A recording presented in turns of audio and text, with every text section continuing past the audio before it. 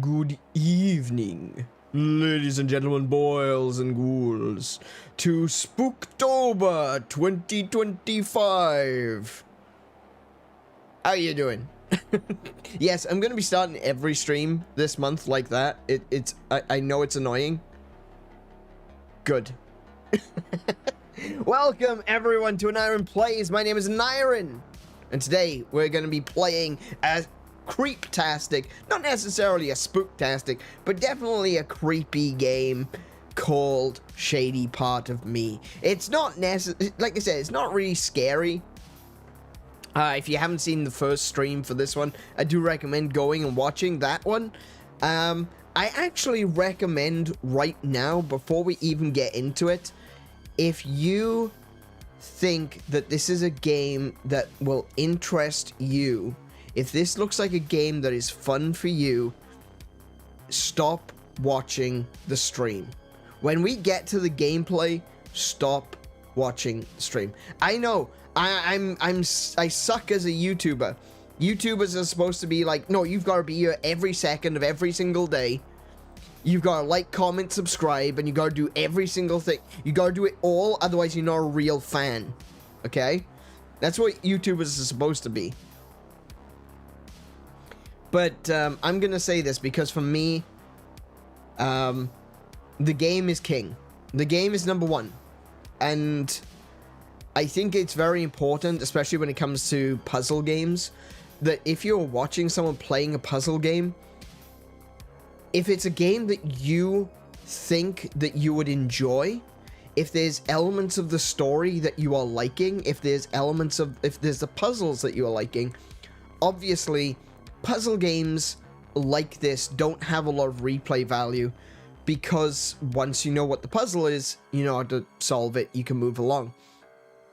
So this is why I say, specifically with puzzle games, please, if you are enjoying what you are seeing and you think to yourself, wow, I want to play that, please, by all means, stop watching, go play it for yourself. Come back and watch the stream later, you know?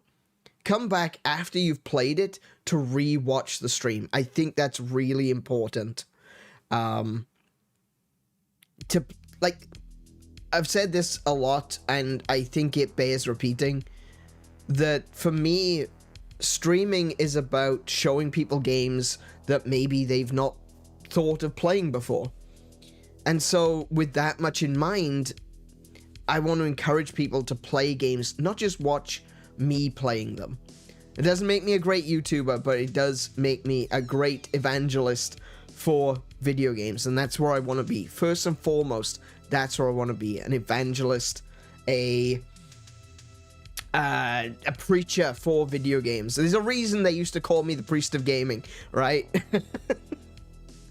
There's a reason they called me that. It's because I always want to push, play it for yourself, enjoy those games. If you think you're going to enjoy it, please stop watching, go watch it for you, go play it for yourself. Don't forget to buy the merch, click the link, eat the supplement, subscribe to our sponsor. Brilliant! And it's your boy, Raid Shadow Legends. You don't see so many Raid Shadow Legends things anymore. It's World of Tanks these days, isn't it? World of Tanks is the big one. I was gonna say, I thought you didn't want to be the priest of game and say, oh, look. I don't want to use that title anymore. The whole Dimension Tripper thing. The whole Dimension Tripper thing was an attempt to...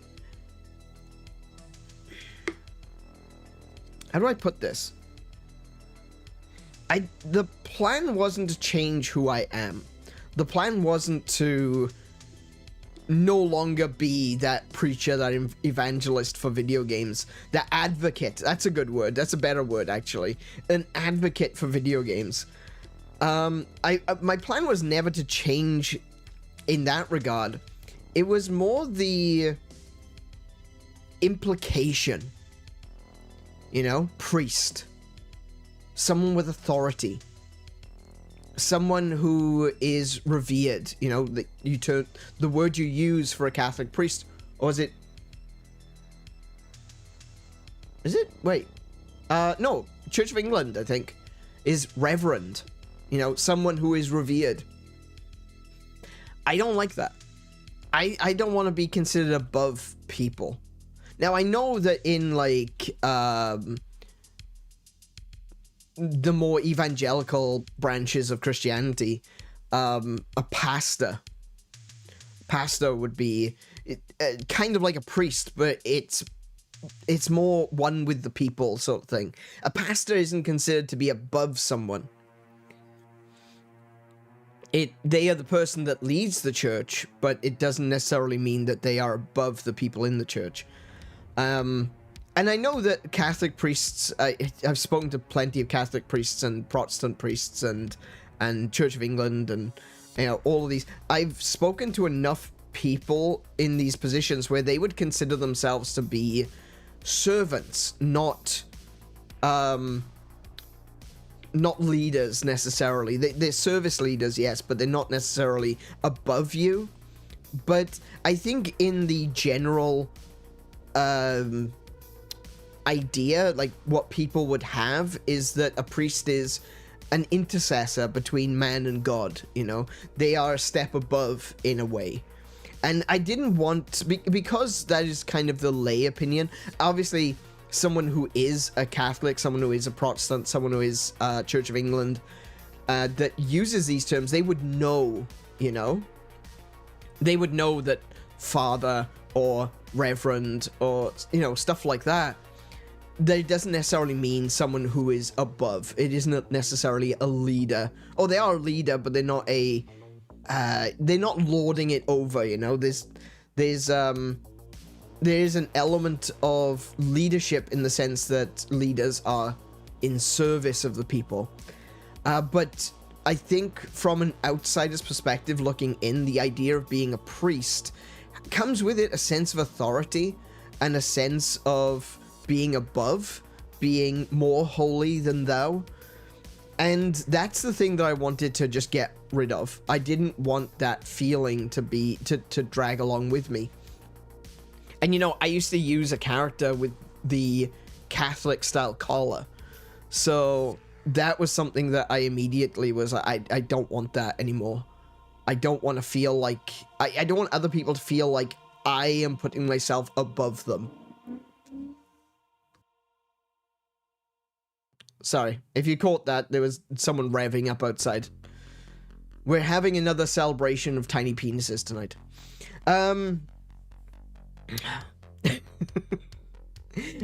Yeah, it happens every Friday and Saturday. I kind of hate it. I mean, you know, good for you, celebrate that micro penis, but not while I'm trying to stream. Thank you very much. But yeah, I wanted to take that air of authority. I wanted to take away that air of superiority. Calling yourself the priest of gamers? Ooh, I don't know about that. At first, because obviously I didn't call myself that, you know, someone else called me that. I was called that by multiple people and I accepted that as a title. But the fact that I had to keep telling people, no, I didn't choose this, people started calling me this, meant that people weren't taking it the right way. And that's fine. I completely understand why people didn't take it the right way. I do. I completely understand. I think I would feel the same way as well if I felt like someone was choosing to call themselves a priest of gaming. It's like, okay. And I come from a background where I've been in the Christian church and I went to college as a part of study to become a minister or pastor. Pastor, not pastor. Not I'm gluten intolerant. I can't be pastor. To be a pastor, and you know, even with that knowledge in mind, that priests and pastors and, you know, it's all about service, not about authority. Even I felt uncomfortable with it, you know? To me, it felt like a statement of authority. Oh, I'm better than you. I'm holier than you in the church of the game. I haven't changed any of my beliefs, though. Like, nothing has changed in what I believe and why I think people started calling me that. One, obviously, evangelizing video games. Please play games. Don't just watch other people playing them. Play them for yourselves. Games are good. Games are beneficial. Games can help you. Games can build teams and communities. I think that gaming is one of the best things that we have right now in the world, for helping to reverse some of the mental and emotional damage that has been done to us by the fact that the world just seems to get darker and darker every day. I think video games have the capabilities of joining people of different beliefs, religions, politics, etc. All that divisive stuff. I think games have the ability to bring those people closer together. So none of that has changed. Even some of the more esoteric stuff that I believe hasn't changed. And by that I mean the concept of the perfect game. Because this is a weird one, and I realize that I'm probably getting way into the weeds on this, but I've got this concept of the perfect game. Everyone has got their own idea of what the perfect game is. Everyone who's ever played video games has something of an idea of what they would consider a perfect game. Maybe it's not a fully formed concept yet, but it's something that's kind of there. It's like, it should be more like this, you know? And it's always that you kind of compare video games to. It's like you think to yourself, if they wanted to improve this, well, how do you know? How do you know that would improve it? Maybe it would improve it for you. But I've got this idea, this esoteric, almost Gnostic idea of the perfect game. It's a conceptual game. It doesn't exist. It could never exist because it is the game. The one, the only, the true game. And it could never possibly exist because it incorporates all different gaming mechanics. It incorporates all art styles. It incorporates all different kinds of music. And it's what we compare every single game to. And if all of us believe in the perfect game, and we all compare the games that we play to it, then it must exist in some sense. But it's not a real thing. It's not a physical game. It's not a game you can play. It's just this infinite cosmic concept of the perfect game. Almost like, do you know animism? It's the belief that spirits of our ancestors go back to the land. It's kind of like the Force, you know? Where you return to the Force. The idea of the perfect game is all concepts, anything that could ever be a video game, is a part of the game, the perfect game. And we kind of draw from that. I really don't think I have that. At most, I think there are perfect games within genres. I don't think there are any perfect games. I don't think that perfect games exist at all. Not in real life. But we always compare the games that we are playing to some... what's the word I'm thinking? Some ephemeral game that could probably never actually exist. Platonic form? Maybe platonic is a good example, yeah.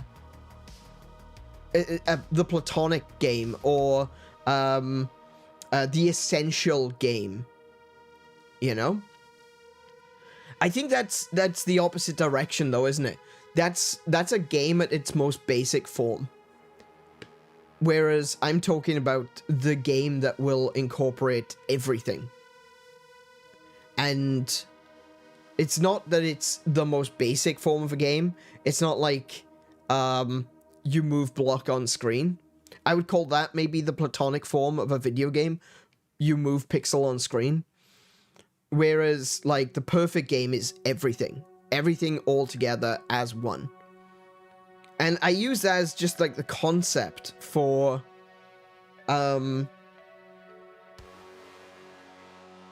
if I'm trying to compare something, I realize, or I recognize that there's that this exists as a concept, but not as a physical thing that could ever exist. You know, it's stuff like that. You know, like I said, it gets more into the weeds. It's definitely more esoteric, but yeah. Have you seen those clips of Subpixel Snake? No, I don't even know what that is. You know, for someone who's supposed to be a priest of gaming, you know, I should probably know more of these things. But no, the idea of Dimension Tripper, let's get back to where I was going with this. The idea of Dimension Tripper was to have a word for a priest of gaming without it being priest, without it having any of that baggage, you know? The term is some Dimension Tripper, someone that trips the dimensions, someone that travels between worlds, someone who goes from one game to the next, someone who wants to explore. And I get the term from The Light Fantastic. And I don't just mean the book by Terry Pratchett. The Light Fantastic is first mentioned... Ooh, when was The Light Fantastic first mentioned? Oh, it was in... I think it was in a Shakespeare... I think it was in Shakespeare. Hang on.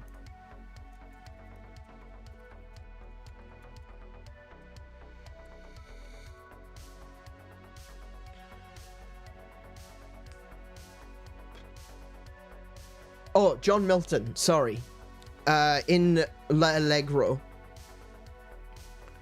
Wasn't Shakespeare, it was... definitely wasn't Shakespeare. Yeah, in L'Allegro, John Milton wrote, "Come and trip it as ye go on the light fantastic toe." And so the term tripping the light fantastic became a term to refer to dancing nimbly to light music. And it was even used in Mary Poppins as well. That's another thing. I think it's towards the end of the movie. I can't really remember. It's been a long time since I've watched Mary Poppins. But when Mary Poppins comes back, the singers use the phrase, "trip a little light fantastic." And this is a term that's been with me my entire life. It's kind of weird how it just kept popping up in my life. We did John Milton when I was in school. I liked Mary Poppins when I was a kid. My parents bought an album by Paul McCartney called Tripping the Live Fantastic. And it's just something that is always kind of... Oh, and of course, Terry Pratchett. The Light Fantastic is the name of the second book in the Discworld novel series. And we had that as well. So it's something... It's a term that's always reappeared in my life. And so I was thinking, okay, well, something feels like it's guiding me in this direction. And I thought about it. And I came up with a new phrase. A play on it. Like the way that Paul McCartney did with Tripping the Live Fantastic. I came up with the concept of tripping the virtual fantastic. And that's what we call our community here. That's the name of our Discord. The Virtual Fantastic. And the Virtual Fantastic is a concept that incorporates all video games, all series, all worlds, and all players. Everyone who takes part in the world of video games is a Dimension Tripper, and they trip the Virtual Fantastic. And it all just seemed to fall together. And it just made sense to me. And I remember the first time I was telling a bunch of people this, I was talking to some of the moderators when we were on Gilded. And I'm not going to name any names, but we had a few people that were usually pretty irreverent. We had some people that would be like, I really don't care, you know. If it was something that didn't... If you were trying to, you know, be maybe a little bit haughty, they would very quickly shut you down. And I'm glad of that, actually. I'm glad that they were there for that.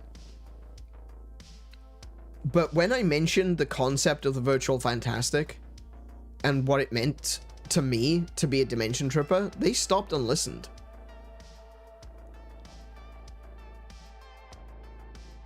And they rather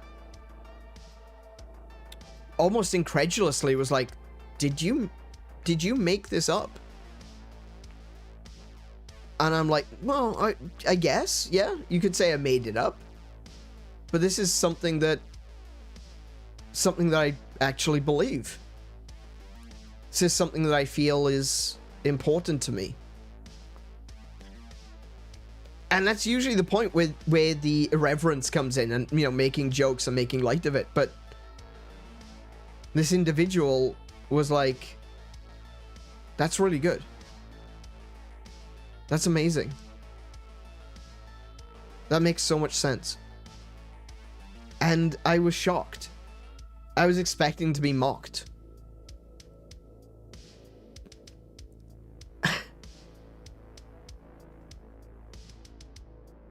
And yeah, this whole concept, Dimension Tripper, tripping the virtual fantastic, it just fits for me. I think it makes a lot of sense. And I'm not saying it has to make sense for everyone, you know? But that's basically where it all comes from. That's where the concept comes from, is that I wanted to find something that was not aping another, you know, religion or something. I'm not trying to turn gaming into a religion. I want to be clear on that one. But I also didn't want to, like, take something from someone else. You know, I didn't want to call it priest. I didn't want to call it a vicar, a reverend, a father, or anything like that, you know? I wanted to make it its own thing. And that's where the concept of Dimension Tripper came from.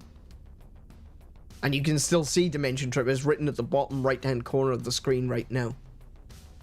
Because that's never going to change. That's something that,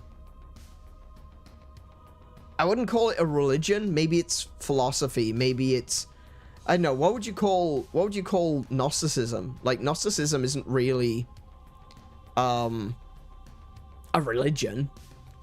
It's got some cosmic entities, but it's more of a philosophy of the universe sort of thing, like a cosmogony. But that's kind of the way I see it. And, like, to a certain extent, I know someone asked me once, well, how can you say that you're a Christian? Which is, I used to say that. How can you say that you're a Christian and still say that you believe in gaming as a religion, so to speak? And this is where it kind of makes a lot of sense for me, where these two things are not counterintuitive, that they actually go hand in hand. And it's this concept in Christianity, and, well, actually, not just in Christianity, in a lot of the Abrahamic religions, is that God made man in his own image. And I sit there and I this was one of the things that kept coming back to me while I was studying, you know, when I was trying to become a pastor. And that was that God's image, what does that even mean? Are we to believe that God has a head, 2 arms, 2 legs? Does he have a heart and lungs? What does he breathe in heaven? You know, that didn't make sense to me. And so I came to the conclusion, and, you know, this is one of those topics where it's open to interpretation. To a certain extent, some people will say no, that God literally looks like a human being, and I don't agree with that. I think that God maybe looks like a human being because it's us humans that are viewing him, if that makes sense. Actually, there's a concept like that in Babylon 5. There's a race in Babylon 5. They are highly psychic entities, and so when they are visible, when people see them, when unfiltered, because they usually live in like a containment suit, right? When they release themselves from the containment suit, their psychic aura is so powerful that everyone who sees them as a religious entity of their species, which is wild. Like, humans see them as an angel. Other aliens will see them as their religion's version of angels. But their psychic force, their psychic aura, basically inspires religious visions just from existing, which is wild. It's an amazing concept. If you haven't watched Babylon 5, watch Babylon 5. It's great. So when I think about what it means by God made man in his own image, I didn't think that God has arms, legs, a head, you know, heart, lungs, stomach, intestines. Does God poop? That's an irreverent question, but does God poop? Probably not. So I can't say that God made us physically in his image. So I think about it from a more, like I say, esoteric, from a more ephemeral sense. What is it? What did God do to make man in his own image? And I believe that's the spirit of creation. If God exists, God is a creator God. And I believe that God has instilled, if that God is true and does exist, and I'm not here to preach at you, I'm not here to tell you, go to church, though some of the conversations I've had with some of you need some Jesus. I believe that the spirit is what makes us in God's image. And I believe that we have a creative spirit. We have a desire to procreate. We have a desire to build. We have a desire to create art. We have a desire to create music. We have a desire to create video games. And if God created the world,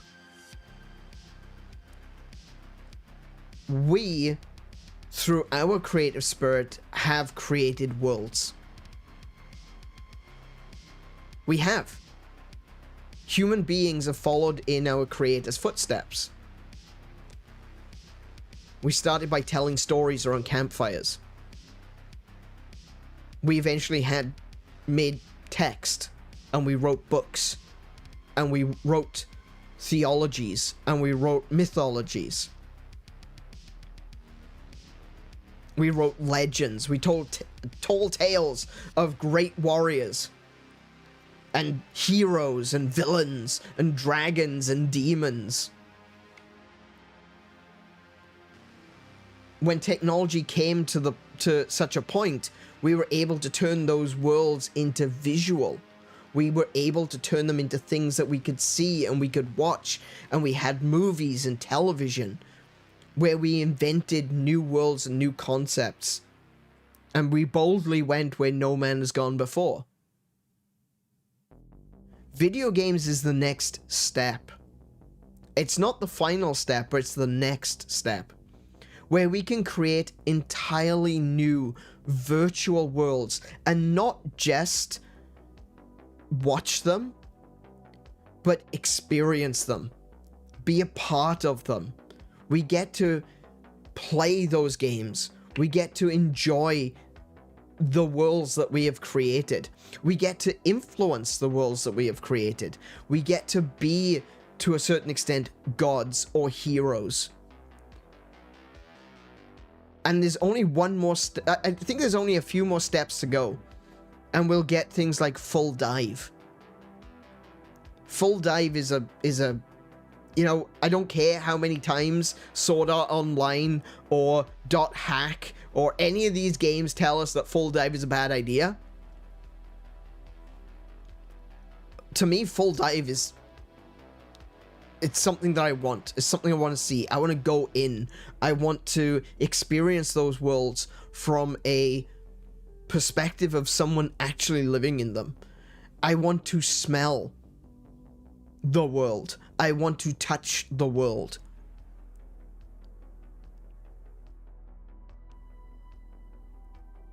I want to taste the world. Obviously, Sword Art Online kind of cocked that up. They couldn't taste anything. That makes no sense, okay?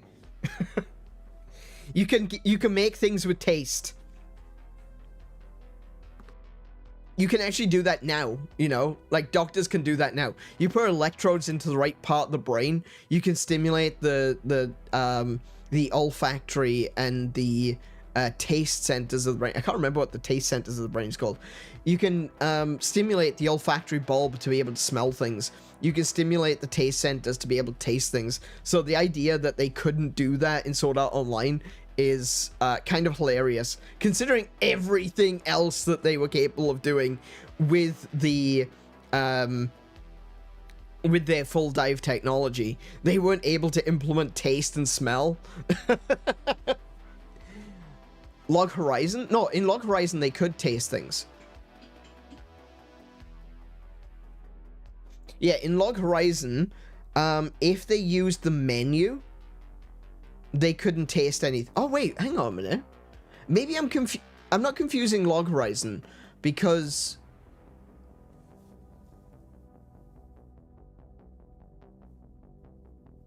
I maybe... hang on, I may be mixing up Sword Art Online with Sword Art Online Abridged. Because I know in Sword Art Online Abridged, you could actually taste things. I thought in the original Sword Art Online you couldn't. I might be wrong. With Log Horizon, if you created food in the inventory system, it was tasteless. But if you cooked it yourself, it had taste. That's how it worked in Log Horizon. And then we turned our most ancient heroes into video game characters. That's true. Absolutely. Yeah. Plague Doc's spot on. Because we've turned stories like the story of, you know, the Underworld into games like Hades. We've got God of War. Okay, God of War is a little bit different to actual Greek mythology, but it's not too far off, you know? It takes the story in a different direction, but Kratos is a character from Greek mythology, or Kratos, if you want to say it in the original Greek. But we've taken those concepts, we've taken the things that we, if we believe, I should say, if you are someone who believes in the existence of a god, if you believe that that god is a creator god, and that god has created us in his image, then I think that is entirely compatible with my worldview. Because like God, we are seeking to become creators. And we do so in different stages throughout our development. Now, people still make books, people still make movies, but the ability to create worlds and actually interact with them, that's something very unique. That's something that only one other being in the universe has, that we can confirm, has done. And I think that's what it means to be created in God's image. And like I said, I'm not trying to preach to you, I'm not trying to tell you this is true and you have to believe and go to church and all that sort of stuff. I'm not saying that at all. I'm just saying that if that is true, it's not inconsistent with what I believe, as we as creative beings are seeking to create our own worlds.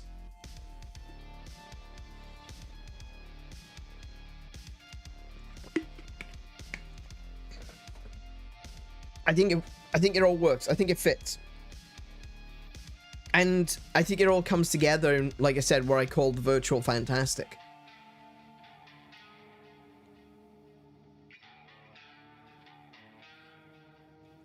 That all those worlds are combined. All those worlds are one in a way. They're all separate, but they're all a part of this virtual world.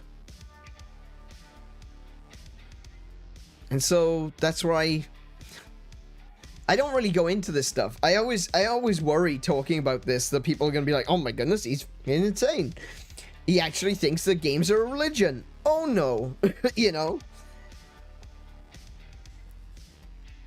I always worry about that because I'm very, very passionate about video games. And maybe I'll let that show as much as I should. Maybe more people will find it interesting if I did talk about this more often. But, yeah. This is what I believe. This is what I think. This is how I think. This is my philosophy for video games. This is my video game esotericism. And you know what? It even kind of ties in with some more modern scientific theories. That reality is just a video game. Okay, I'm dumbing that down a bit. But reality is just a simulation. So how cool is that?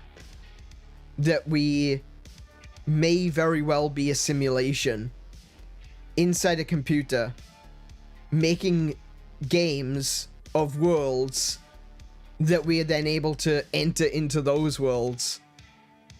I find that really cool. I used to think the idea of the simulation theory was really... like, it was really offensive to me. I don't know. Offensive is the wrong word, but it was... I didn't like it. I was really put off by it. I was thinking to myself, oh no, I don't like that. I don't like the idea that I'm not real. You know? I think a lot of us probably have a very similar feeling. You know? That, we don't like the concept that we might not even be real. But when I think about, you know... our capabilities, where we are right now, how our technology is advancing,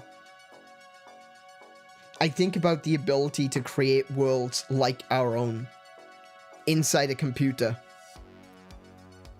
I think about the ability to, that if we are if this universe is a simulation, then that means it's possible. You know?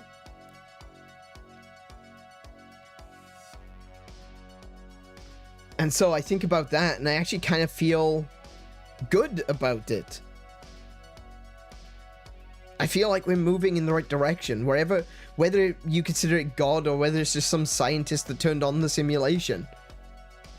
If we are in a simulation, and we are creating simulations, like, how deep does that go? I think that's really cool.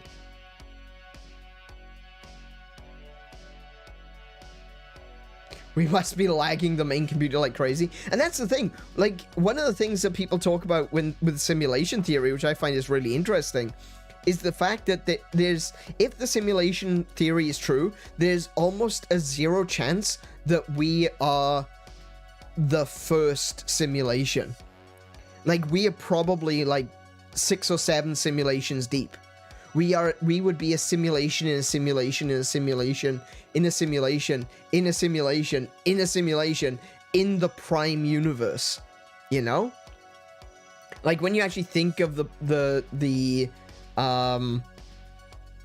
probabilities that we are close to the top, it's kind of crazy. It's like one of those things that's we're probably not close to the top.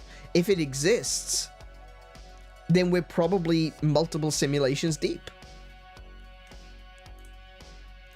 It's a really cool thing to think about. I wouldn't get too caught up in it, though. I wouldn't get too deep in the weeds, because there is a certain level of nihilism which can come from this. It's like, oh, I don't really exist, therefore it doesn't matter, you know? But I think that a big part of that is you exist as just as much as anything else in the universe does, which is great. Which I think is fantastic, you know? It doesn't matter if you aren't real. What is real is what you observe. You shouldn't really be taking that concept and going, oh, I don't really exist, I'm not real. You still live your life.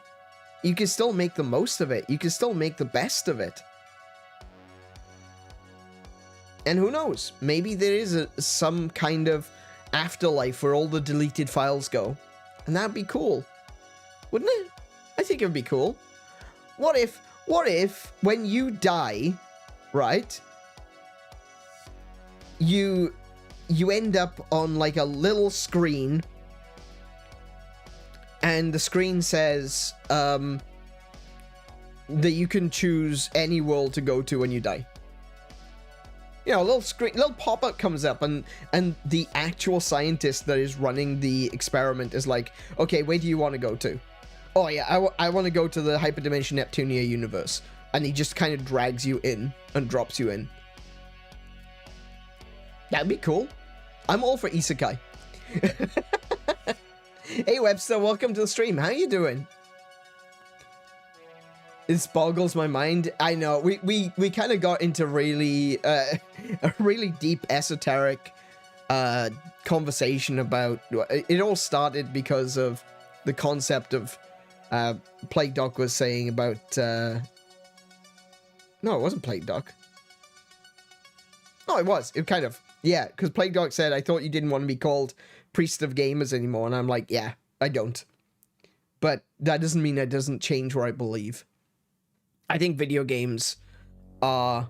I think the more we learn, the more we discover, the more we interact with video games, the better we are when it comes to solving things for ourselves, discovering reality for ourselves. As soon as we are able to simulate an entire universe, we figured everything out. Would Ghosts and Aliens be another simulation crossing over into ours? Okay, so I think simulation theory could potentially answer some of those questions, specifically ghosts. I think that ghost could just be a glitch. Why not? I mean, it makes as much sense as anything. It could just be a glitch. I don't know about crossing over between simulations. I think aliens...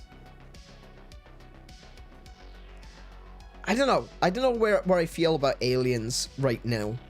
I'm kind of somewhere in between whether or not I believe in aliens.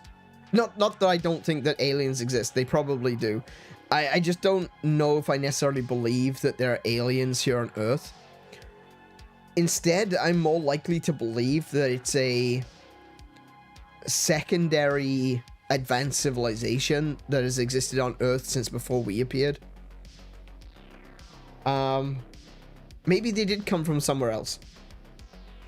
But I find the idea of aliens coming to visit Earth a bit weird. I mean, that's such a journey.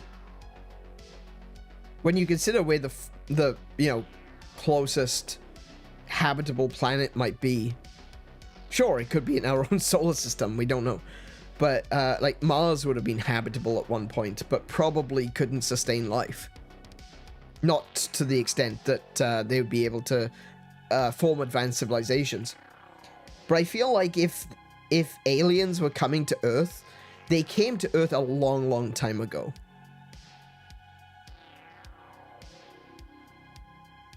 And they've been here all along. But I also kind of believe... that all of the...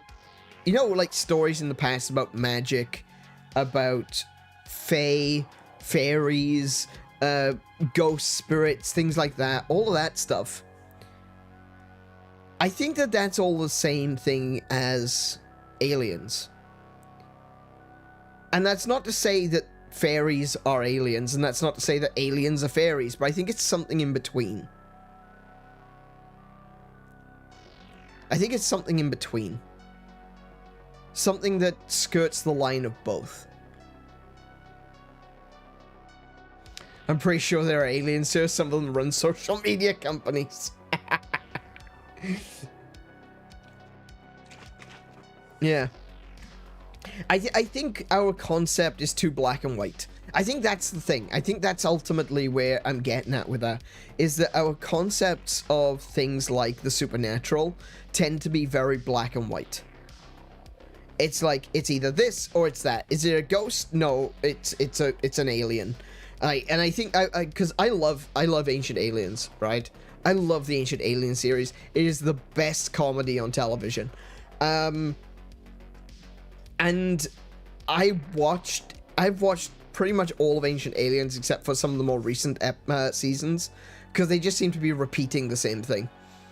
And all of the arguments that people like Giorgio Tsoukalos make, you could very easily just turn it on its head, you know?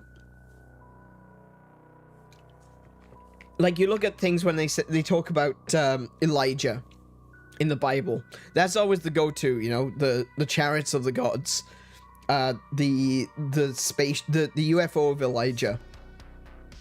And he talks about when Elijah was taken up into heaven, that there was these spinning wheels within wheels. There was the throne of God. There was all these things with many eyes, and there was like fire bursting out from everywhere. And then Elijah got onto the chariot and raised up into the heavens, and so on and so forth.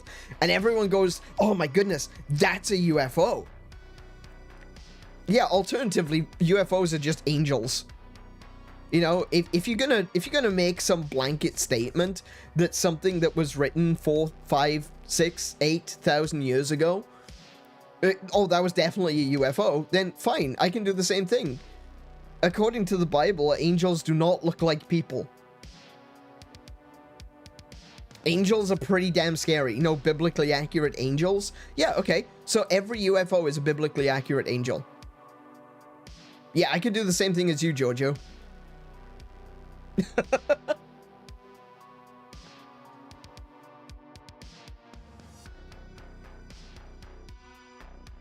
Giorgio didn't come, but the other guy did. What's his name? I've got a photo with him. Oh, bloody hell, there's a lot of them. Giorgio Tsoukalos. Oh, David Childress. I actually kind of like David Childress. I think...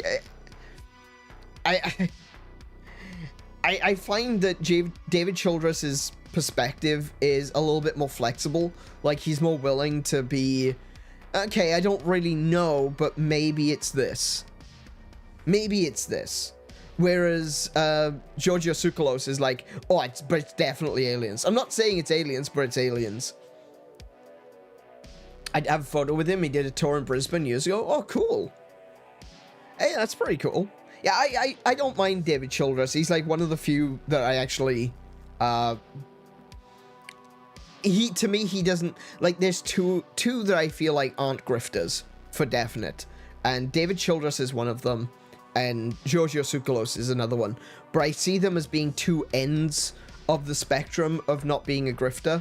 I feel like there's a lot of people in the middle that are grifters, right? Then you've got David Childress, who's like, you know what, I do believe this, but I don't think, you know, it could be this, it could be that, it could be something else. He doesn't believe in God, so, you know, he's looking for answers to a lot of these stories that, but he's agnostic about it, you know? It's like, I believe it, but I'm not too sure. Then on the other end of the spectrum, you've got Giorgio Tsoukalos, who is a true believer. 100%, completely true believer. And I feel like most of the other people in between are some kind of grifter, to be honest. Eric Von Daniken is just straight up a liar. Yeah.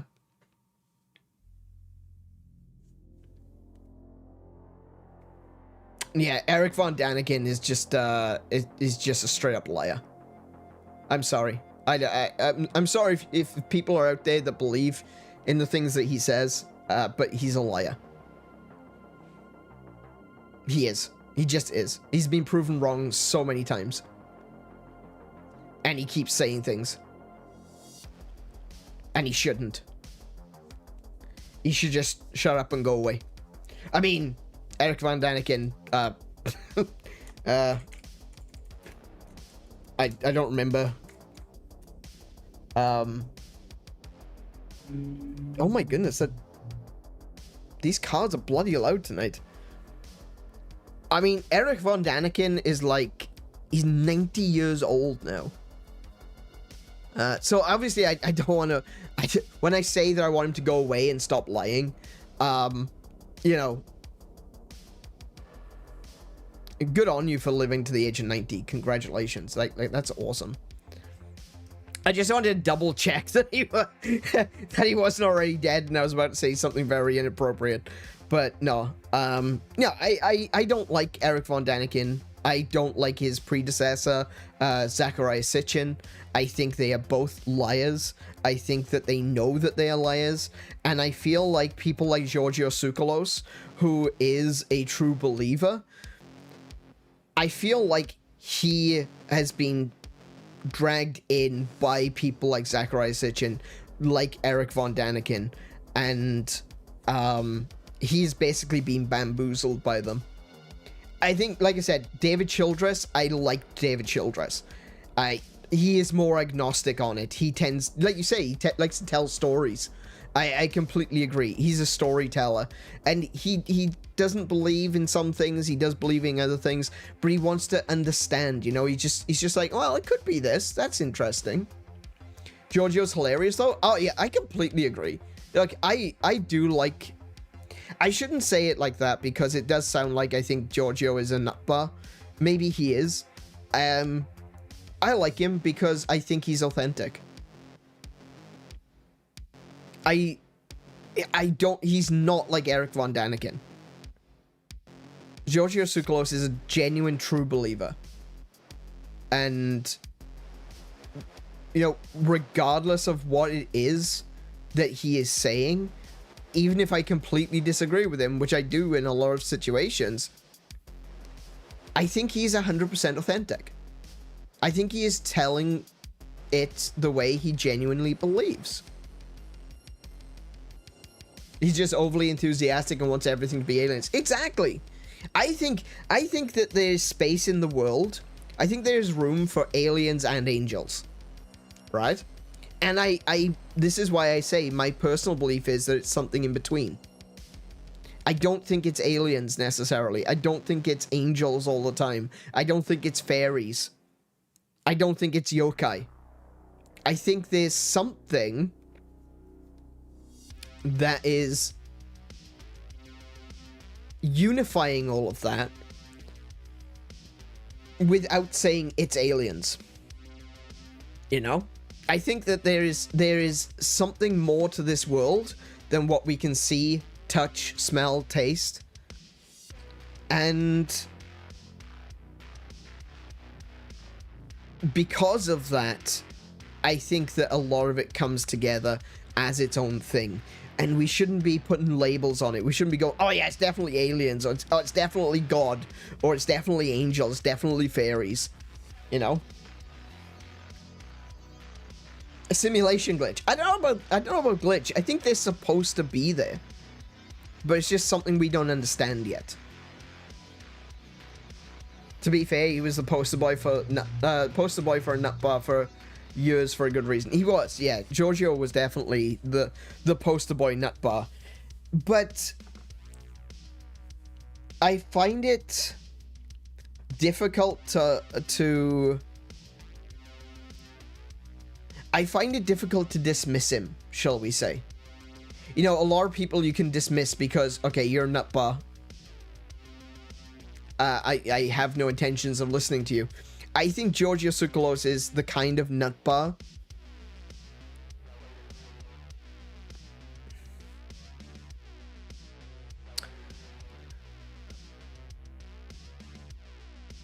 I think they would have called Jesus a nutbar if he existed today. I think they would have called Buddha a nut bar if he was alive today. I think they would have called a lot of people who were genuinely believed and were genuine revolutionaries in their time would have been called nut bars in modern day. And I think that there are a lot of people in history that were called nut bars and have been forgotten for that reason.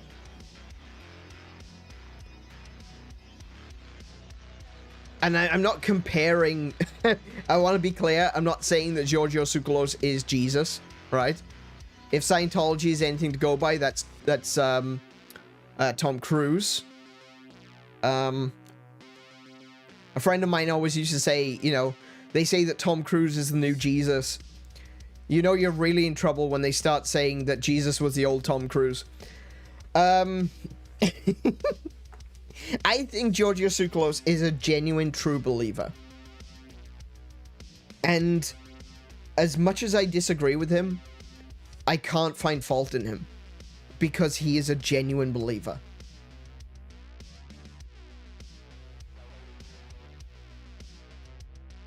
Scientists and prophets have been equally persecuted for centuries. Very poignant, Kiko. Very great point. Absolutely. Absolutely. Yeah, he is. I think, I completely agree. He is wholesome. He did have a period where, you know, where he'd become a meme, where he was kind of basking in that and he was enjoying the fact that he was a meme. And then there was a bit of a period after that where he turned into a bit of a dick because he realized people laughing at him, not with him. And I think he has gone past that now. He's gone back to being wholesome. He's gone back to being pretty normal. I haven't seen him arguing with people like 10 years ago. Actually, a bit more than 10 years ago now. I remember seeing him on social media, and he would be arguing with people all the time. Which I thought was, you know, really disappointing. Wasn't really fun for his brand. But he kind of he got over that, you know. I think that's something that happens, you know, is that you end up in a position where you feel like you have to constantly defend your own existence. And that gets to you after a while. And then eventually you will fall into a position where you are comfortable and you don't care what other people have to say because you are comfortable where you are. And I think that's the metamorphosis that Tsoukalos went through. He became incredibly popular because of memes. That made him feel good. Then he realized he was actually being made fun of, and he felt broken, and he didn't know what to do with himself. And then he became comfortable with who he was. I think that's kind of like the modern hero's story, you know? The hero's tale from beginning to end. It's you start off normal, you get memed on, you think you're popular, you end up finding yourself being more like a villain, and then you end up being a hero in the end.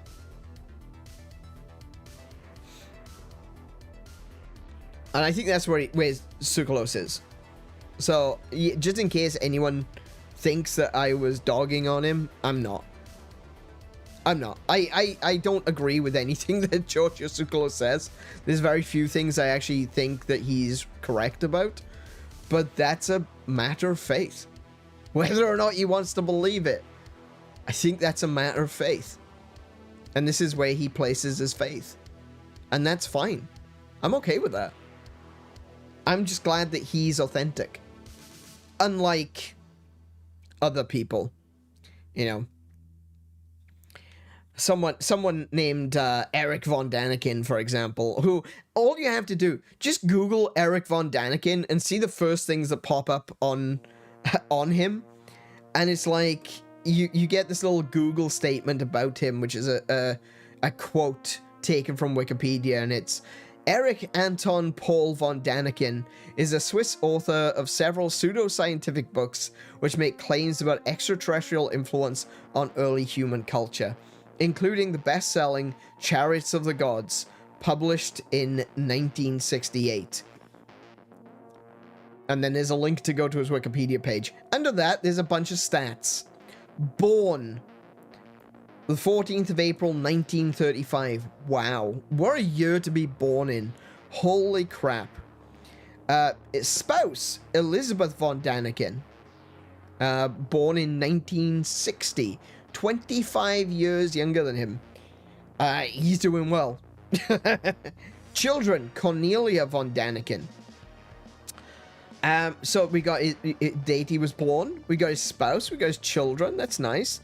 Criminal charges. That's a little bit different from the rest. That's a little bit different. Now, hold on. Criminal charges. Embezzlement, fraud, and forgery. Fraud and forgery, you say? I wonder. That is literally what comes up when you search Erich von Daniken. That's the first thing that comes up. Embezzlement, fraud, and forgery. It's like, this is the year he was born, this is his wife, this is his kid, and this is his criminal charges.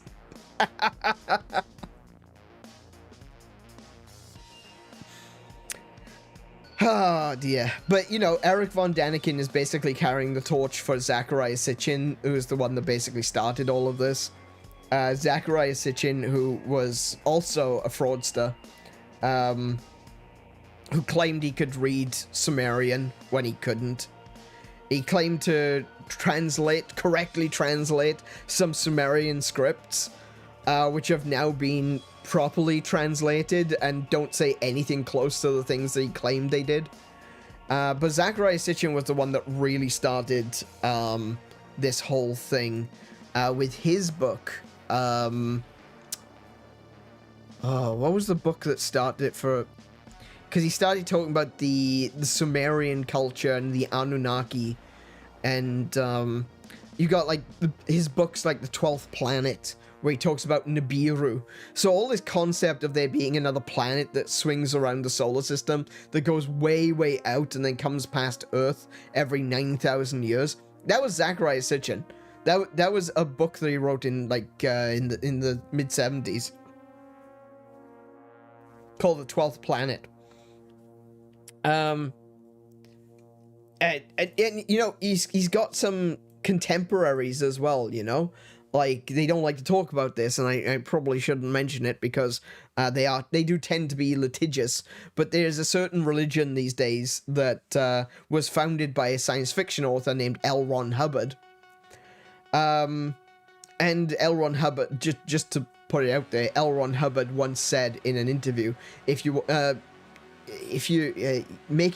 an author doesn't make you money. If you want to make the real big bucks, you start a religion.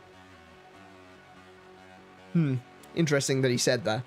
And just so happens that the religion that he founded is based on his books.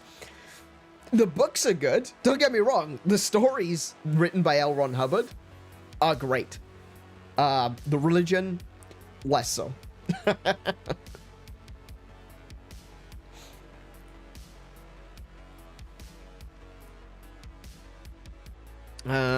Yeah.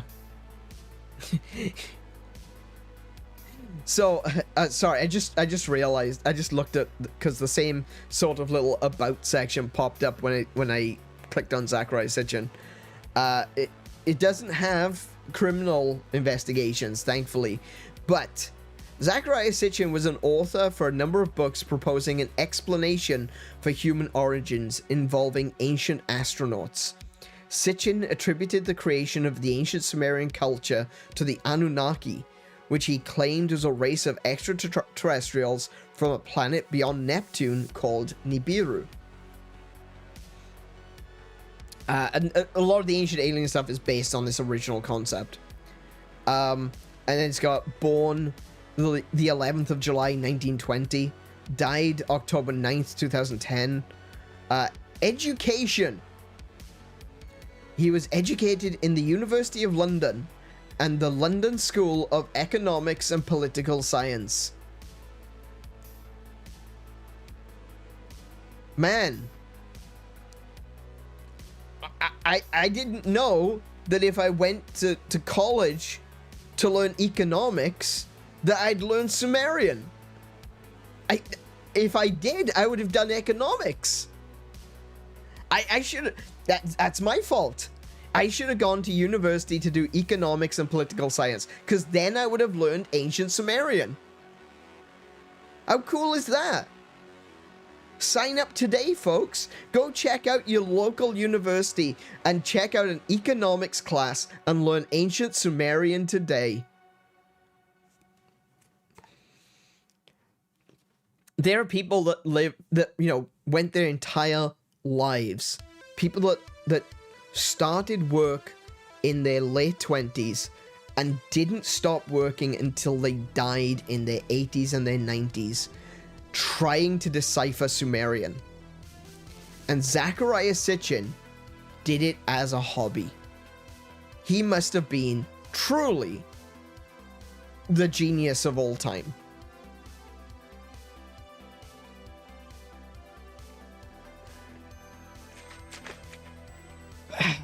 I would drop my mic, but it's expensive. So I'm just going to take a swig of Gamer Subs.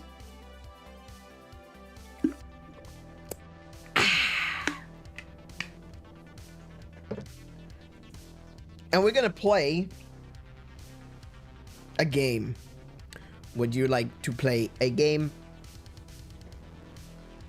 We're going to play... We're going to jump off this topic, and we're going to play a little bit of Shady Part of Me. I couldn't remember what the name of it was for a second. Don't mind me. I know you guys never do, but still.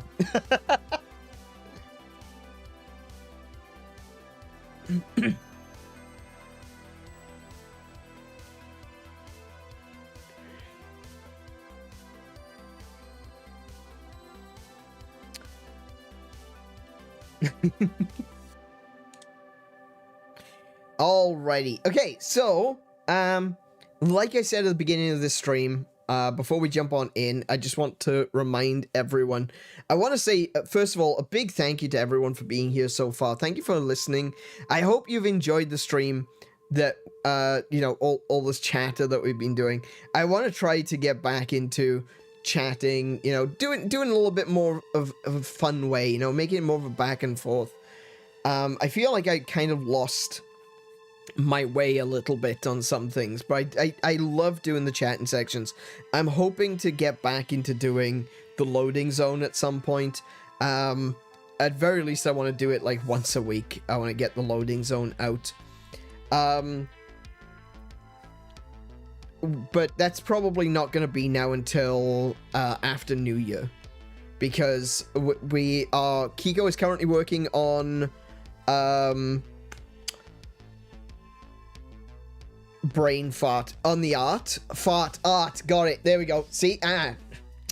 Simple logical steps. Kiko is currently working on the art. I've got a lot of plans in mind for what I'm going to be doing in the future. We need to change over the our internet provider to a new provider, because we're looking at the possibility of doing something bigger and better. And there's a lot of really cool ideas that I've got planned for the future. We've been talking about this and organizing some things today, in fact, between myself, Kiko, and Munta. We've been talking about the possibility of doing some interesting shorts and clips and things that we could do that would be fun and interesting in the future. I've been talking about wanting to do some new shorts. I did a little experiment a few months back, you might recall, called Aneurin Asks. And I want to turn that into a series of shorts. And one of the things that I've been concerned about and I've been worried about doing and moving forward with a bunch of different projects on this channel is that I've been thinking to myself, do I want to do things like that on this channel? Not do I want to do those things, but do I want to do it on AneurynPlays? Or do I want to create a new channel for a bunch of stuff? And I've got a project which I'm currently kind of playing with the ideas of at the moment that may require another channel in the future. But at the moment, my plans going forward are going to be that I'll be streaming on this channel. I'm going to be releasing some long form videos on this channel. And I'm going to be releasing a lot of shorts, which are either shorts connected to the long form videos that I'm making, or they will be things like, like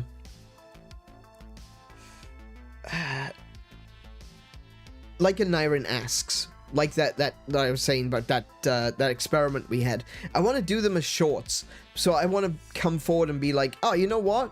If I was in the Final Fantasy universe, I think I would be a red mage. How about you? And that would be my short, you know? Obviously, it wouldn't be that long. I'd go into more detail about it. But I want to encourage conversation. And because of that, I feel like that's something that would be more connected with the streaming side of things than to make another channel and say, you know, let's say we call it Aneurin Dimension Tripper. And, you know, do all of that stuff over there.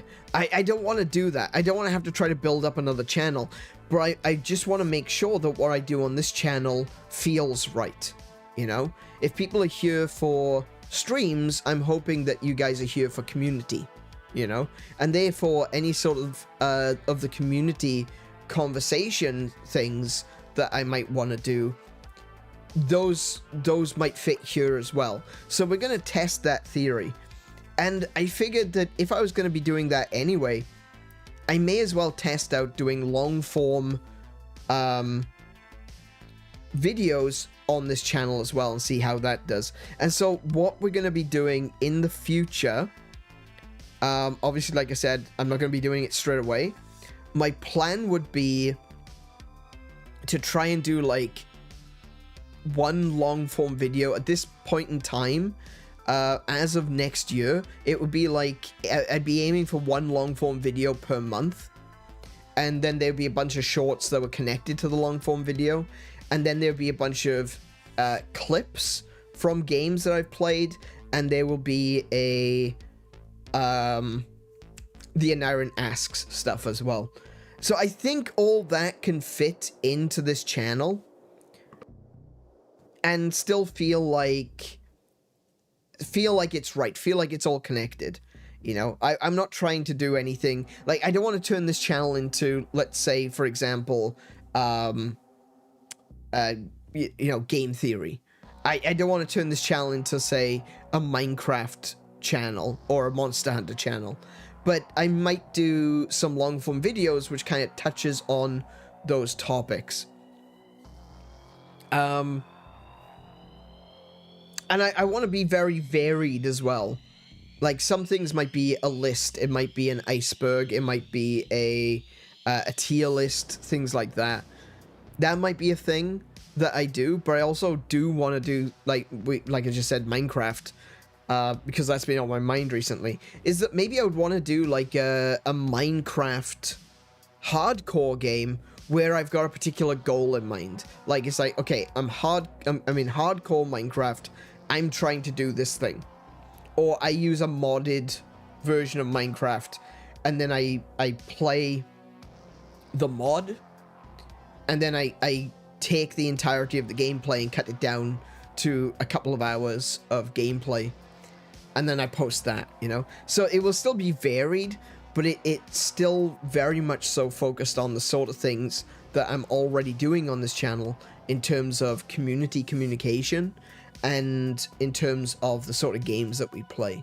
So I wouldn't be randomly dropping, oh, check out this theory video, or check out this video about movies, you know? Actually, that's not true, because I do want to do a movie series as well. I want to do, not really a review, but I want to just talk about video game movies. And obviously we've got some of the newer things like Sonic and Mario and stuff like that, which are really good movies. And I'm really excited for Mario Galaxy, the movie. That sounds awesome. I wasn't expecting that at all. I really didn't think that they were going to go in the direction of Mario Galaxy. I thought that they would do something else, like introduce Daisy, do like something with Sarasa Land. But yeah, actually had an idea which I thought was a really good idea for a Mario sequel. But anyway, I want to look into movies, the good ones and the bad ones. You know, I want to talk about the Resident Evil movies. I want to talk about the Doom movies. I want to talk about the old Mario movie, which, while it is a bad Mario movie, it's a fantastic movie in its own right. And there's so many, like the Mortal Kombat movie, the Street Fighter movie. There's a new Street Fighter movie coming, which I want to talk about because that's awesome. It's got a lot of people in that movie that I really like, and I think they would do well in those roles. I feel a little bit funny about the guy who's playing Bison. He's a bit skinny. I'm not sure how I feel about that. He's a very scrawny looking dude, and that doesn't really fill me with confidence about the boots that he needs to fill. But then I see some of the other ones, like Guile is going to be played by Cody Rhodes from WWE, which I thought was great. Who else? What other WWE wrestler was in it? Oh,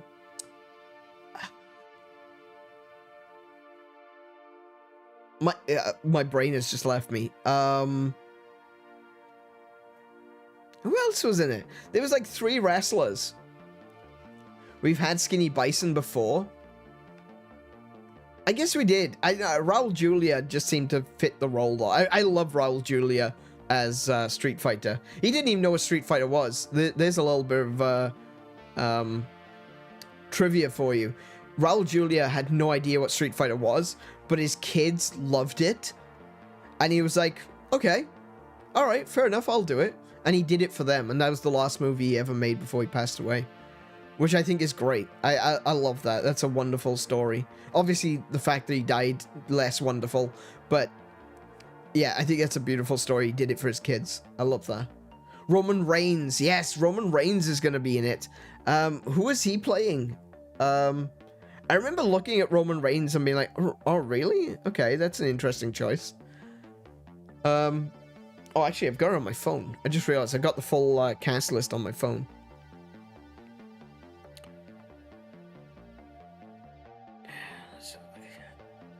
Okay, so we've got...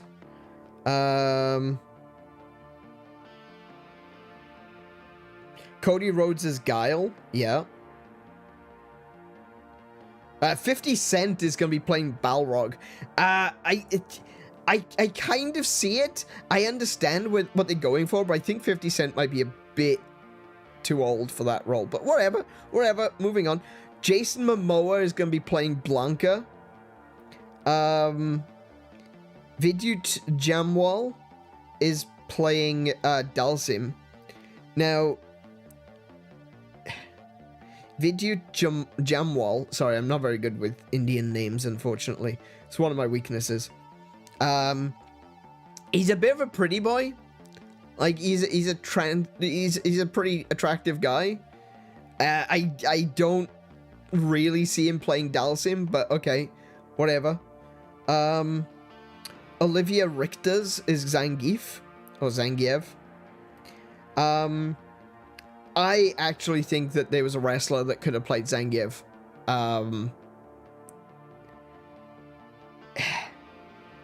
But Oliver Richters is huge. He's a big dude. So, yeah, maybe that was a good call. There's a wrestler called Rusev, which I really like Rusev. I think he's very entertaining. And he just reminds me of Zangief. Yeah, it's David Dasmalkian is playing Bison, and he's a great actor. Like, don't get me wrong, he's a fantastic actor. But I don't know if he's, Bison. And yeah, Roman Reigns is playing Akuma.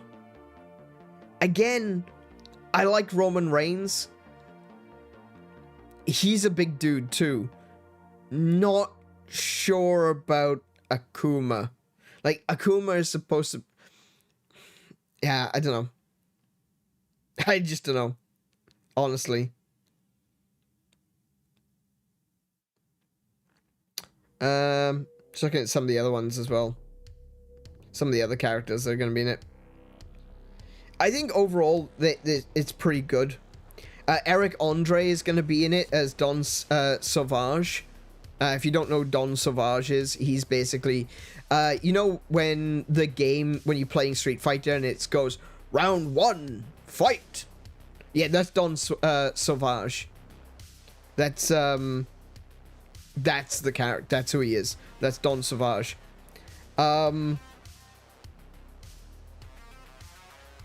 What I find very interesting is there are also a bunch of characters that appear in the list that haven't got actors associated with them. So, like, there's the image is like the original Street Fighter 2 thing where you've got the two characters as though they were going to fight each other with the world map in the background, but instead it's the actor and it's the character. So you can see it's like Andrew Koji versus Ryu, but it's just saying that Andrew Koji is going to be playing as Ryu, and it's got like Cody Rhodes as Guile, you know. But when you look at the list of characters in the middle, there are other characters that appear that aren't actually named, that aren't actually put into the they aren't actually given actors. So as you're scrolling through them, it's like you've got Ryu, Ken, Chun-Li, obviously they're the main three. You've got Guile, you've got Vega, you've got Balrog, you got Blanca, Dalsim, and Zangief. Then you've got E Honda, M Bison, and Akuma. Then you've got Dan Hibiki, who's going to be played by Andrew Schultz. Don Savage, played by Eric Andre. But there's a third character underneath him. That character is Goken. That is Ryu's master, but they don't actually say who's going to be playing him. His icon is there in the image, but it doesn't show anyone who's actually playing as him. The next image shows a character named Julie, who is, Julie is a bit of a deep cut character. But on the same picture, it shows Cammy, but no one has been selected to play as Cammy. Then they show Joe. Joe is a character from the original Street Fighter. It wasn't in Street Fighter 2. Played by Alexander Volkanovsky. And so yeah, there's two characters in the list that they don't show actors for, and that's Cammy and Goken. So I'm really interested what they're going to do with those things. It seems to be like a little hint, a little Easter egg that there's going to be some other characters showing up that we haven't seen yet. And I'm all for it. I want that. Yeah. I want Easter eggs. I want deep cut lore. That's what I'm here for. That's what I like. I like that in my video games, in my video game movies. I want it to feel like a video game, and video games are all about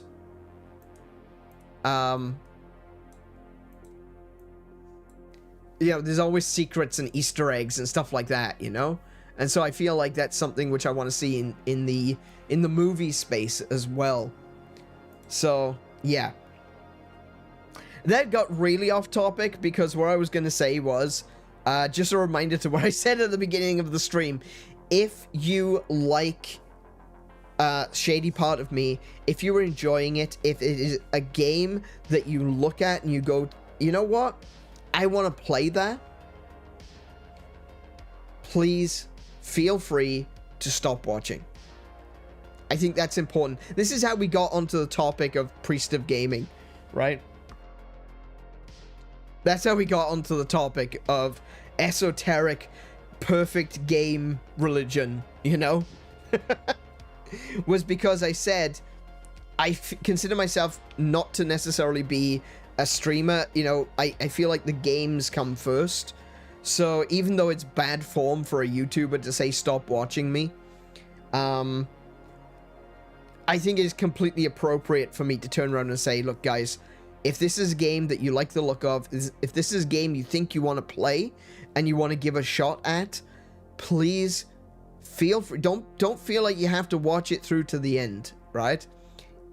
I would say stop watching, go play the game, and then come back and finish watching the stream when you've played it for yourself. You know, what the VODs are always going to be here. I welcome you to come back. But if it's a game, if this is a game that you are watching me play and you think, man, that's really cool, don't spoil yourself. Don't spoil yourself on the story. Don't spoil yourself on the puzzles. And experience this game for yourself, because it is genuinely an excellent game. It's the game that has surprised me the most out of the games I've played so far this year.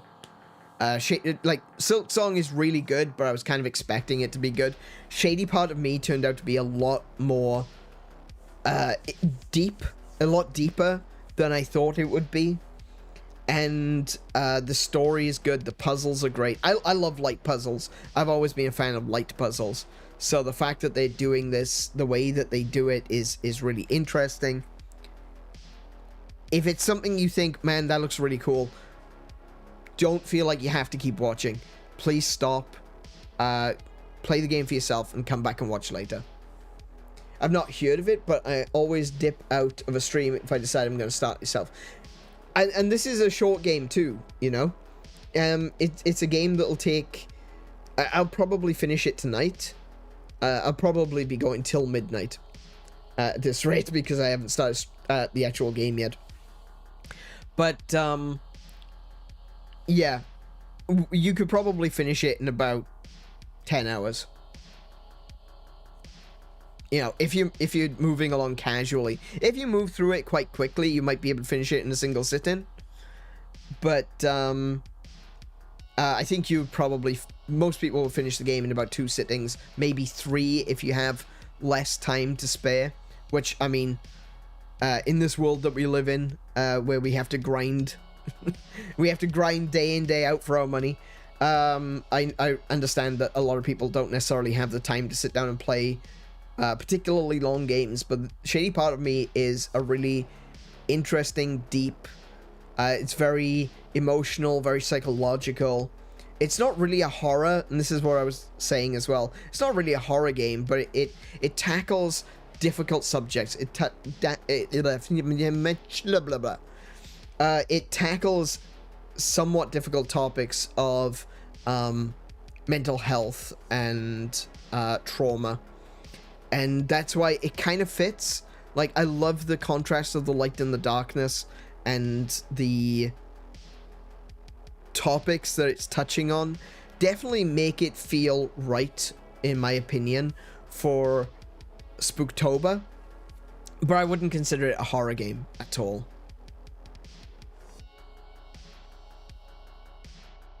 Best Easter egg will be they kick the shit out of Toyota Celsior. I don't even know who's Toyota Celsior. That's you've outdone me now.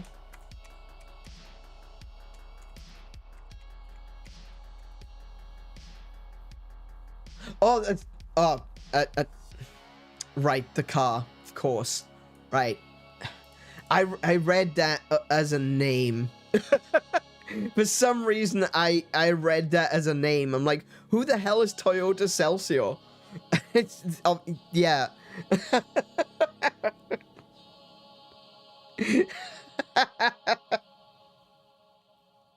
I didn't know it was specifically a Toyota Celsior. I thought it was a Ford.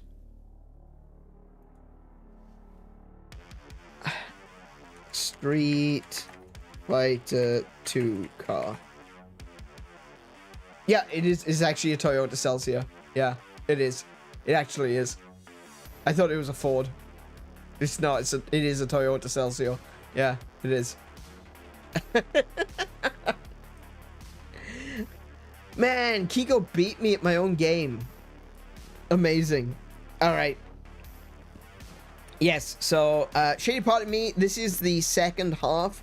So if you're watching this as a VOD in the future, there is part 1 already on the channel. I'd recommend watching that one first. And of course, like I said, if at any point you're watching me playing it, and you think to yourself, man, this is really fun, this is really interesting, it's got a really cool story, these puzzles are awesome, feel free to dip out and play it for yourself. And come back and watch later, because I still want the views, okay?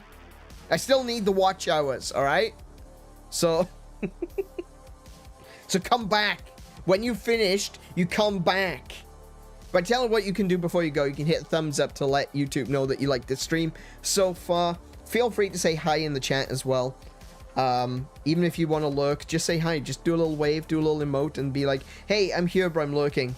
And I'd be like, hey, how are you doing? Welcome to the stream. And then I'll move on, because I don't want to interrupt you if you're just enjoying watching the stream in the background. Yeah.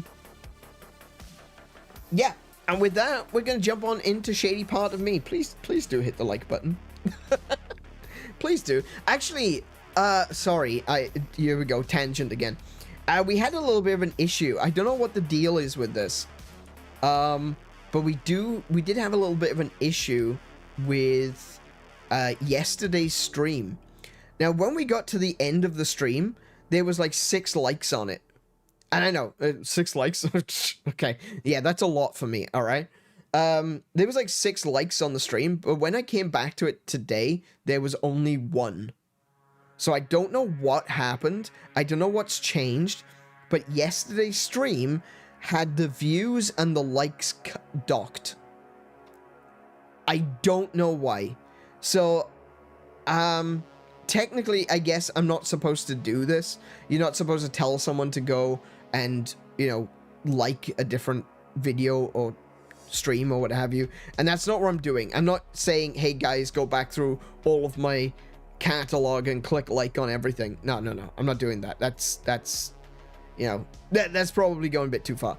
But what I'm going to ask is that if you did like the previous stream, if you did enjoy the,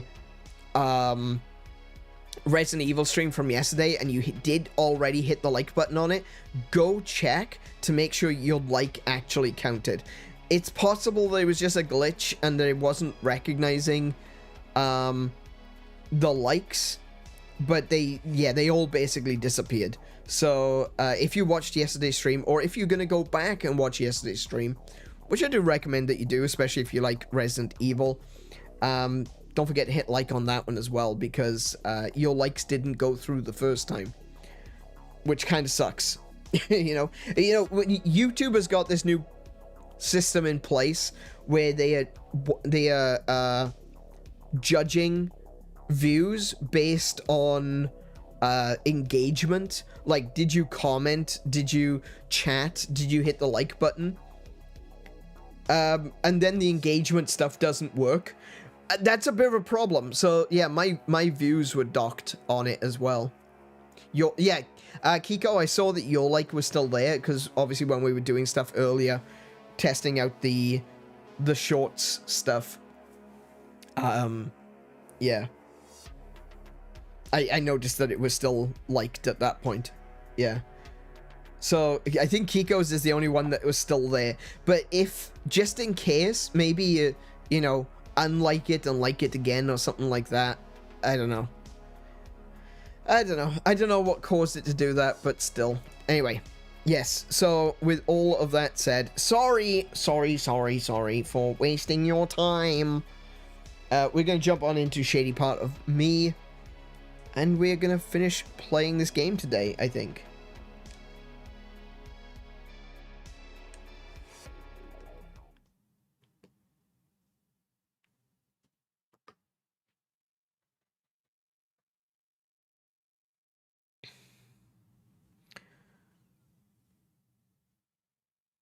So when in the last stream, in the last stream, we got to the end of Act 2.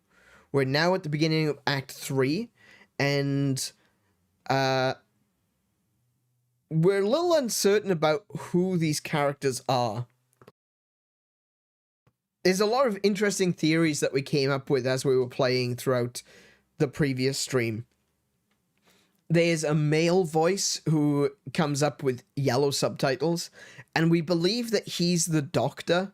We're pretty sure that he's the doctor.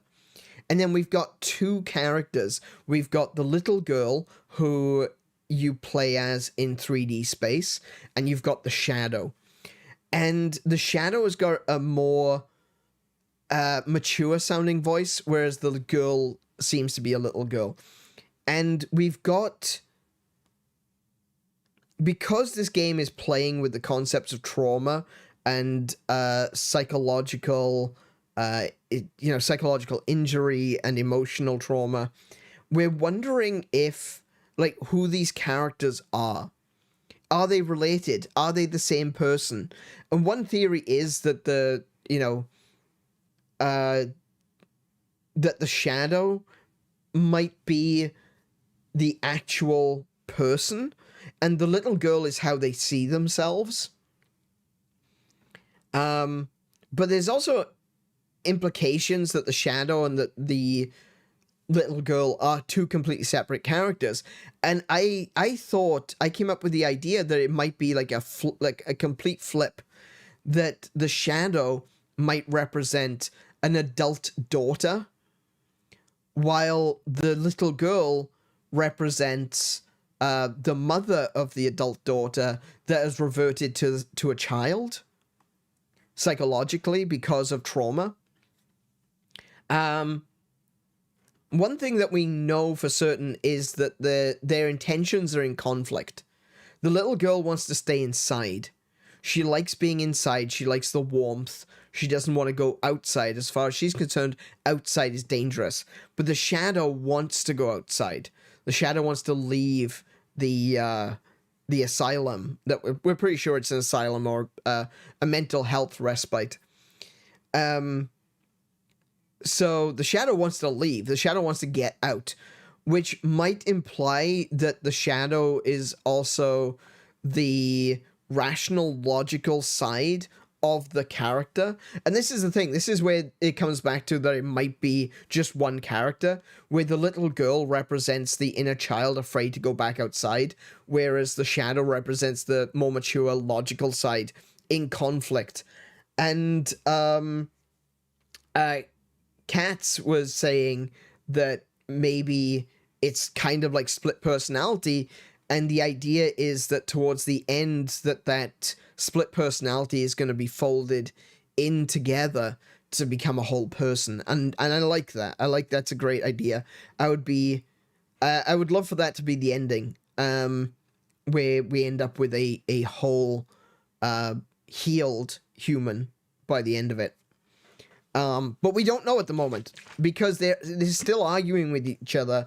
They still don't know exactly what they want to do.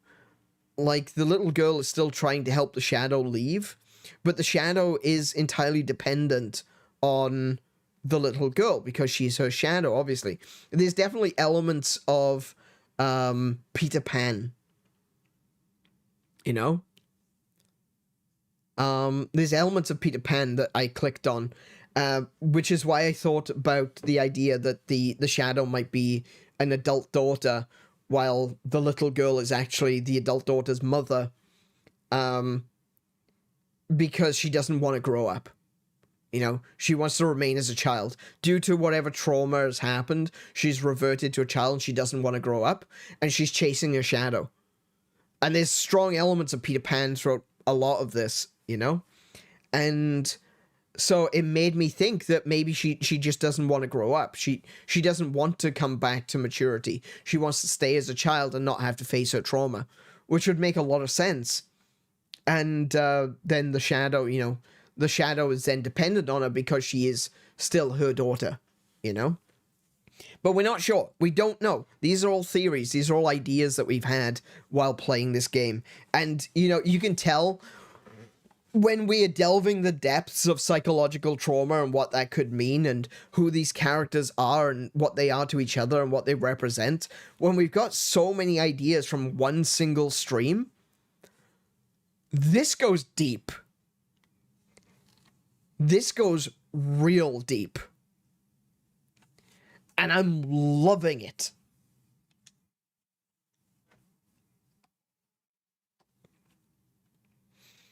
It was probably my fault everything broke in the first place. And now it's your fault that we're lost. My own fault. They were me. They keep ordering us around and it's my fault.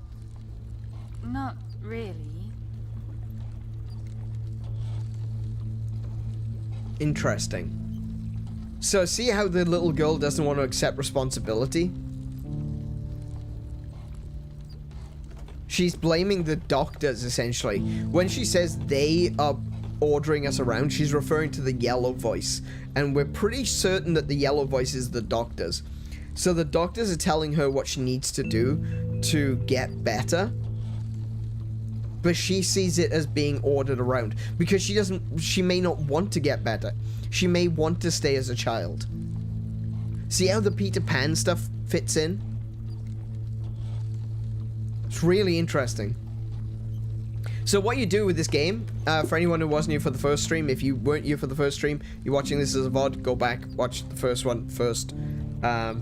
Yeah.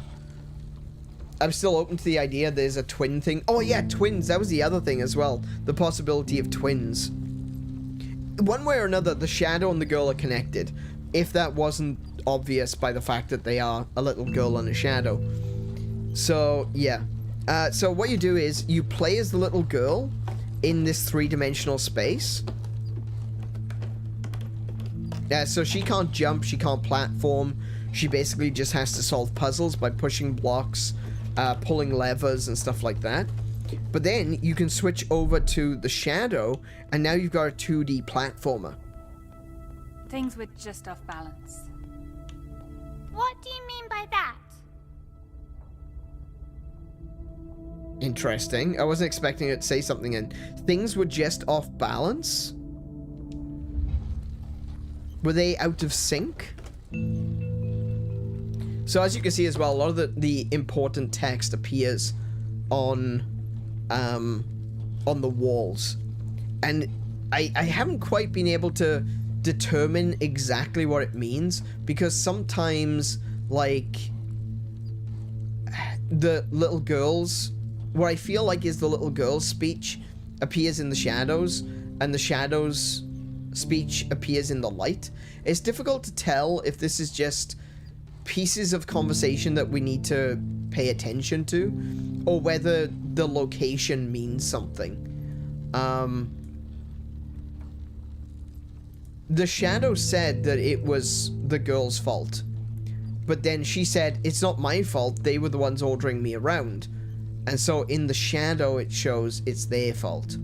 Inner thoughts. Yeah, I think inner conflict.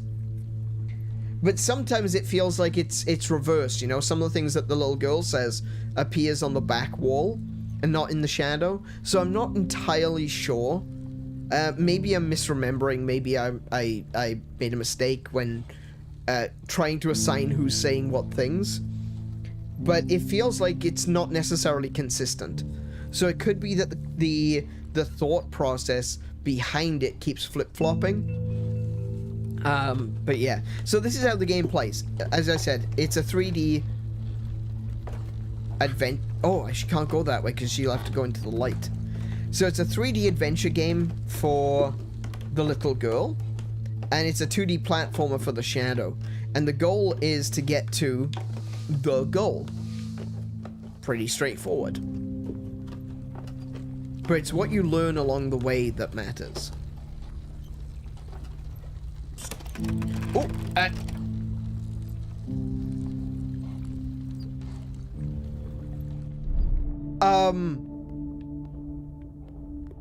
It was time for us.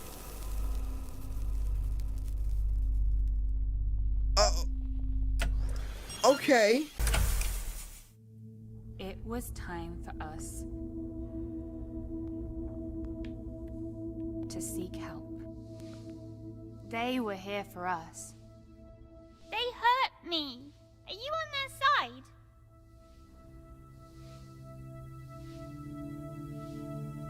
It does seem like... See, that there seems to suggest that they are the same person. That they are two sides of the same person. I mean, I guess that's the obvious thing. You know, it's called a shady part of me. So it does seem like it's reasonable to believe that they are two sides of the same person. Maybe I'm overthinking it, I'm looking too deeply into it, and I'm expecting there to be a twist that maybe doesn't exist. But, yeah. Maybe it is just that simple. It was time for us to seek help. Maybe they are two sides of the same person. You have to understand. They were our guides, and you drove them away. So what?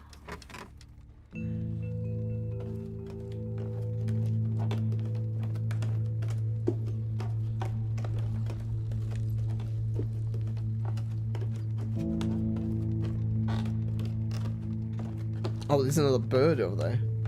So the little origami birds as well, very interesting subject matter, because the origami birds kind of represent freedom. You know, they're wings that you build for yourself, paper wings on which to fly to freedom.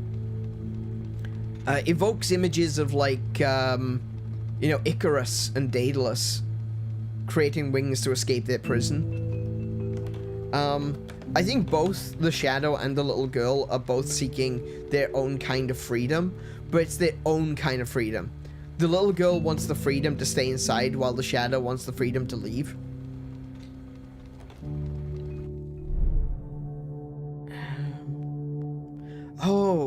Oh, so the curve brings me back to level. That's interesting. Okay.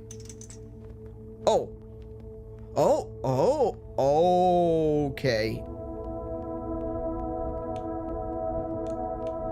I wasn't expecting that. Alright.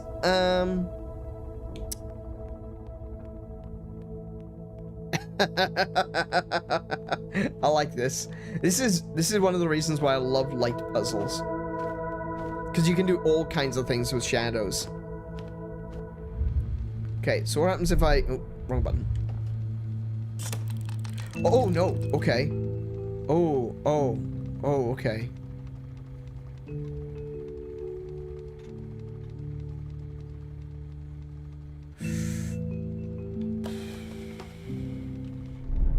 No, wait. Pull that lever. Wait. Look at that. I just noticed. It says on the ground there, break everything. What? Break everything? What's that mean? What is that referring to?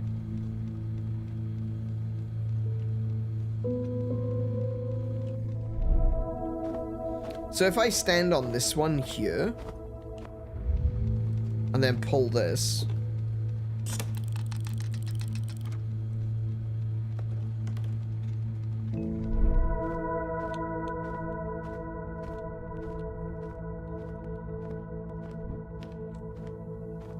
Not quite. Oh, I can't reach. Oh, I thought I'd be able to reach from there. Right, okay.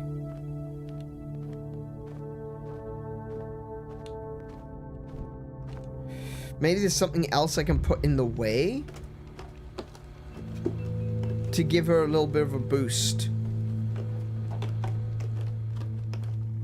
Something I can push. Doesn't appear to be anything I can push.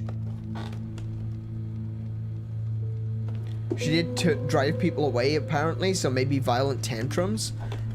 I mean, that's a distinct possibility. Oh, I can't go that way. There's light there.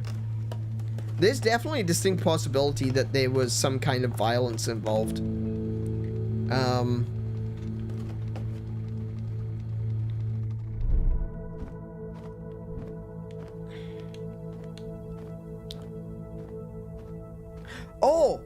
I'm an idiot. I just realized how to do this. Okay.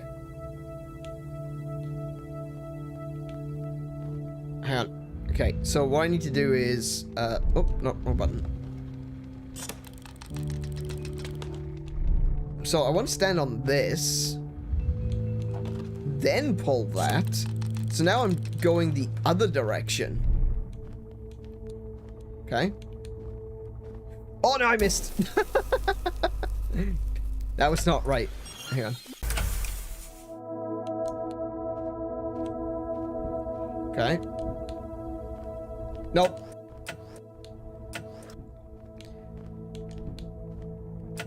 That's not gonna work. I don't think that's gonna work.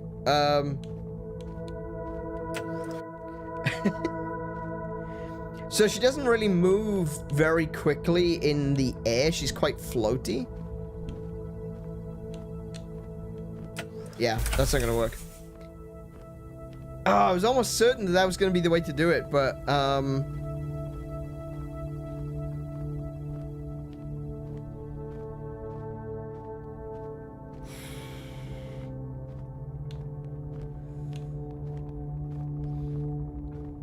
can you hang upside down? No, there's nothing like that, really.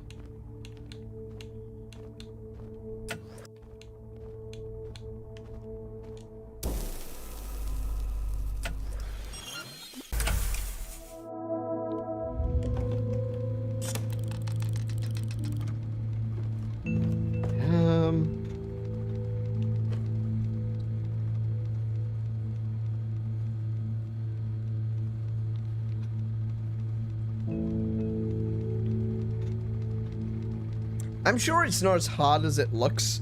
I'm just clearly... I have a nasty habit of overthinking some things. And this is probably, like, really straightforward. And I'm just not... Let me run around, see if I can find something else. Maybe there is something I can put. Never allow anyone in. See, this is why I think that there's... Yeah, maybe the text that is in the shadow is actually the text of the little girl. Break everything. Don't let anyone in. That sounds like the little girl. That doesn't sound like the shadow at all. The shadow is a more mature voice. Okay. There's nothing else I can grab or push or pull. So I'm not really sure how to get that bird.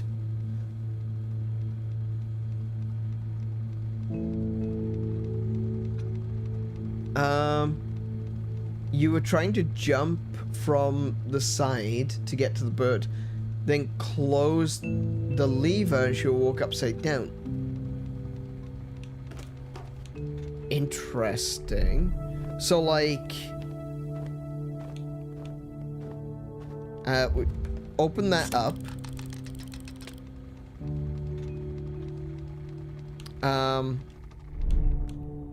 Like, jump down and then switch the lever. That might work. I would have to switch characters though. Nah, not quick enough. It's interesting that where I am though. Oh no, there's no way back. Oh wait, yes there is. I forgot. Reverse. Rewind. Rewind.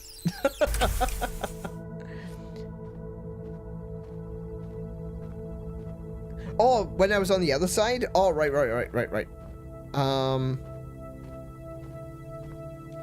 Yeah, okay, so that was me going here. Oops. Standing there. Okay.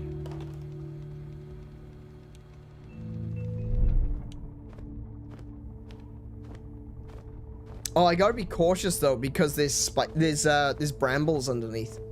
So I can't land on the brambles.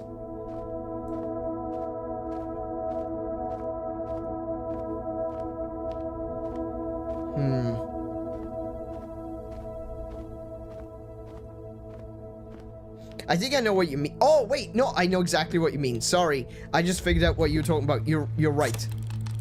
You are absolutely right. Yes. That's how you do it.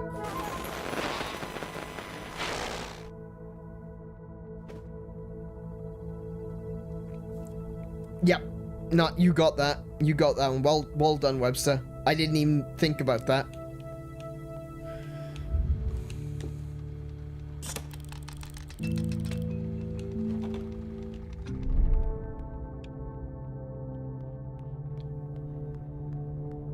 Alright, now, where do I need...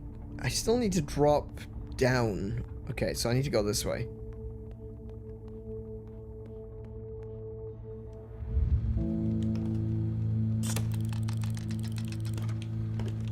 I keep forgetting to... I keep forgetting to switch characters because I use the D-pad for the shadow and the stick for the girl. But you still have to switch between them. You can't actually just hit the D-pad and move the shadow and use the stick and move the girl. You do actually have to switch back and forth. So I keep forgetting to do that. Or I do it when I don't need to.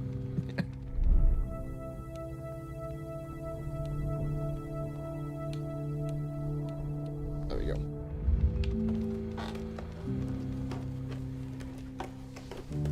You want to get out so bad, even if it hurts me. I didn't want you to get hurt. Yes, you did. That's exactly what you wanted.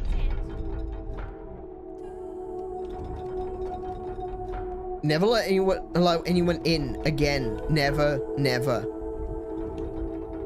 You don't listen. Oh, so it is, the shadow is saying you don't listen, and it's the girl saying it's your fault. You don't try. You blamed. You persisted.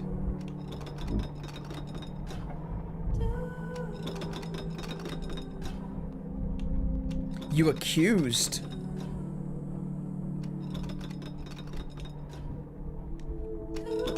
You, oh, damn. You isolated. If you could just let me explain. Explain what? What I meant by that. I'm so sorry.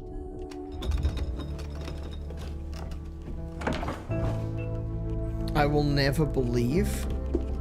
And these things, these bloody horrible wood puppet people, I will never believe your apology. You have to understand, I need to get out of here.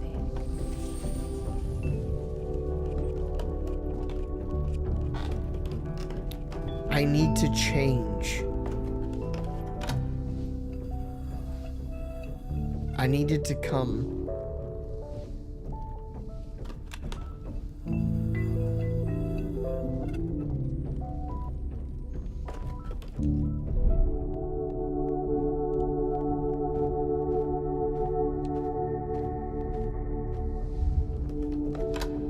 So that turns into...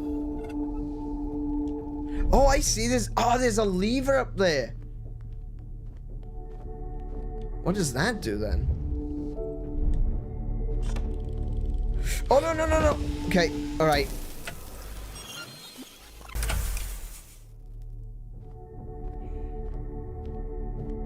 So I need to move her first.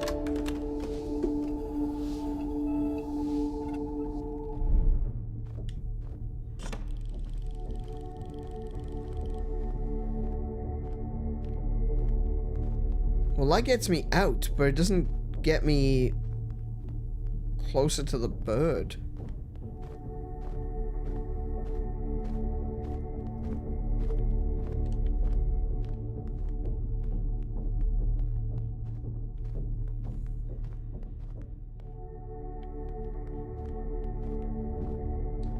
Yeah, I can't reach the bird. Hang on.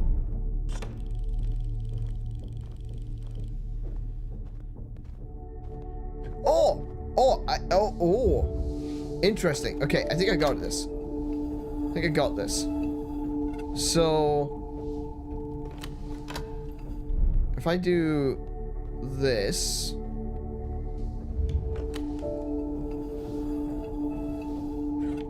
there we go. Nice. It's just white noise. That's so strange.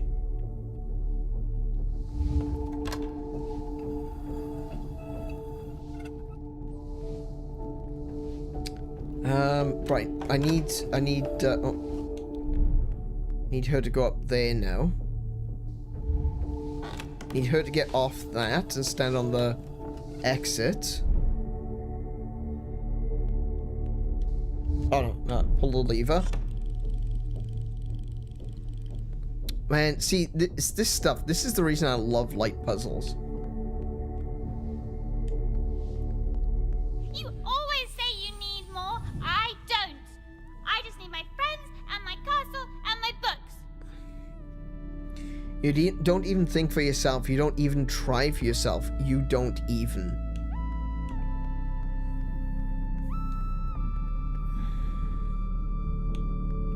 Okay.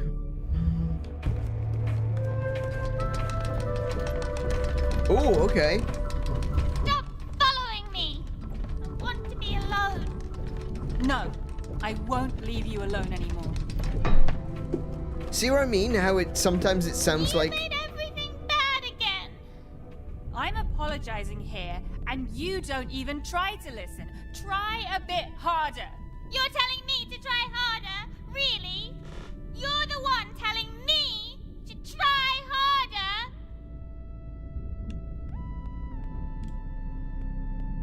I had no choice.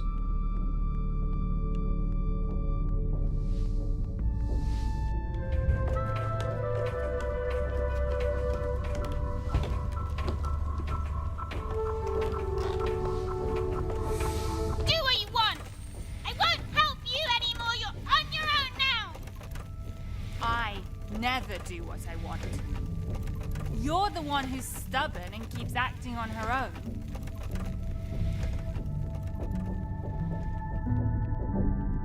Actually, that's a really good point. If she's a shadow, like, she literally can't do anything without the girl's help.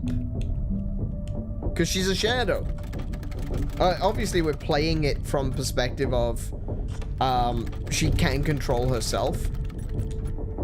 But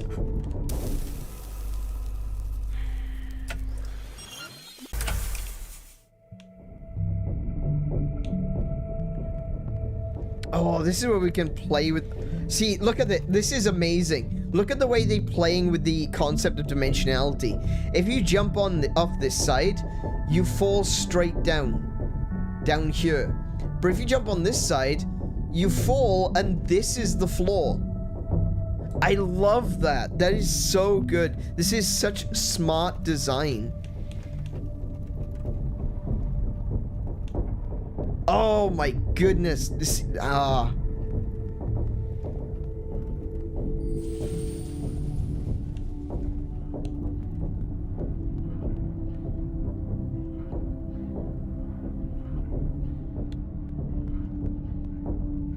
So I don't want to go that way. That's going to be dangerous. Oh, hang on. Okay. I love this. This is great. Oh my goodness.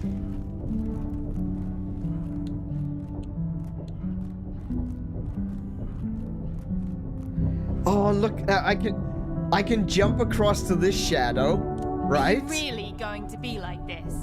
Let me do all the work for you. That's awesome.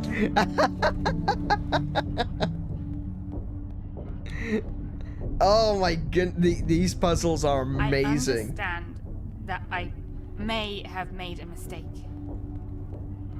Forgive me. Please. Come on, don't shut me out again.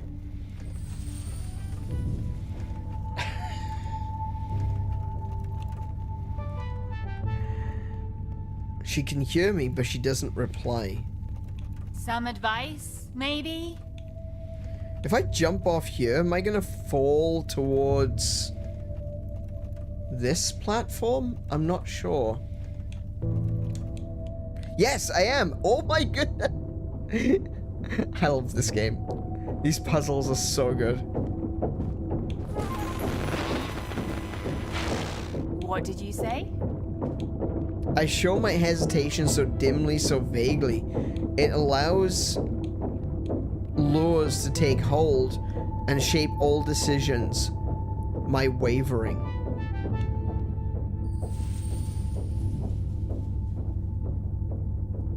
Yeah, I saw the apologizing again. The shadow is basically saying... Oh, no, sorry, yeah, the girl was saying, oh, you're apologizing again. You know, just another one. Just another apology. It's something that I've always felt quite strongly about. It's like, I don't want people to apologize. I want people... If you are sorry, I don't want you to apologize. I want you to change. You know? If you're doing something that is hurting me on a regular basis, and, you know, obviously there's situations where it goes both ways, but if you're doing something that is continuously hurting other people in your lives, an apology is fine. It's an acknowledgement that you've done wrong, but you don't change. You have to change. If you do something that is upsetting people, if you do something that is hurting people, and you say sorry, but you don't change, you're just going to hurt them again. So you apologize again, and the apology means nothing. The whole point is that when you do something, when you are hurting someone, when you are offending someone in some way, the idea is to be better. I don't want to hear I'm sorry all the time. I want to see that you are making an effort to change the behaviors that are causing that harm in the first place. And I can completely understand where the little girl is coming from in this perspective, because, all right, she's very childish. She doesn't think that anything is her fault. But it happens so often in real life as well, where something happens, where something goes wrong, but you see that person who is apologizing to you continuously making the same mistakes over and over and over again.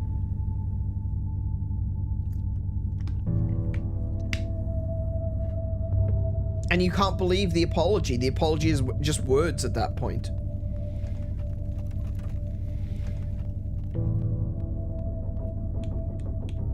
Oh, interesting. Oh.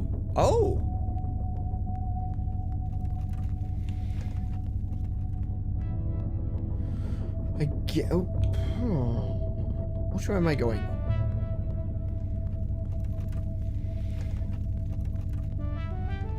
Can I go, like, this way? Oh. Hello? I love these puzzles. Hello? Oh. Hello? Hello? Hello? Hello? What are you even doing there?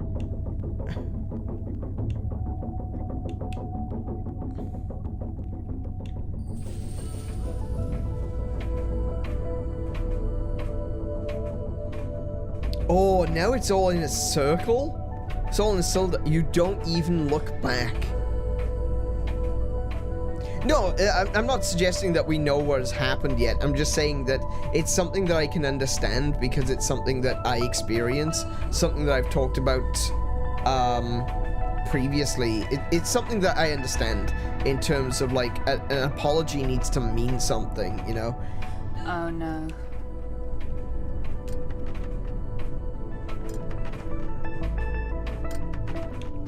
That was awesome. How do I get to the bird, though? Oh, wait. If I go...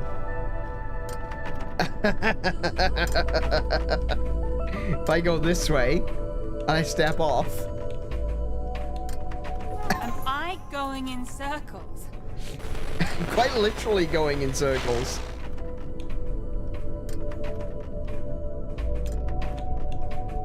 Okay, so I need to come this way. Am I These going puzzles the are so right way? cool. Am I going the right way? That's Where are you? that's a question for the ages. Nowhere. I can't even be alone. I can't even do this.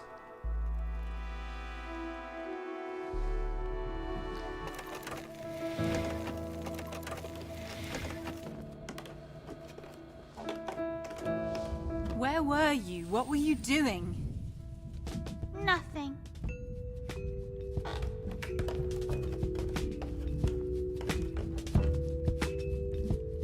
Yeah. Okay, so I've already been gushing quite a lot about this, but bloody hell.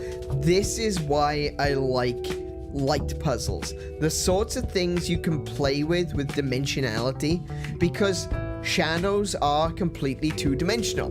They only exist as a projection of a 3D shape onto a 2D surface. So when you start playing with what it means to be up and down on a 3D surface, you start to get complications of what is up and down on a 2D surface. And it's those kind of complications that make for a good puzzle game. That is so cool. That section, I've enjoyed this game, the puzzles and everything in it so far. I've enjoyed it already, but this is a great section and really shows the kind of play you can have with these kinds of 3D/2D environments, you know? So I can go, wait. Oh.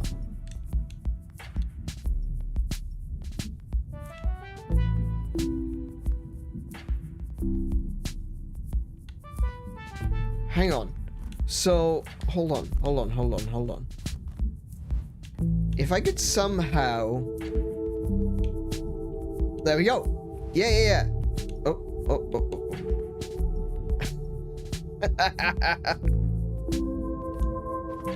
Where am I? On your own. They both spoke at the same time. I don't know if you caught that, but the shadow and the girl both said, "Where am I?"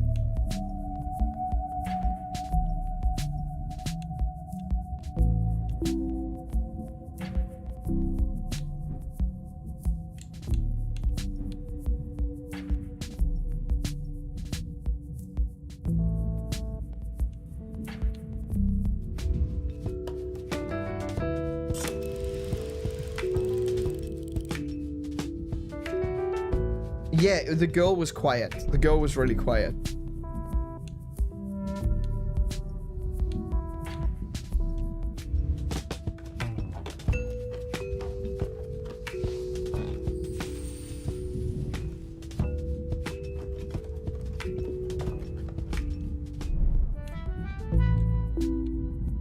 Woo. Oh, that's a little bit of a concern. Sometimes I just want to be alone. I just need silence. Didn't you say you didn't need anything besides your friends, your castle, and your books? What happened to that? I don't know. I think okay. All right. That's the first one that's made me go. Don't agree with that. Because I feel like a want for nothing is not a want in and of itself. You know. Yes, all she needs is herself, her friends, and her castle. That's fine. But then occasionally she might want to just not be there. She wants to be alone. And saying like, okay, I don't want to engage with my friends. I don't want to engage with my castle. I don't want to engage with my books. I just want to go over here and sleep. That's fine too. That's not a separate thing. That's a lack of things. I don't like that argument. That wasn't a great argument.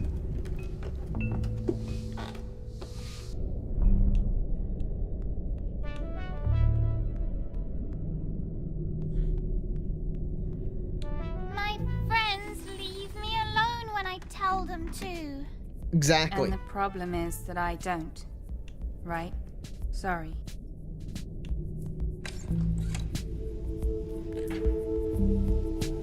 Am I a liability?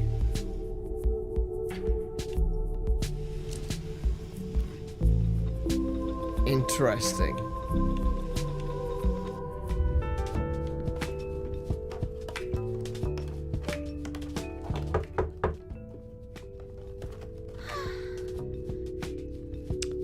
Oh, are these are the knocks on the door? That's people trying to get in.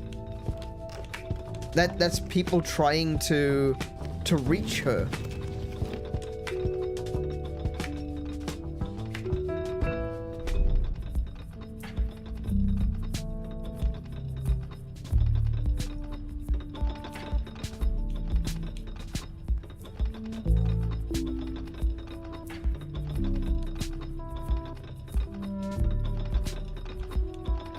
This is interesting.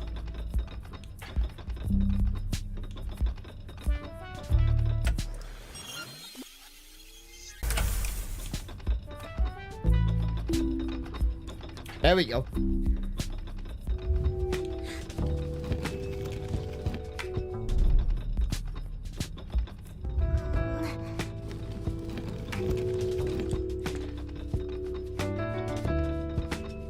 Am I a burden?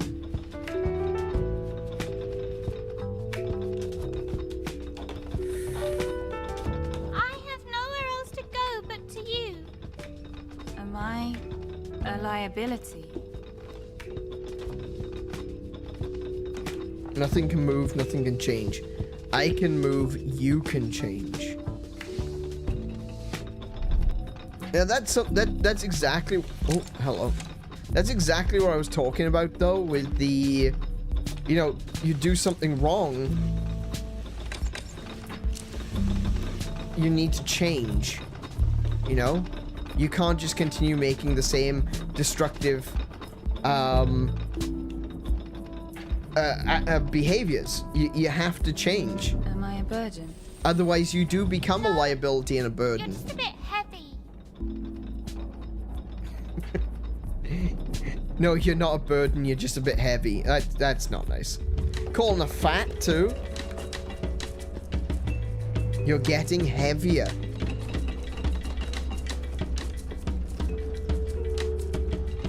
That's interesting.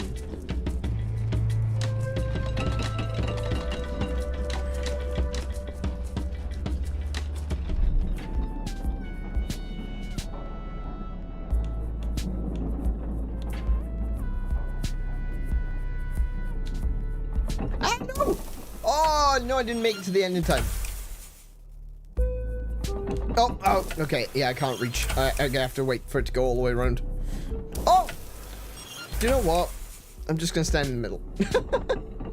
Maybe her shadow is regret? Maybe? Oh, I need to go this way. Ah, right. Okay.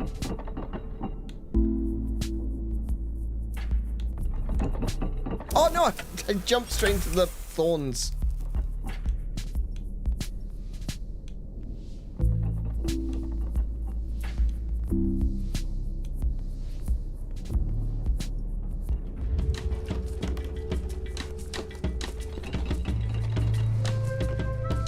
Just a bit loud.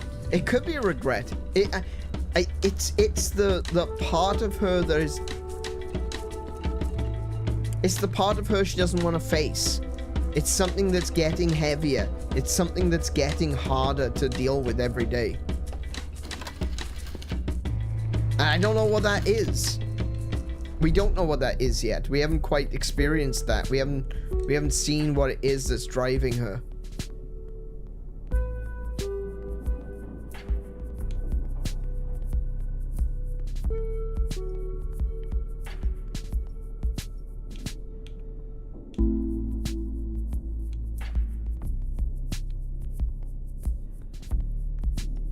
I'm not sure where I'm aiming to go. Oh, the distance.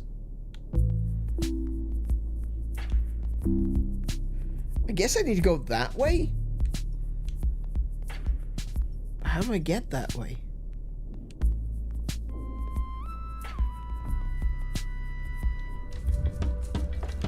Oh wait, what's this?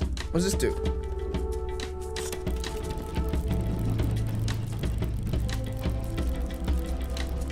Oh. Can I jump off then?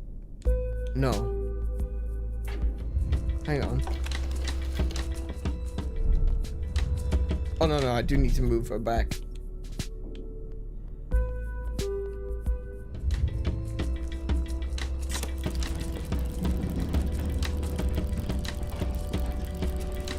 So that's not going to help me because I'm in the wrong place.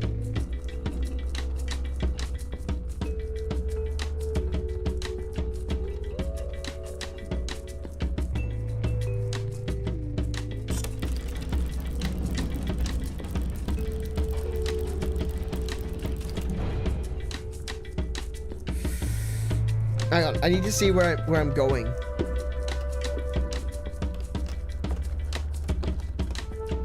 Oh, I need to fall down there. Oh, okay.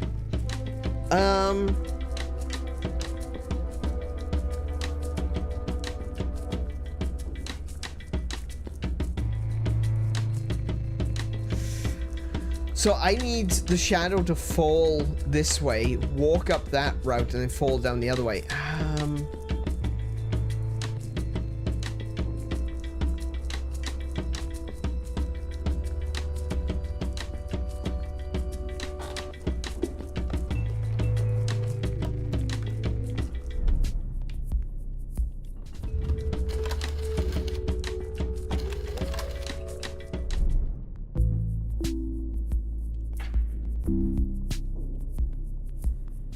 Wait, can I don't know if that was the right way to do this, but it's, Oh, this might... Hang on, this might be the right way to do this. Hang on.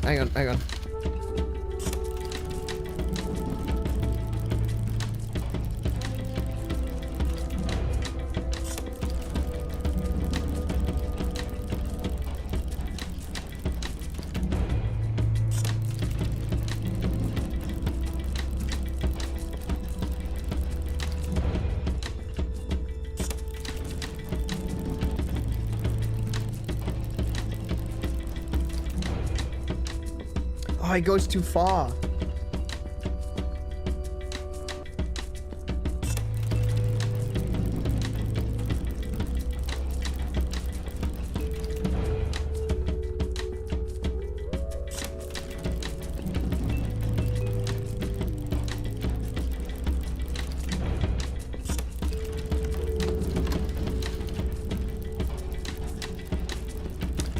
Ah, there we go.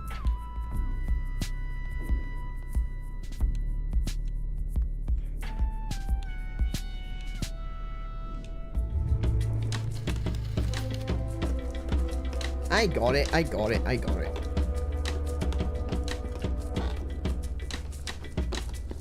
Should I keep my distance? Should I stay silent? Just for you?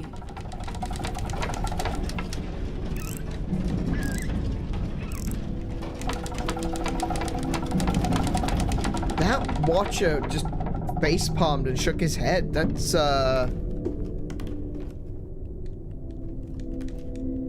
This seems like the perfect place to hide a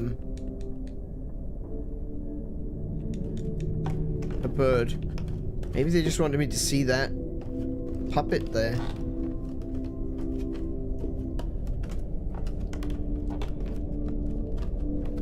Oh, there's another bird.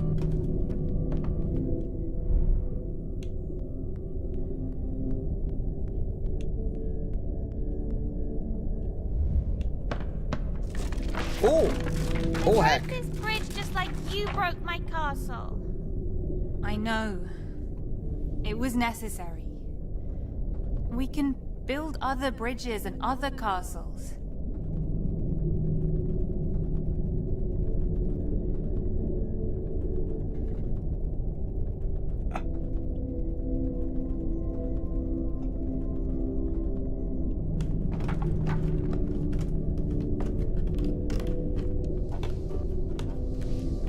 I feel like that was a major hint there, but I...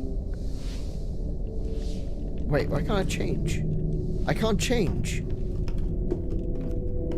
I can't switch.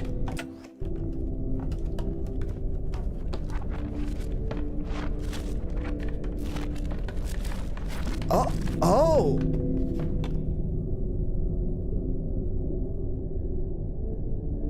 She broke the bridge, and then she mended the bridge. And it's the bridge between them. Interesting. Once again, it leads me to think that these are two different people.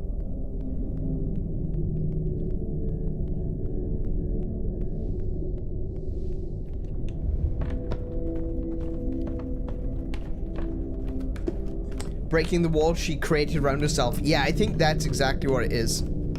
I think that's exactly what it means. Tired. Please don't push yourself.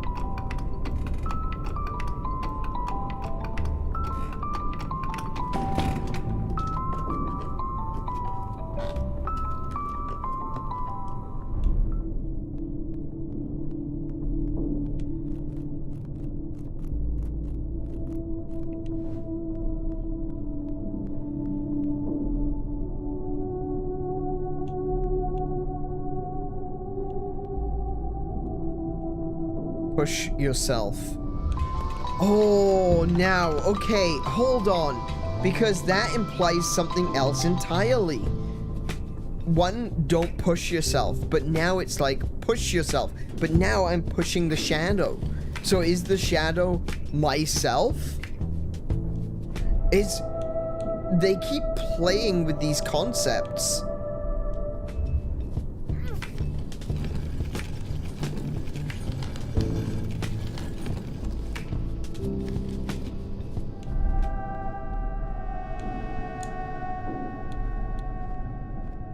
Oh no. No, no, no.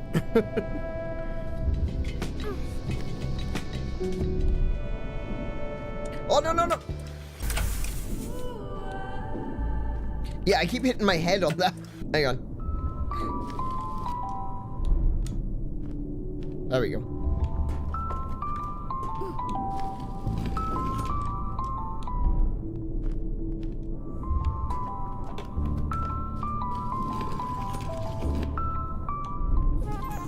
Harder.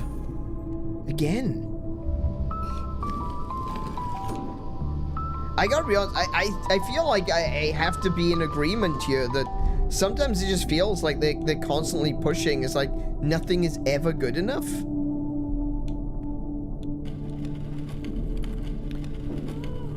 You push me, yet she falls apart because of you. Are you talking to me or to her? I don't know anymore.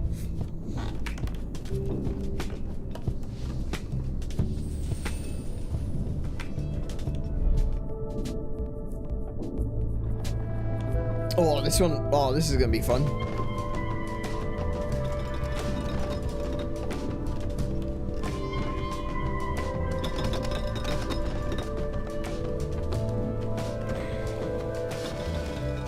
No more questions.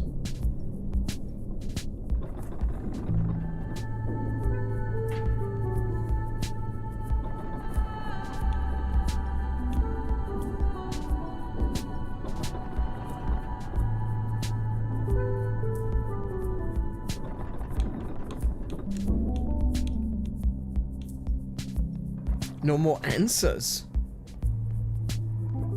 No more.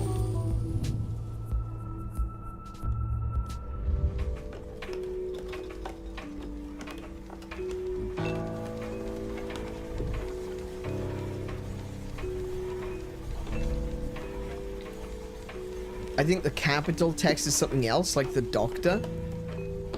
It could be the doctor. It doesn't seem to be... Maybe that's what I felt was not consistent. Is that the doctor's text seems to be appearing in the light or the darkness, but it could be based on who the doctor is talking to, which part of the personality.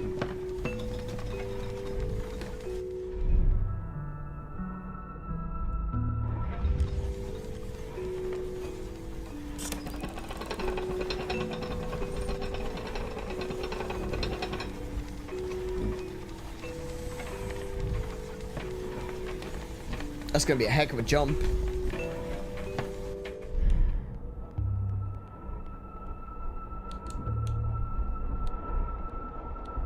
There we go.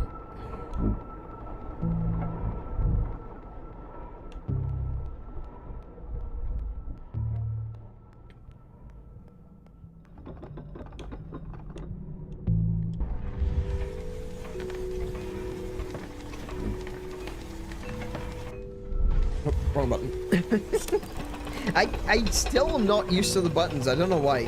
Why the button Y on the Xbox controller is to switch between characters. The button X is to do things. So I keep stuffing those up. I feel like I'm missing a lot of these birds because every now and again the thing pops up in the top right hand corner to say, hey, there's a thing. But then,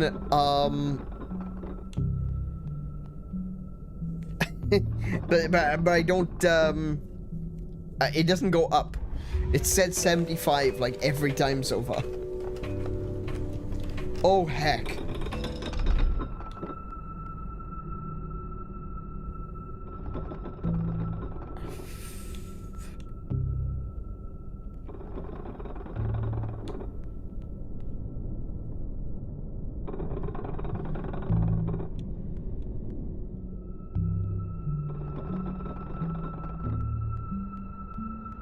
That's cool.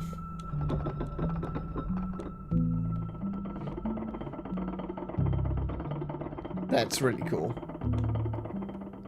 Yeah, this is the part where, you know, the tutorial is over. We are now doing the puzzles. And boy, are they good.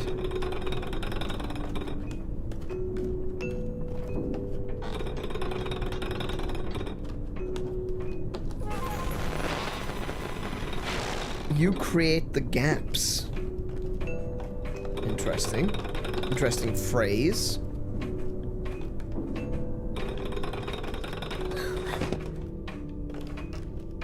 Gaps.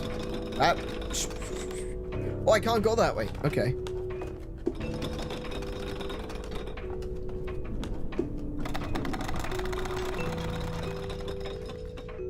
No more gaps.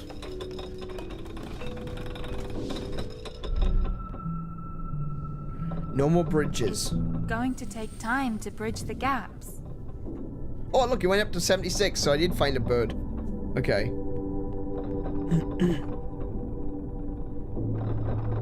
Oh, heck, this one's getting complicated.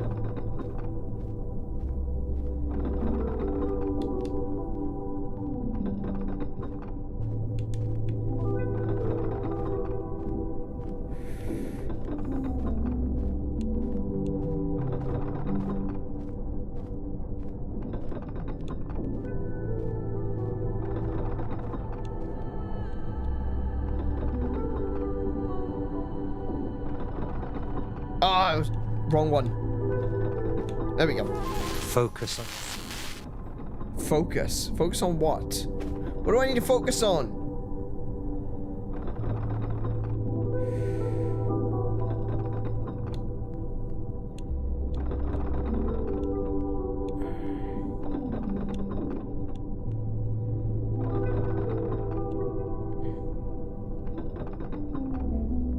I actually don't know what I'm doing. I'm just kind of...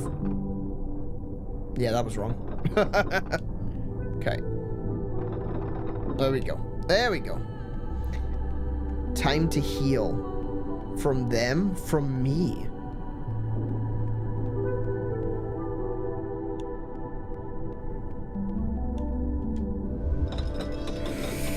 Okay. And this is what I really like about this as well, is the fact that you've got basically the same puzzle, but it's at the same time, a very, very different puzzle, because you are doing it as the shadow that needs to walk in the light, and as the girl that needs to walk in the dark. The fact that it's so well put together. Oh no! I didn't keep up with it.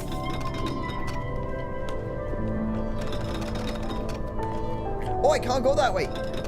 I made a mistake. This constant talk of focusing and trying harder just makes me think of 11 from Stranger Things. You're not wrong. I was wondering what was tickling my noggin. Patient. I think, yeah. When I am told to leave my room, it's never for good things, never. Calm down. Breathe. It's all right. Never. It's never for good things. So Shadow seems to be confused there.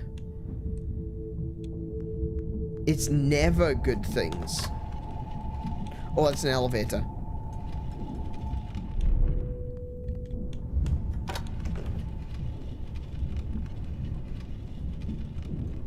No more possibilities? No more openings? I can't really jump up there. It doesn't look like there's a reason for me to want to go down either, though. So, what about this? What's this do? Oh!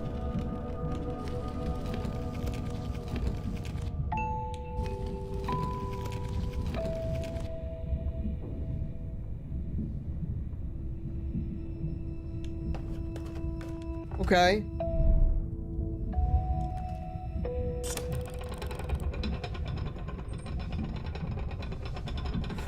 Oh, interesting. Okay.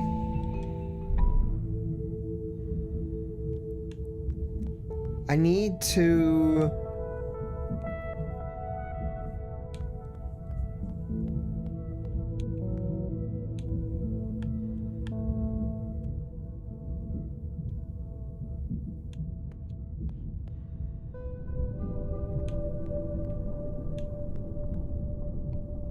I'm really not sure. Oh, I can kind of... Hang on, wait, there's another button here.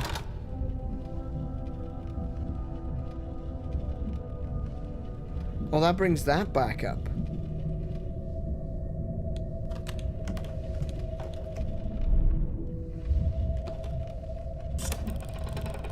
Hang on. So... If I... Oh! That's on the elevator.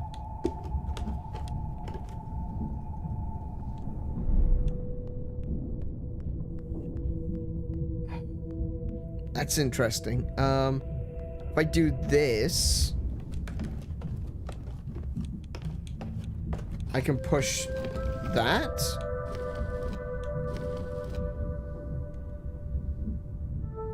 To there. And then I can use this.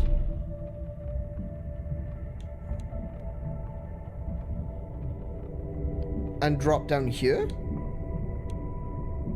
But the interesting thing is, look, the box here can be pushed onto the elevator. So if I go up, I take the box with me. What's the benefit of that? Is this something which I haven't found yet?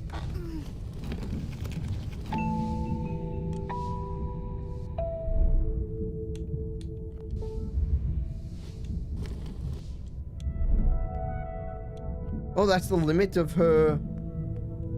of where she can go.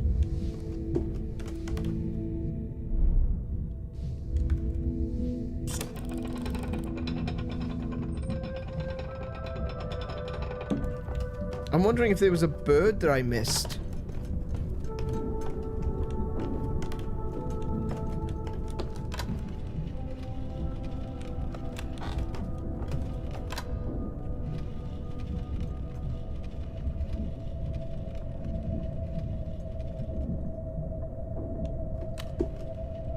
Oh, no, I didn't mean to do that. Wait. Okay, hang on. Okay.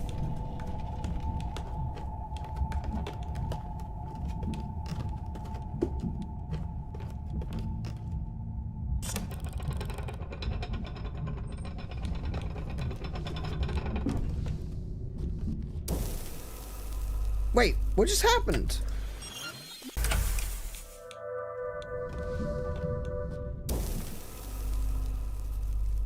What? Why?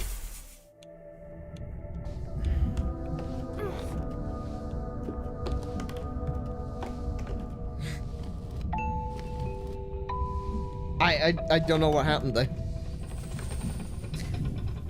Oh, I see. Ah, okay. I can go that. Like that.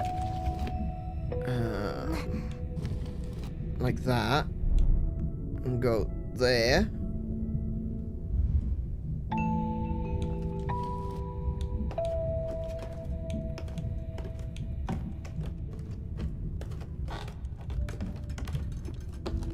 There's a lot of ultimatums happening, isn't there? Like, normal possibilities, nothing, never. It can't be done. It's impossible. And I'm sure that's the feelings of the girl who was like, it's not even that I don't want to get better, I know I can't. It's never gonna happen. It's not gonna work.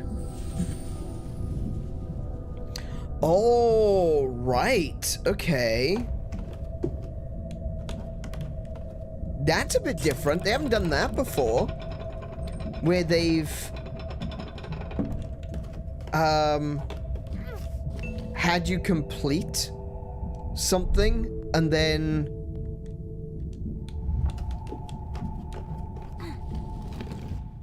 Oh, bum.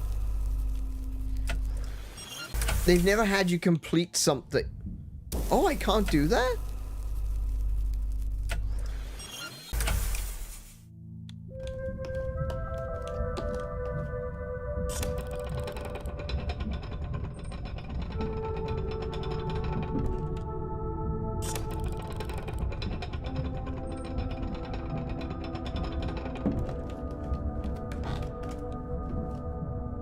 Ooh, okay.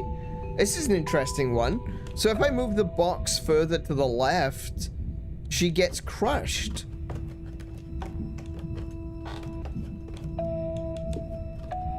And I don't doubt there's any time to, like...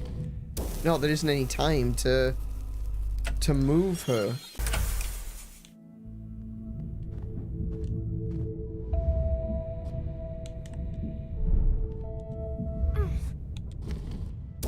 Yeah, you don't have enough time to move her.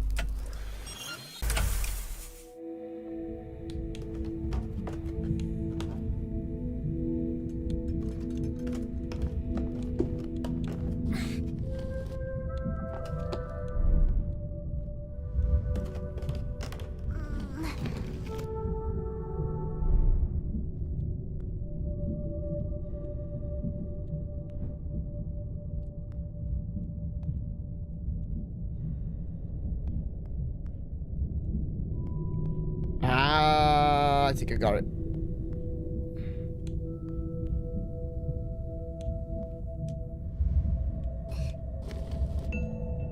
Oh, now I don't fit in that way.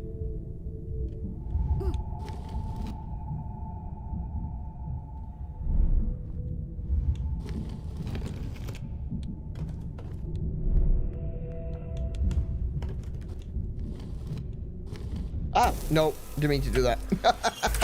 Too far, too far.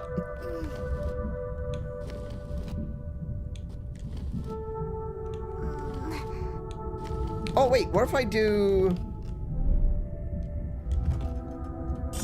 that?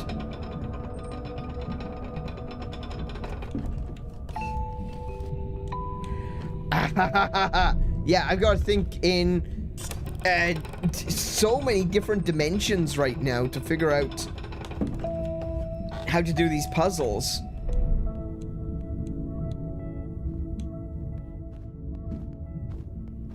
Oh, I still can't reach it though.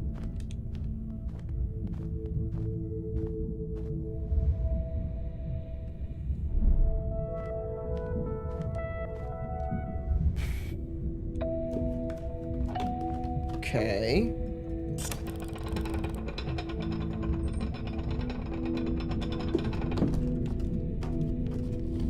Oh! No!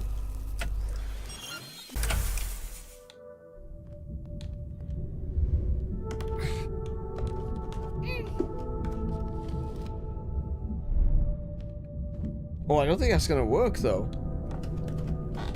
Oh yes, it will. Actually, it will. This will work. Watch now.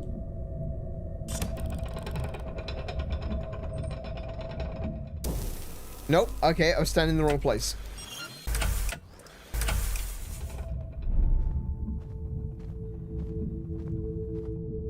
Okay.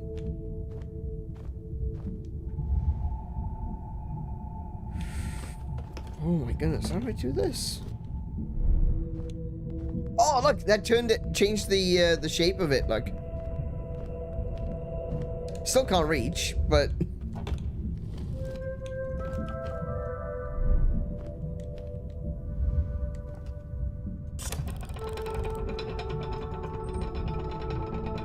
If you've come this far, it must mean that you really, really want my help after all. wait, was there an opening up there? There was. I don't know if I can get up there though. It doesn't look like I can go across the top. We all need help sometimes. I reached in, but you pulled out. Now I don't know where to go.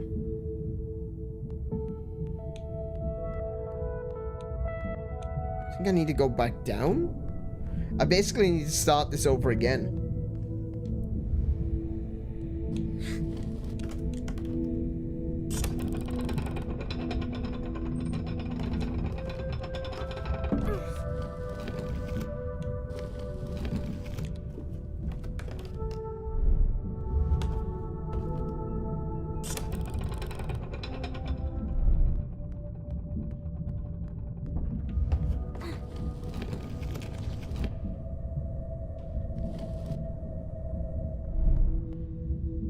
Oh wait, I can't fit through there.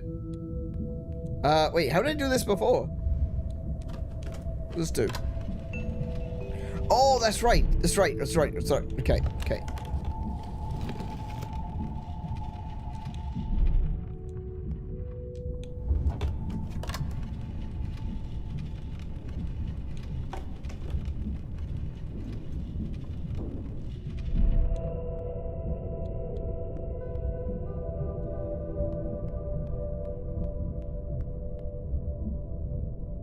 Honestly, it's a pretty good representation of how complicated the human mind can be. Absolutely. I think this is, like, they've done a really good job with the level of complexity of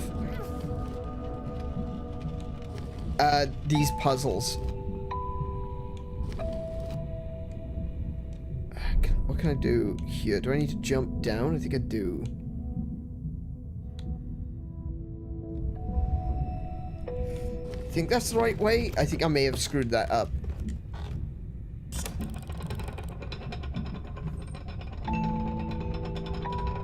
Because I feel like I'm in the wrong place now.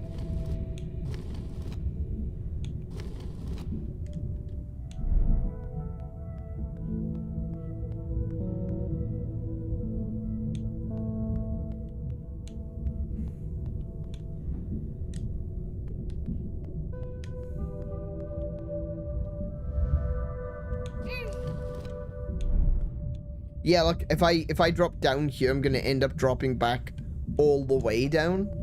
I think I've gone the wrong way. I think I've done something wrong here.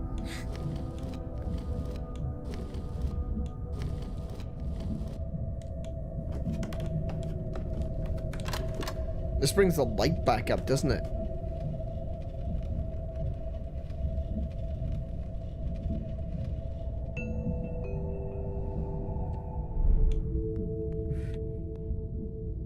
Ooh, okay. What does that do for me, though? Oh, nothing. Oh, she just fell.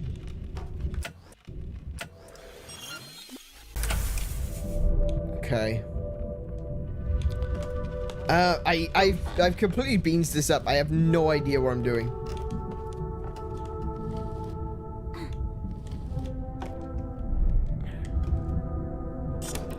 I thought I knew what I was doing. I thought I was onto something. I feel like I've I am doing this completely wrong, and I have no idea what I've done wrong.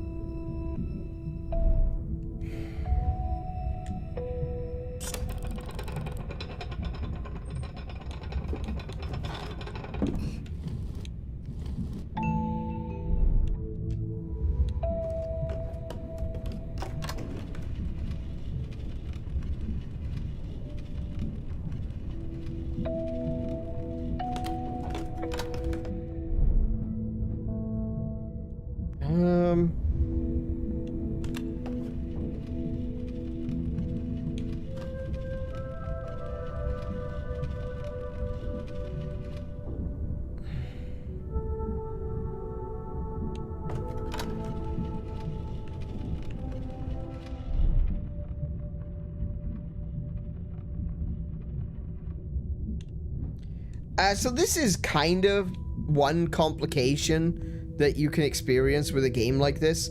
The puzzle is way bigger than one screen can show. I mean, I guess technically they could zoom out a little bit. But,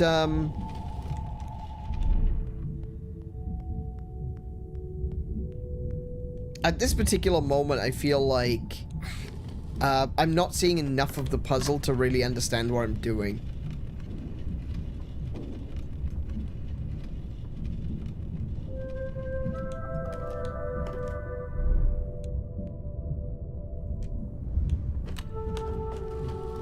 I think I've got it right now. I think this is what I need to do. But this is exactly what you were saying, you know, the complexity of the human mind. There we go.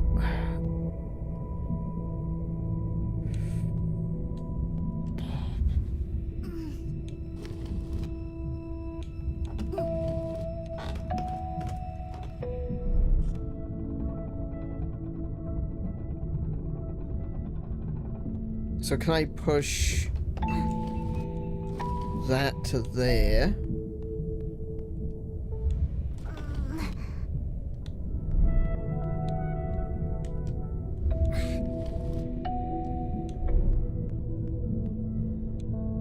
Okay. Okay, I did it. I got it. I got it. I got it. Cool. Oh my goodness. I tell you what. If the game gets more complicated than that, which I assume it will, I think I'm gonna have some trouble. My brain can't keep up with all of these moving parts. It's like a Rube Goldberg machine.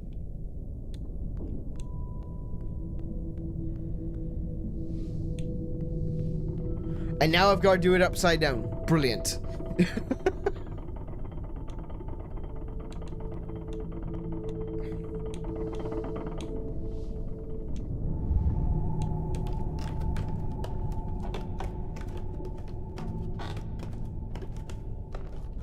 I don't need help. I just need more time. Breathe. Oh, I get it. I get the white noise. More time. I get the white noise. Time. I don't understand. If you want to help, do it right. The white noise is the fact that she's blocking out the doctor. The doctor's telling her what she needs to do, but she doesn't want to listen to it. So to her, it's just white noise. She's just like, I'm not interested in what you have to say. But when she said, I need more time, and the doctor said time, that's the only thing that she heard. She doesn't know what the doctor said, but she heard the word time, and perhaps she thinks now that the doctor's agreeing with her. Perhaps the doctor is saying, you don't have time. But she can't hear that. She just hears the word time. It's like Peanuts, you know? With the teachers in the class. It's white noise. Not really listening. I mean, the kids in Peanuts were supposed to be really listening, but whatever. I know what I'm trying to say.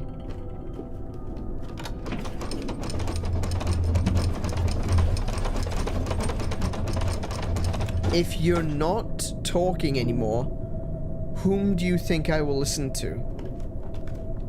Almost missed that. There's a bird there. You listen to me. No, I listen to her.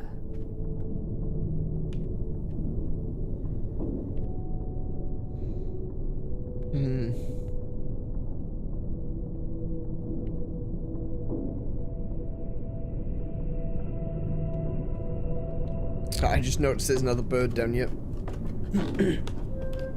You turn to me. No, she turns to me.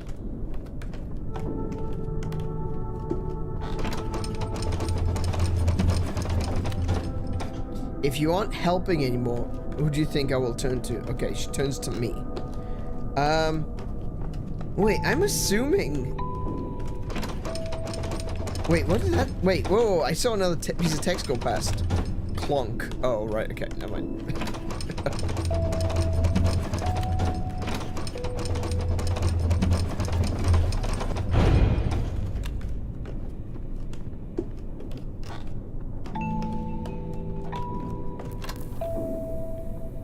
We've been assuming that the yellow voice is a doctor. But... what if the yellow voice is a tormentor? An abuser?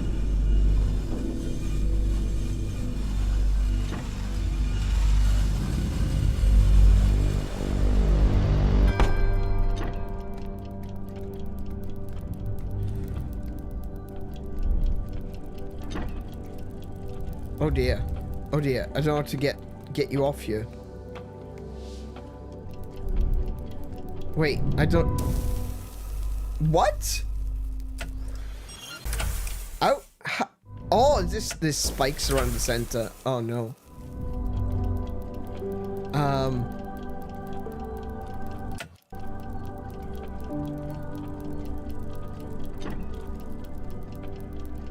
Please don't tell me I literally have to wait 6 hours to do this.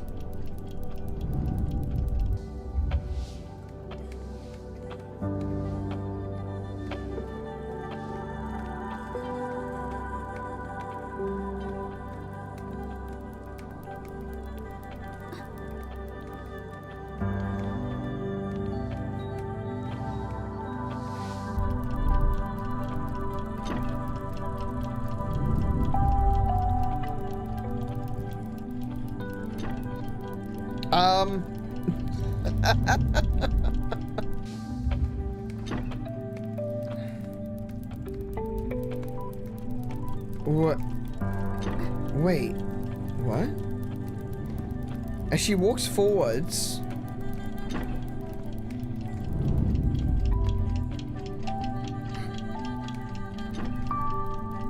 when she walks forwards, the clock hand moves.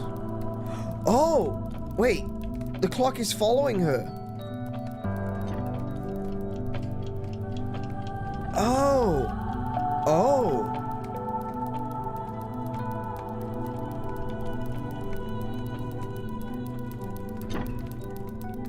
Oh, okay. Oh my goodness, look at that. Am I supposed to keep waiting for you?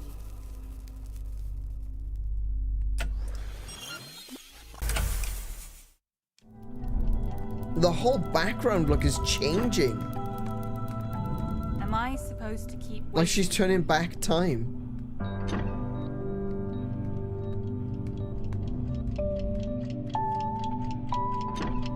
How much time must I wait?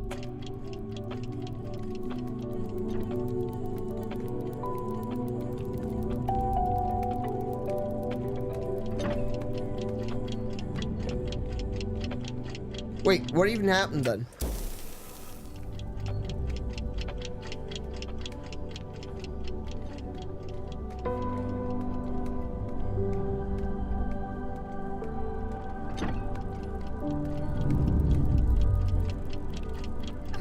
Wait, I can't move the hour hand. I can only move the minute hand.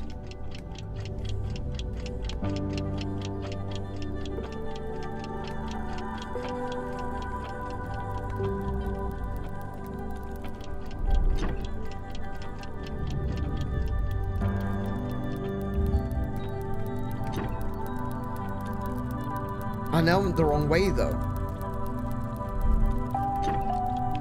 Oh, damn.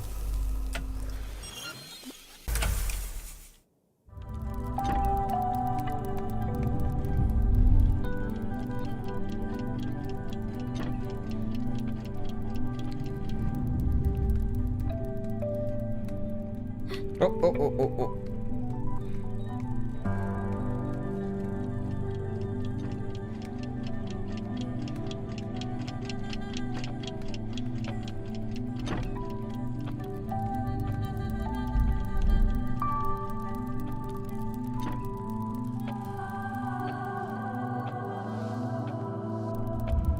That's really good. I like that. That puzzle was really interesting. Remember. You need to learn. Wait for me to remember. Wait for me to learn. Yeah, I think that's valid. That is entirely valid. You know, you're saying that someone needs to remember, someone needs to learn, but you've got to give them time to figure it out. Especially in terms of things like this, you know, in the ideas of mental trauma, you do need time. Like, I'm not saying time is the ultimate healer. A lot of people think that it is. But you still need to give someone time to be able to overcome those things. Someone can't just get over it, you know?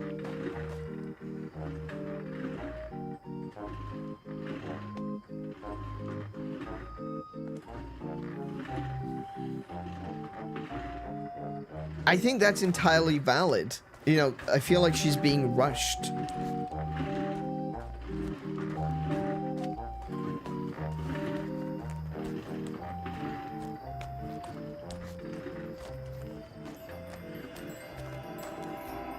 They have seen, they have said, they have talked. Okay, I think I need to be doing this with the shadow at the same time.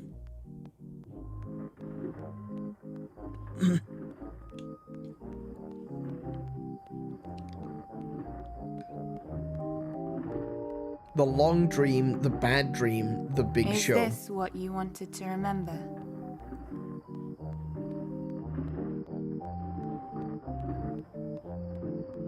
I guess that's a yes. Do I have to guess what you're thinking?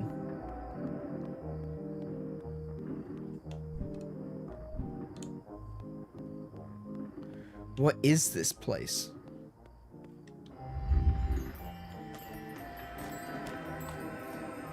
What does that say again? They have seen, they have said, they have talked. Okay.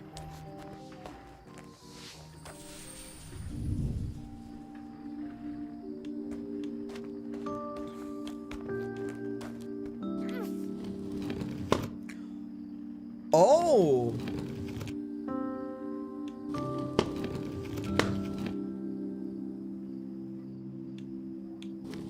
Well, that's cool. Okay, new mechanic. The thorns can now interact with things in the 3D world.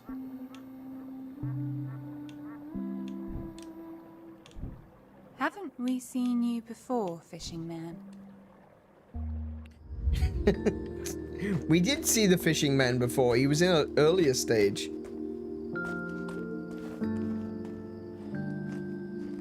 See, look at this big open space. It makes me think there's things hidden in you.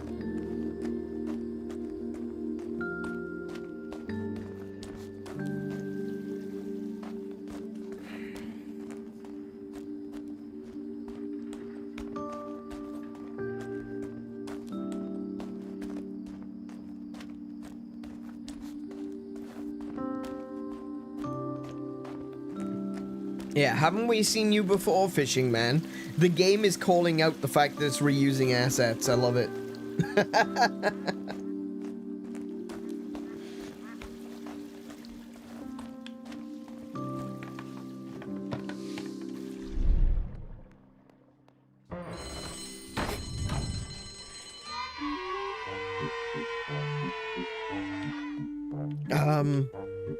Oh no.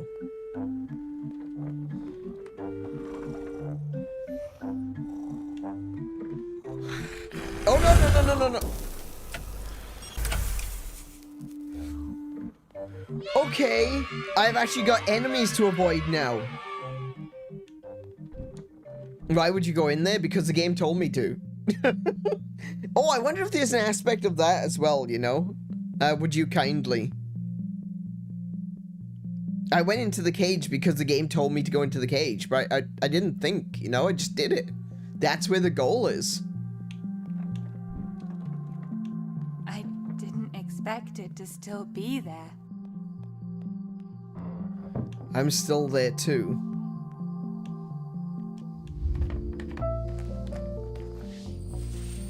Behind the stage.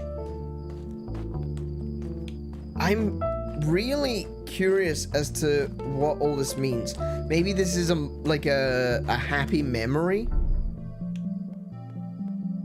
that she has.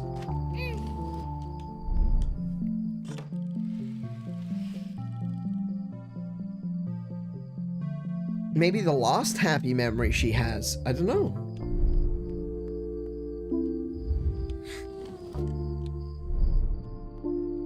I can't get past that.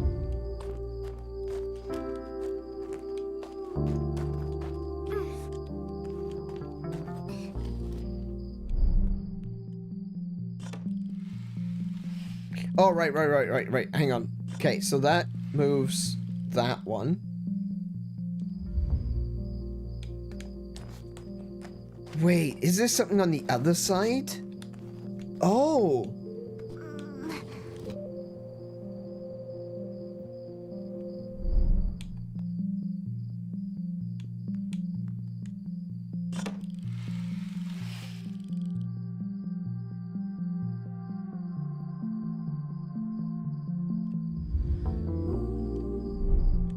Wait, how do I...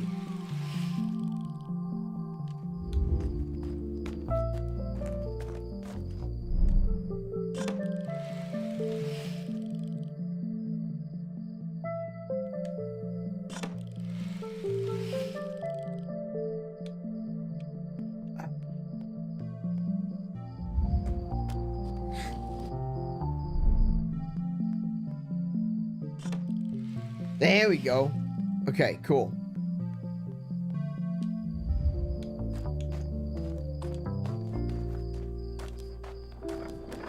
Hey, thank you for doing all the work.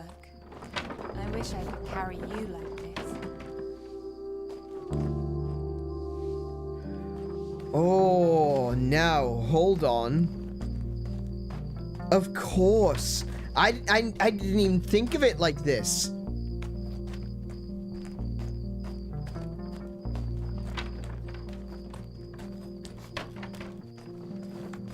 I didn't even think of this. Okay, so she just said, thank you for doing all the work.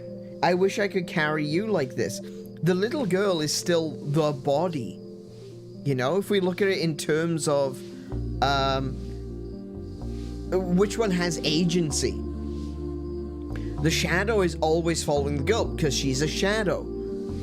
So the shadow can't do the work. The body must continue to do the work.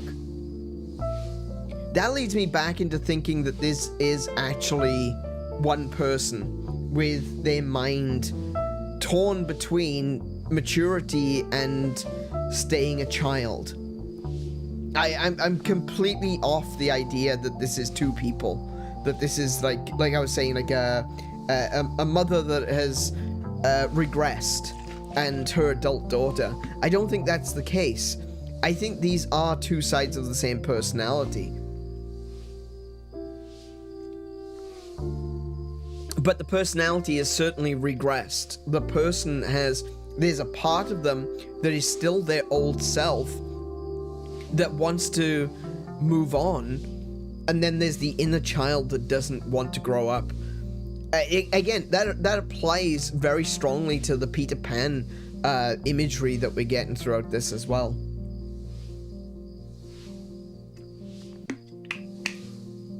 Tales of, you know, fairy tales and castles and pirates and on boats.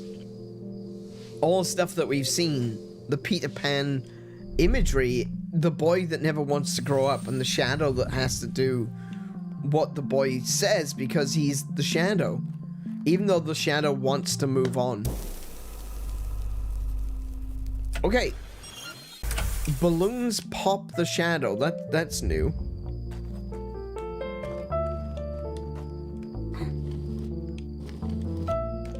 It's kind of like one of those interesting reversals, you know, where you see a balloon and a pin, and when the pin hits the balloon, the pin pops.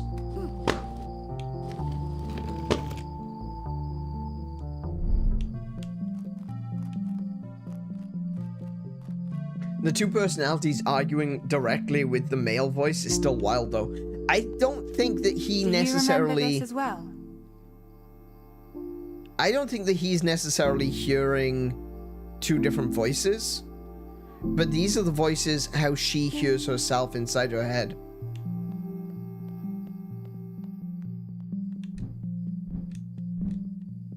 Oh, I can't go up. I can't get higher than that.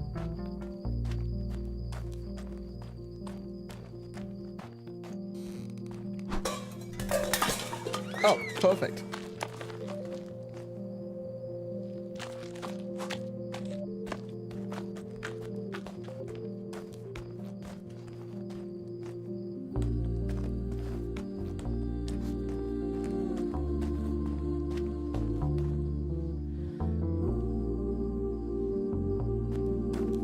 Can't interact with any of them. I'm trying. I'm pressing the X button to try to interact with these things, but they don't want to interact. They just watch. They just look.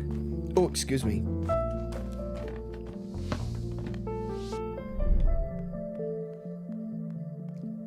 And the cage comes down. I can stay silent too, you know. It's a welcome change not to be forced to speak. Interesting.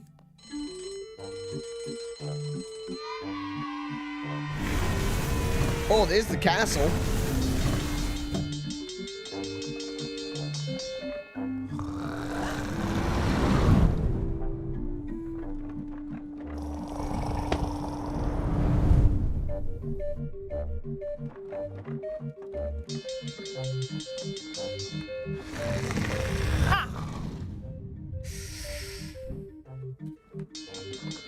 Oh, it's going that way.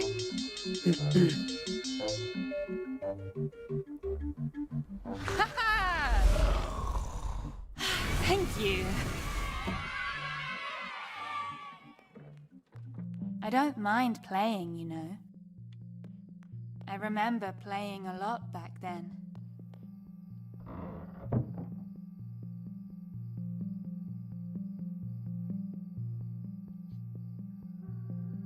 That's one of the things about growing up, isn't it? It's very easy to lose yourself in the transition from adolescence to adulthood. I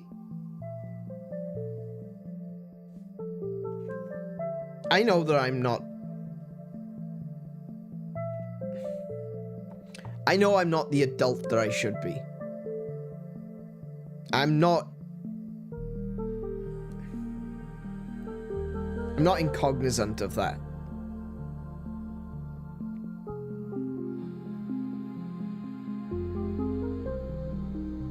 I know I'm not the adult that society says I should be, that maybe my parents think I should be.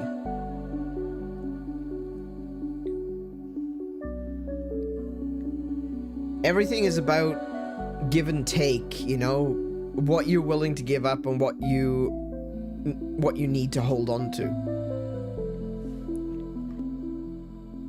And I think that for a lot of teenagers, they always feel the pressure to need to be more adult than they're ready to be.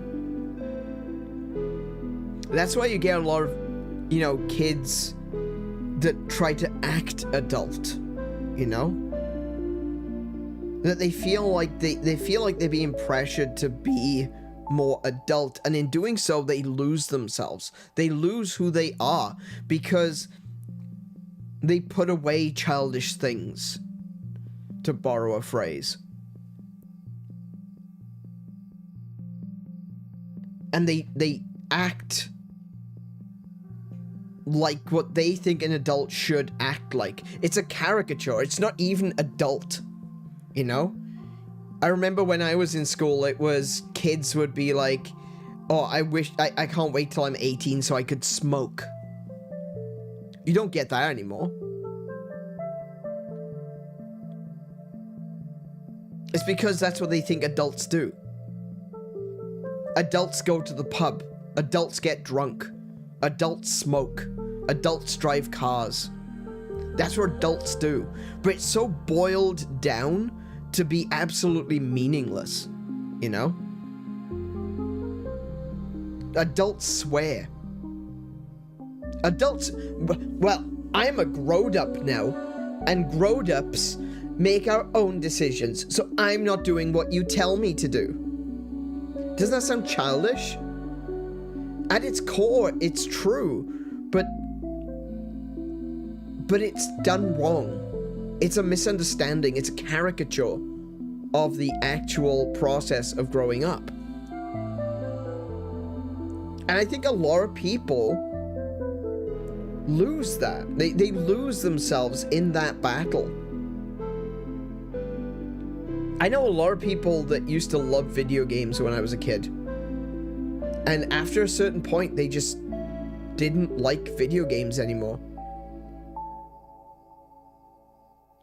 Because they put away childish things. And they considered video games to be childish. No. I don't like video games anymore. I like sports. Because that's what adults do. Adults like sports. And I have to ask myself,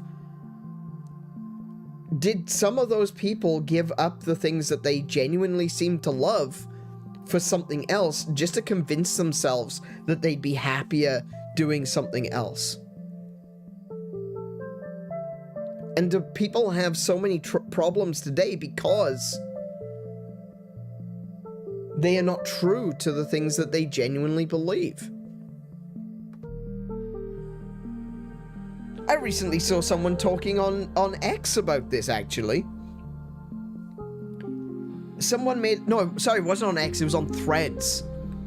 Someone... I don't think I was someone I'm following, but someone that recently... Someone that just kind of appeared in my recommendeds.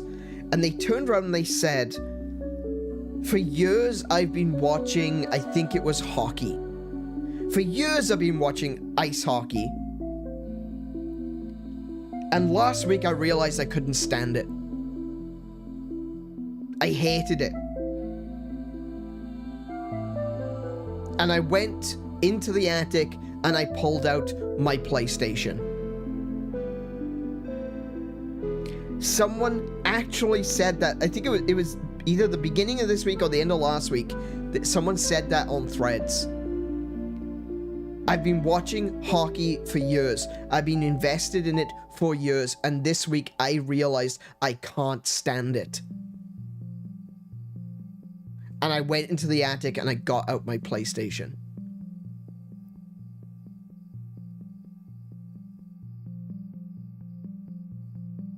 I think that's something, and like I said, bringing it back to what I was saying about myself there for a second. I know I'm not the man. I'm not the man that society wants me to be. I'm not the adult that maybe my parents would be proud of. I'm a YouTuber. My job is to make my parents hate me.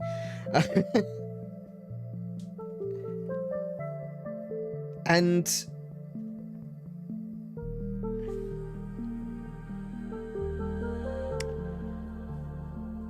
but I feel like I have kept true to a part of myself. I maintained my honesty,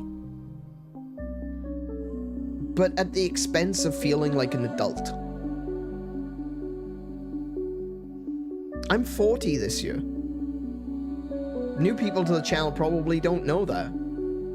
They probably look at my avatar and they think, okay, he's just a guy. And yeah, you know, ultimately I am just a guy. I don't feel like an adult. called it arrested development, but, you know, I don't really feel... I've been sitting here for 20 years thinking to myself, man, when does that adult feeling come in, you know? When do I start feeling like, damn, okay, no, now I feel like I've grown up? Because it's never happened. I've never got that feeling. Like, something changed. There was no dramatic change from who I was as a kid to who I am today. There was no day that I woke up and I thought, oh, I'm a bit of a grown-up now. And I don't think that happens. I think that only happens if it's fake. If it's forced. Sorry, I shouldn't say fake. Fake isn't the right word. Because you can force things and it still be true. It still be right, you know? Some things take force, but it is entirely natural. It's like childbirth, you know? There's an example. Childbirth takes force, it takes pain, it takes pressure, it takes blood, sweat, and tears. But it's entirely natural. And I think that maybe in growing up, I chose honesty over playing the part. Because I saw so many people, so many kids around me who chose to play the part, and I knew I didn't want to be like them.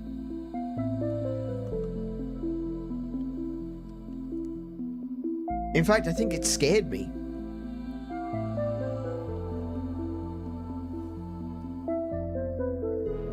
So if we bring all that to what's happening in the game right now, if the shadow is her adult self, the self that is being kept quiet, the self that is in the background, egging the girl to move forward and to become whole again. She's saying, I don't mind playing. I played a lot back there.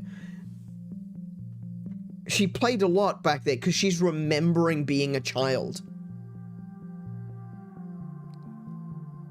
And she's saying, I don't mind playing, you know? It's not that I don't want to, but I'm an adult. I can't. I have responsibilities. I have to accept this. I have to move on. We have to keep going. We can have fun every now and again, but real life has to take precedent, you know, has to be the primary almost singular priority.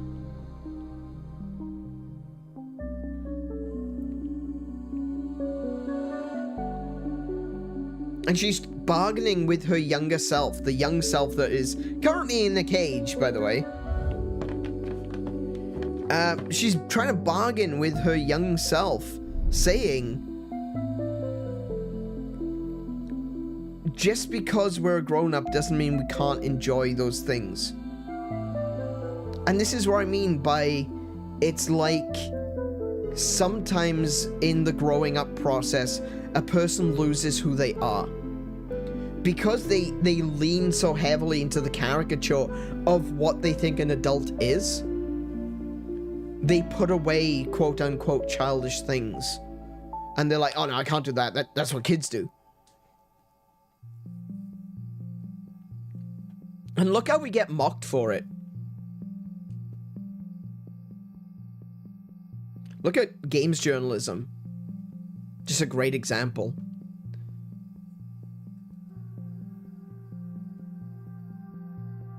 The way that they mock gamers.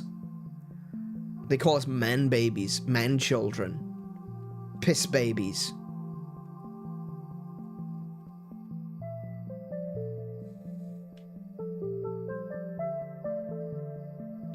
That's their audience. Gamers are the people that these games publications are supposed to be catering to. And yet, they treat us like we are lesser. Why is that? Well, it's because the game journalists are the ones that put away childish things. Those games journalists are not doing it because they care about gaming. They're not doing it because they are in touch with their inner child. No, they hate your inner child. And so they want to mock you for it. That is the caricature of growing up. Someone needs to talk about video games, so it may as well be me. I can make money doing this. It's gonna be easy. And then the man babies can read it and get angry at us. But they'll click on it anyway, you know? I'm kind of going off into a different topic there, but I feel like it's connected. Like, there's definitely an element of that. It's the caricature of what they think an adult should be. And if you like video games, even though you are their audience, you are still in the wrong. You should have grown up by now. You should be acting like an adult. You shouldn't be playing video games. You shouldn't care about these changes that we make to games that you love. You shouldn't care anymore. You're an adult now. How dare you?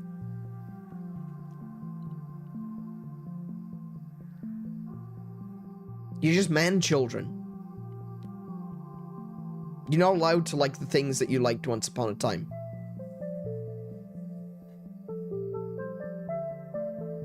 And the fact that you can see it in games media, the media that is supposed to be catering towards gamers, it's pretty clear what general society thinks. You know?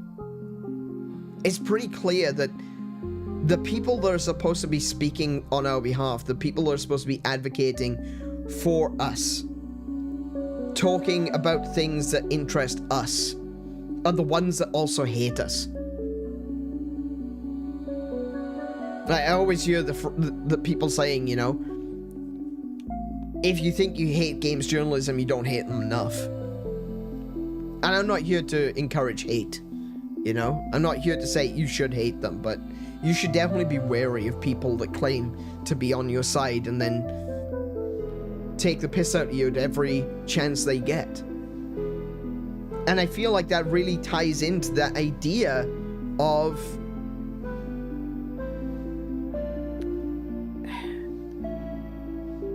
putting away childish things.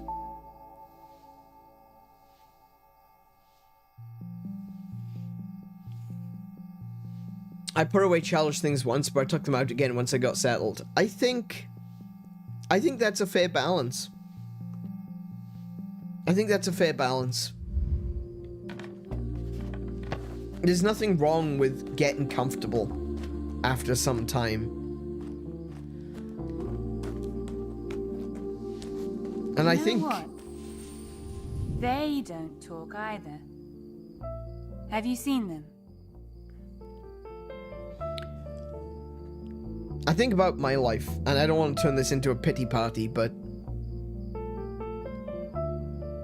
I feel like I've made a lot of mistakes. Like I said, I'm reaching 40 this year. Next month.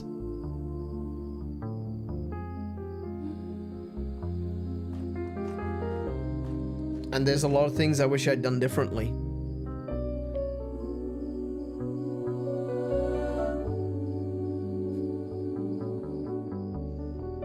I think we're in a position right now where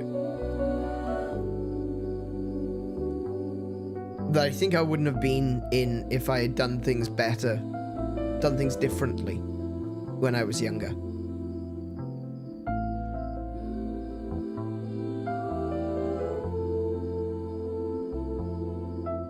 I made a choice. I made the choice to not put away childish things. I made a choice to be honest and to be true to myself and say, no, I like video games and I'm not going to pretend like I don't.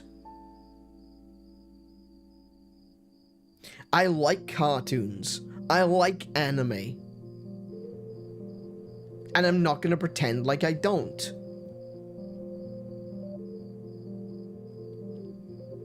But I feel like maybe I took it a bit too far.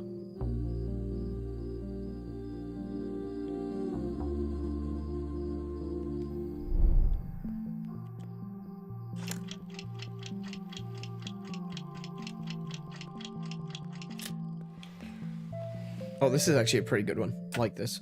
Hang on. Ooh, but that goes away. Oh, wait, what if I line them both up?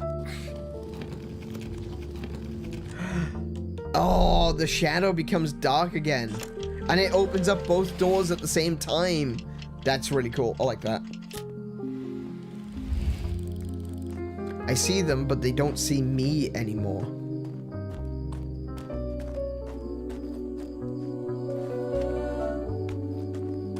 I wish I could move you like this. You wouldn't have to walk if you didn't want to. I was waiting, you were watching. They were judging. You didn't mind them, you only minded yourself, and that's a good thing. That's how I feel. That is how I feel. I have regrets, obviously. I think everyone does. There's always something that you wish you could change, you wish was different. I don't think it's bad or wrong to have those feelings.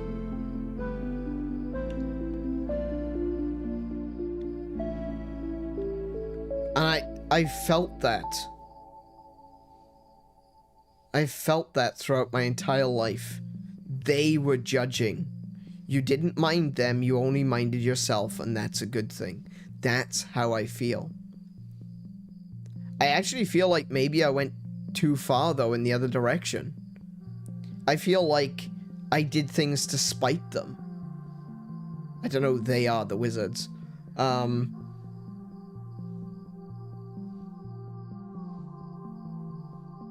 They judged me and I leaned into it.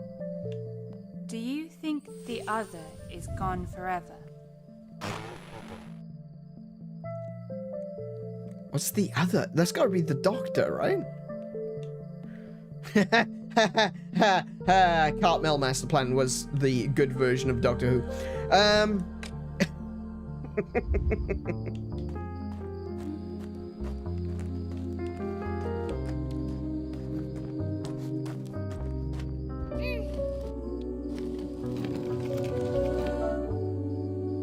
Oh, interesting.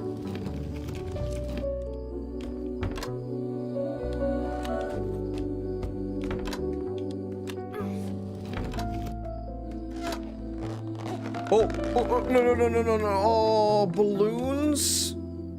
Oh, still there? Oh, Kiko, you're right.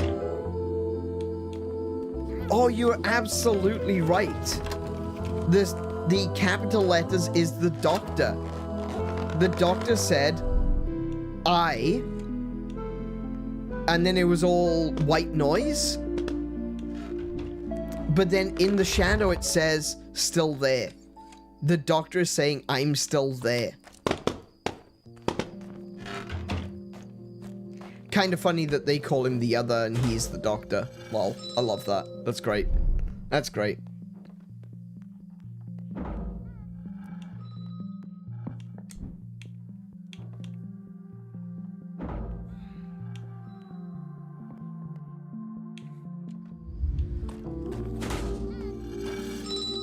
Oh, I need to go back in the cage. Man, this game is making me think about a lot of things. It's kind of,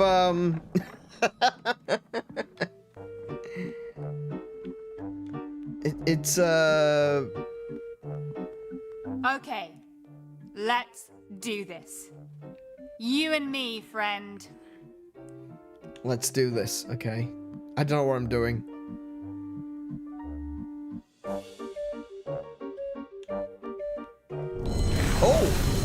Oh, okay.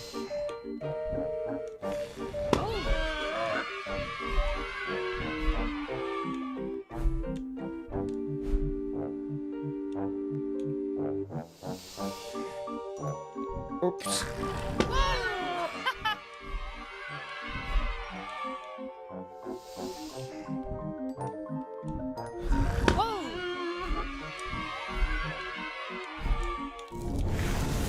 Oh no! I can't believe I did this. I can't believe I did this. Did you see how amazing I was? All on my own. Oh no. That was the wrong words. That was the wrong words. She said, together, you and me, friend. But now she's saying, all on my own. That was wrong. Thank you. Thank you.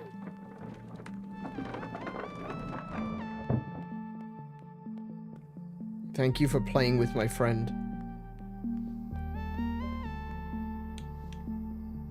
I guess everyone who isn't yourself is the other. That's an interesting perspective.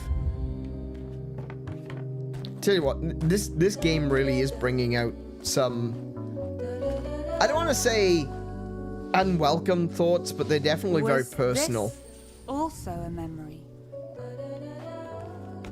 Oh wait, You I didn't see. shouldn't have to walk if you don't Wait. I didn't see what the text said.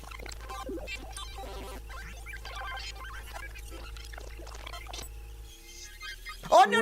Was this also a memory? Oh, I Was didn't see what the this text said. I can't go also a back any memory? further. You shouldn't have to walk if you don't want to. I'll find a way to help. Are you a memory?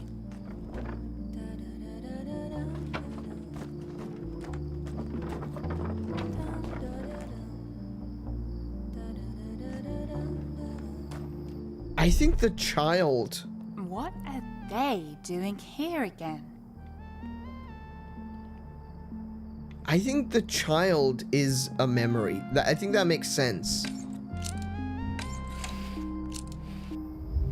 I'm not saying that is exactly it, but like that's a good. That made me think. That made me actually consider.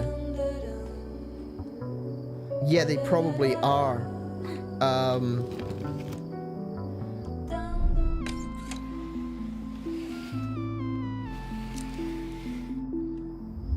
A memory. That makes sense. I think that makes a lot of sense.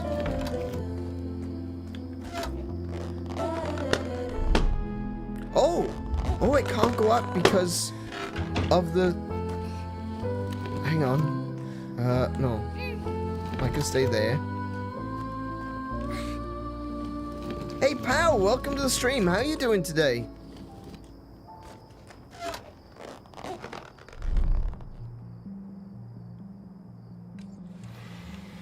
It's actually quite easy to think of them as friends. I see it now. They move just like me. They look just like you. What?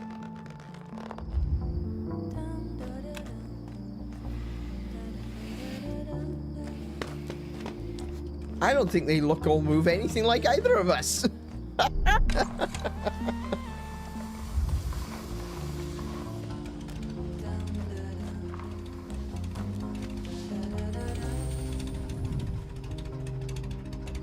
Wait, I've lost my shadow.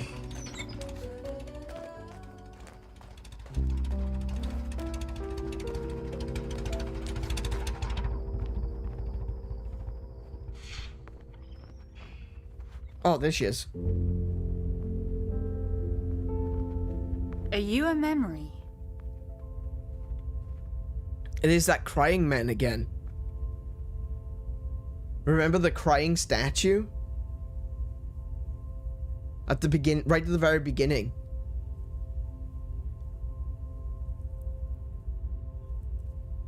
I'm betting now since the past 2 weeks. Your cold is gone. Oh, that's good news. That's good news. How's the game going? It's a good game. It's a really good game. The problem is it's awfully... It's awakening memories and thoughts and emotions and...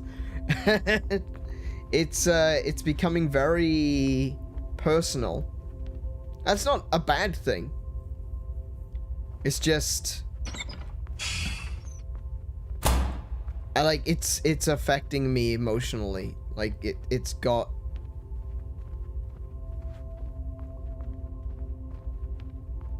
It's doing its job.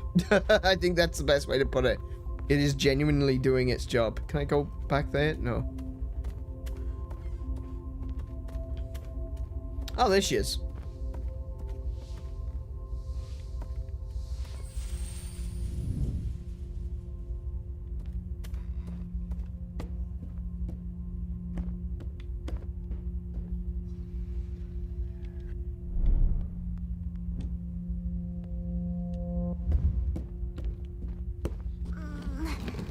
Oh. Oh. Not enough light. No pictures. Oh, I see. Ah, yeah. I gotta overlap the shadows. That's great. Okay. So push that over here.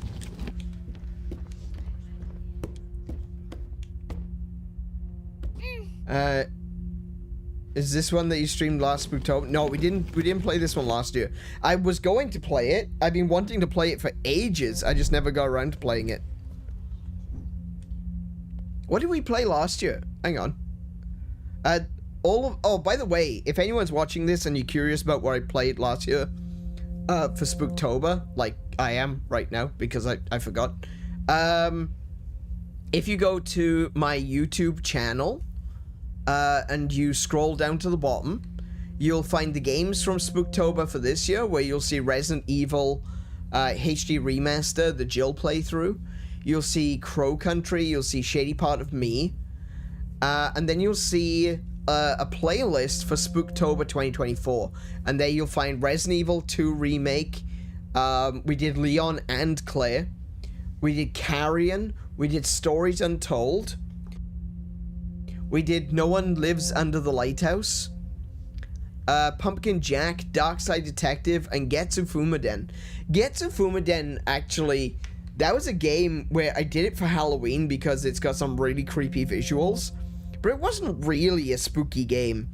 I actually want to come back to playing Getsu Fumaden because that game was really fun, and we never got to the end of it. So I would love to come back and play that again. But yeah, all of my Spooktober 2024 stuff is still on the channel, obviously, and the playlist is now visible on the homepage of my profile. So if you just go to my YouTube channel, scroll down, you should find Spooktober 2024. So there's a lot more to look at. It's not just what we got going this year. And we got Silk Song. We're also playing Silk Song roughly at the same time as well. I think a couple of years ago,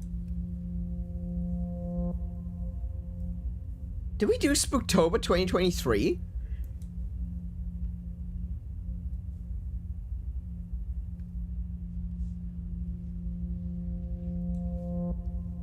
Hold on. What did I do for Halloween 2023? Because I started this channel in May.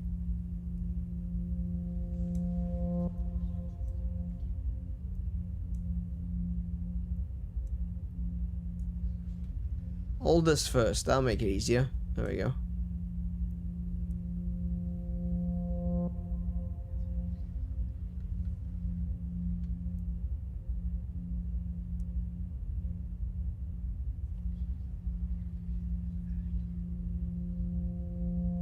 I'm just currently looking. I don't think we did anything for Spooktober.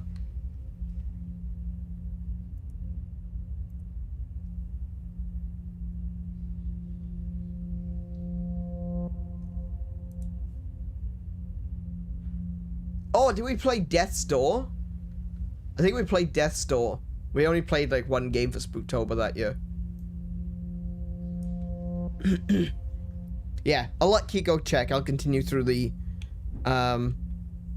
game. So Kiko says this is the formula for convergence. Oh yeah.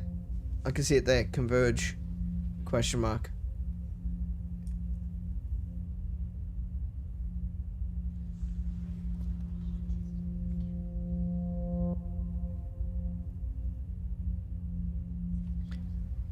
Wait, there's something else here written.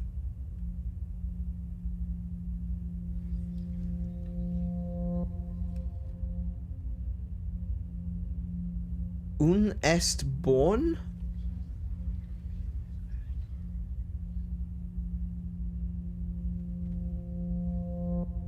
Si un ept born?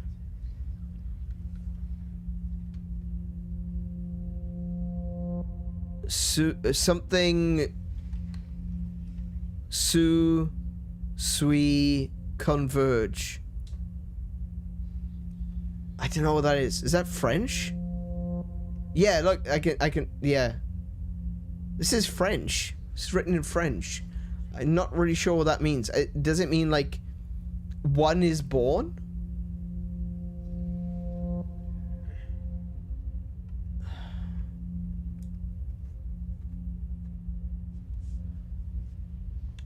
I don't know. I don't know what that means. I don't know. I'm not very good with French. I used to be pretty good at French, but I hated taking French in school. I didn't want to. And I remember my French teacher came to me when we had the option to choose our subjects when we got to that grade in school where you get to choose what you want to do. My French teacher was like, "Oh, you should take French." I'm like, "Nah."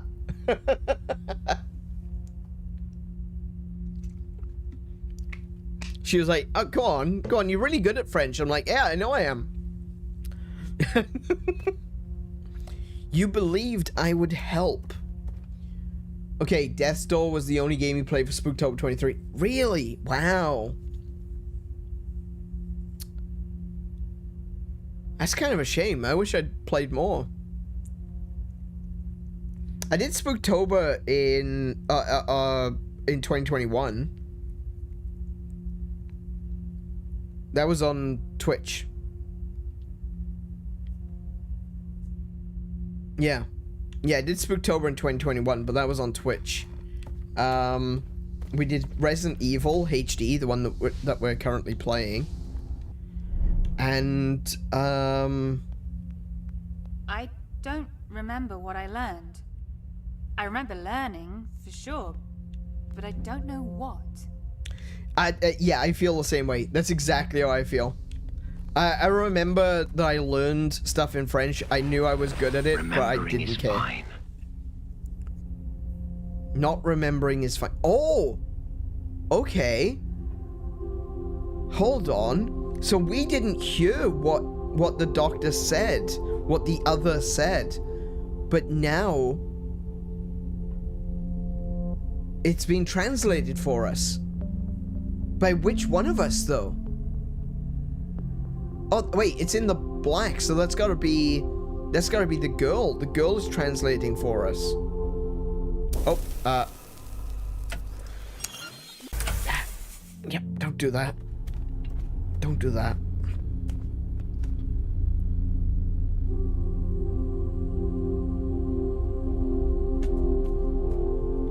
Wait, hold on. Can I... Oh, no. Okay, I don't change. My angle doesn't change. Okay. Can I rewind that? What do I need to rewind?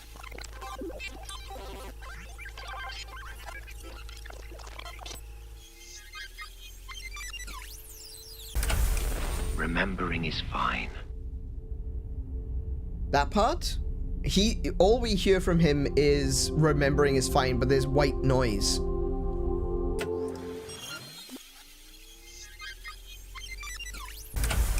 Remembering is fine. But then it's translated for us. Not remembering is fine. That's the word we didn't hear.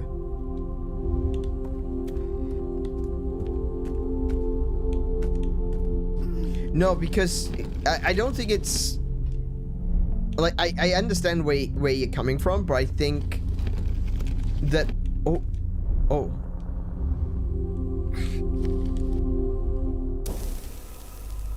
How about we don't do that? There we go.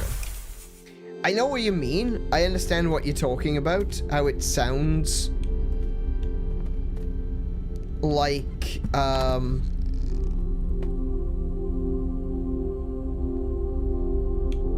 like they're saying not remembering is fine. She's responding saying not remembering is fine. Like he's saying remembering is good, but you need, you know. What? Why is that not working now? What did I do wrong? Oh, there we go. Okay.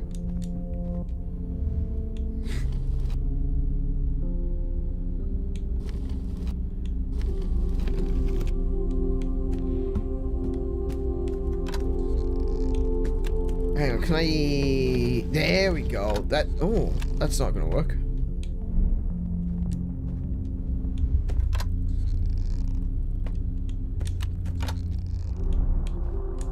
Oh, I can't catch the bird.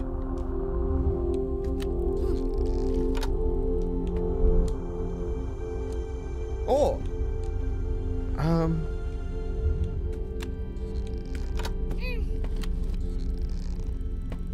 Ooh. How do I get to the... What?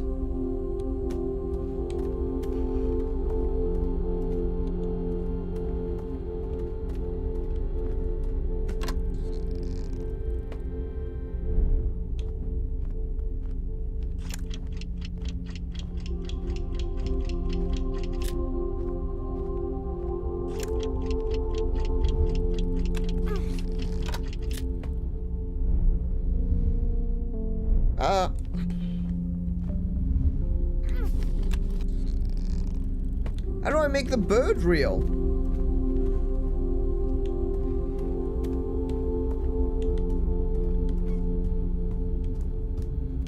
Oh, wait. No, I know how to make the bird real. I gotta take the box to the other side. So the light... There we go. Okay, but how do I get up there?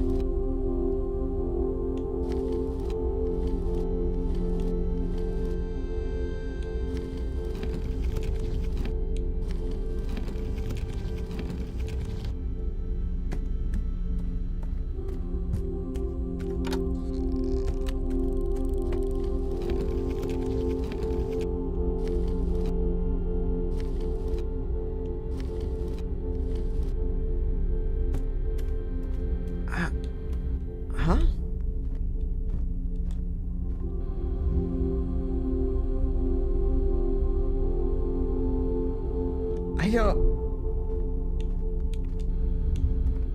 I need the box to be in two places at the same time.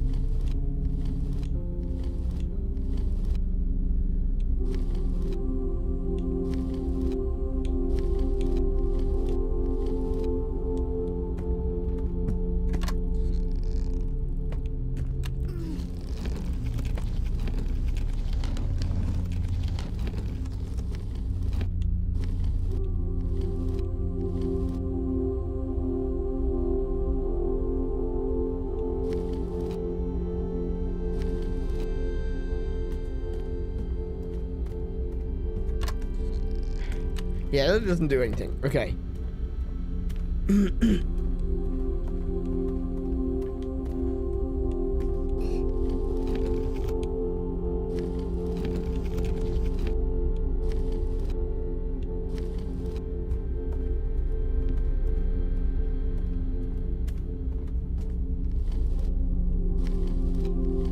I'm not... I genuinely have no idea how to do that.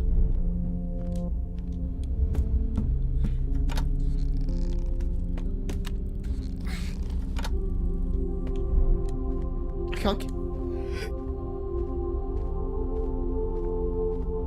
Sorry, sneezed. I can't get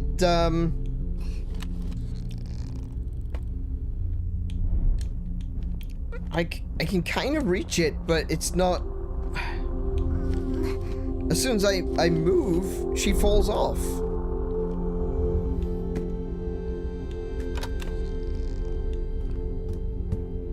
I wonder if there's anything else that I can do.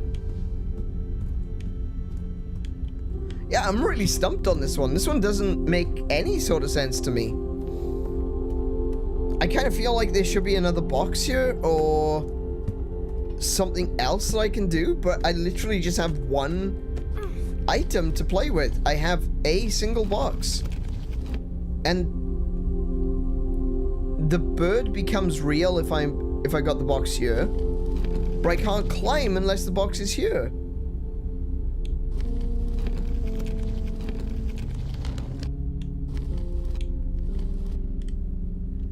Could I possibly... I can't even get back.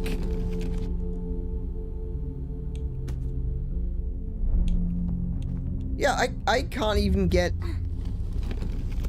back over to the other side to try again because I can't get up that high.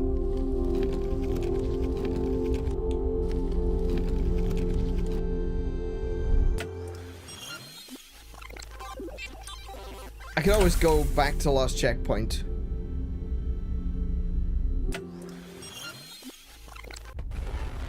Remembering is fine. No, there's no other surfaces. I can't bend the direction that I fall in this one. I think the closest thing I can do is this. But then I have to be cautious not to fall. So I go there. Nope.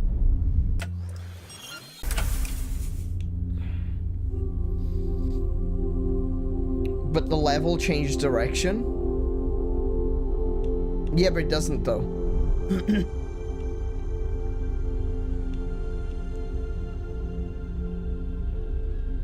Yes, I am aware I am moving a box. I wish there were 2 boxes. I want there to be a second box. The problem is I can't jump either, because if I jump to... Oh, the lever changes direction. Oh, you're right. It does.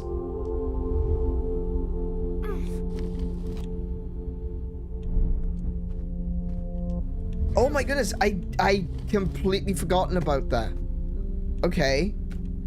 So if I move this there.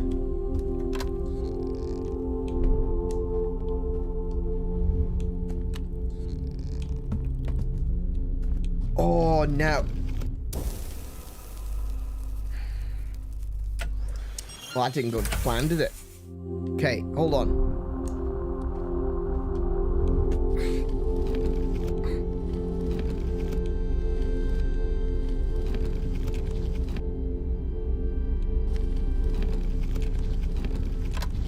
Oops. No. I, too far. Too far.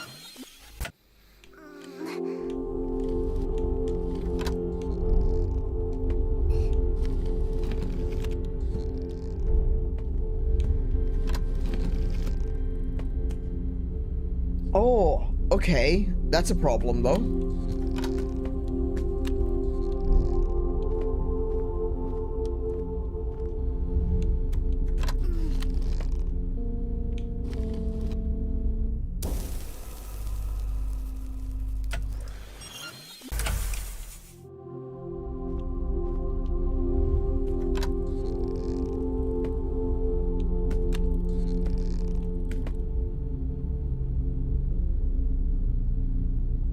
Because if I...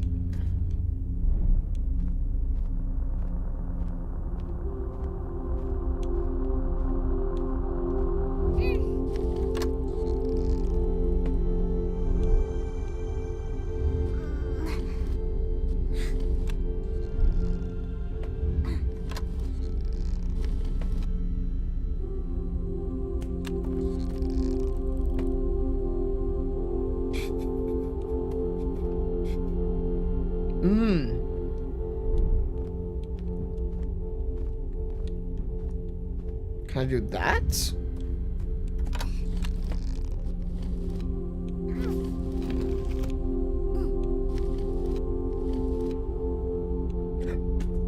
That kind of worked. Hang on, that kind of worked.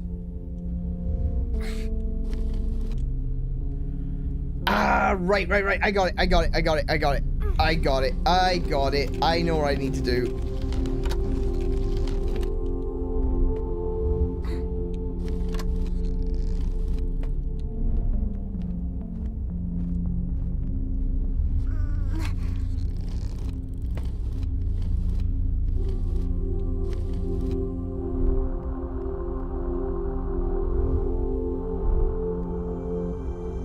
All right, now we pull. There we go. You can make it. Ah, these puzzles are amazing. Man, this game is so good.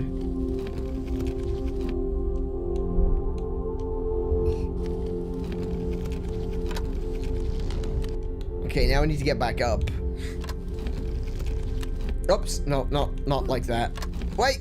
Ah.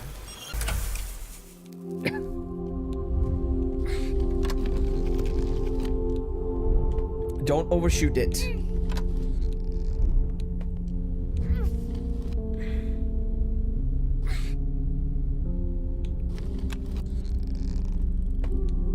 Okay.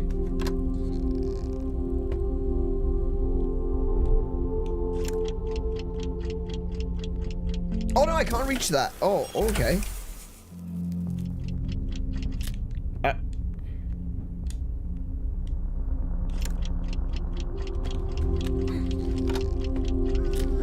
Oh, no, that didn't work either. Oh, hold on.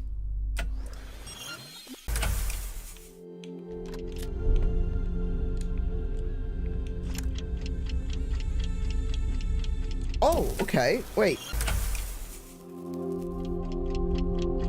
Right. So I just realized what I gotta do. Yeah. Don't worry. I got it. Yeah. No. I figured it out.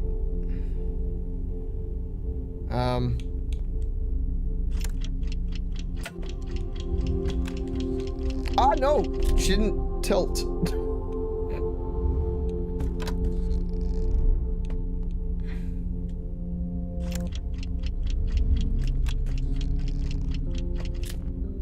That is... Oh, wait. I just realized something. I can still do that even if I'm on an angle. I couldn't. Doing good. See, look. He said, blah, blah, blah, doing good. And then it says, you're doing good. Oh.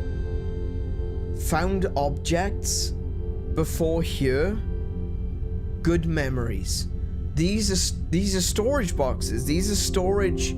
This is the storage of her mind.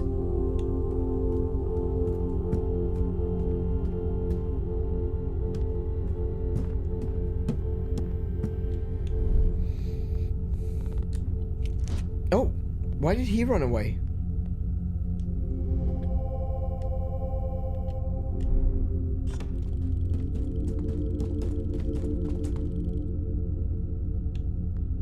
Okay.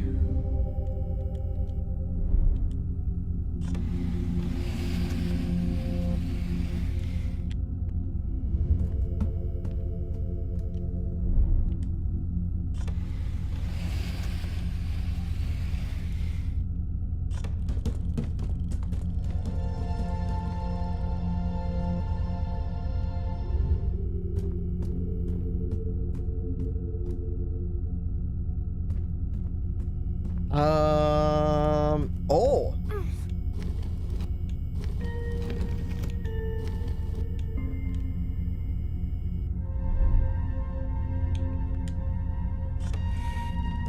Perspective changes so many things. Oh, it's all one now. Oh, that's cool. Because the shadows of the levers were overlapping each other, both activated at the same time. That's, oh man, that's so cool.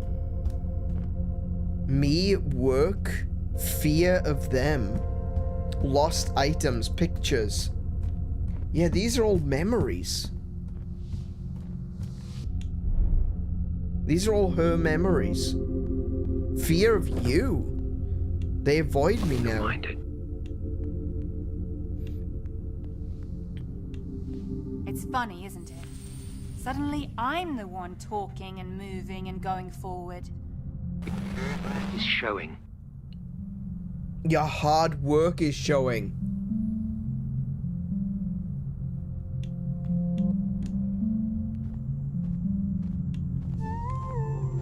I don't know if I could fall. No, I couldn't fall down there. Okay. Go. Watch out.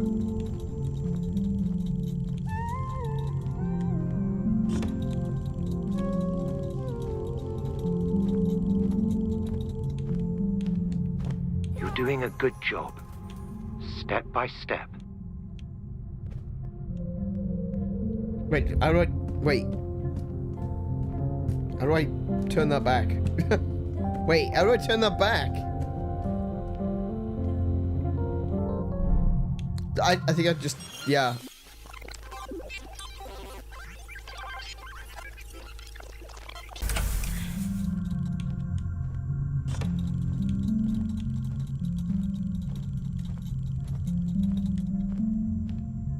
There we go. You're doing a good job. Step by step.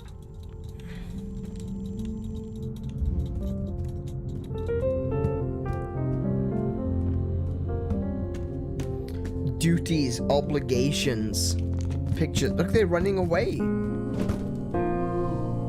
Why are they running away from me now? I don't know why they're running away. Like, I'm glad. I don't like them. I'm doing a good job. I'm doing a good job. Yes.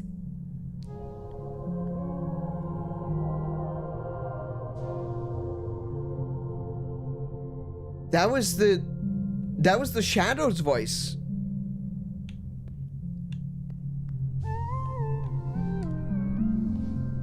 But she was talking like the little girl.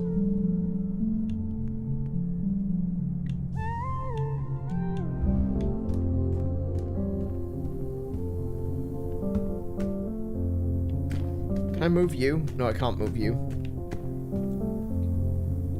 Oh, I can move you. Woo! That was close.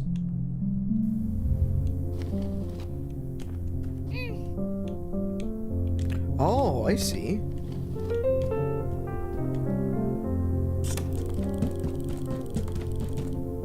Ooh. Ooh. I don't know about this one.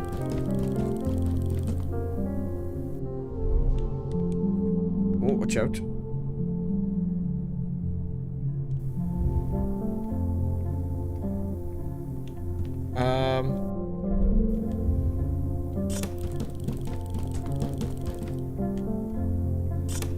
I'm just gonna drop. Oh. Doof.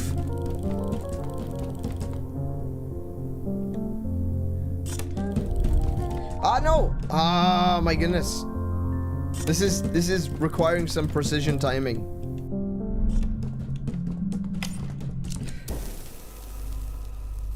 I need to do better than that. Okay. Okay.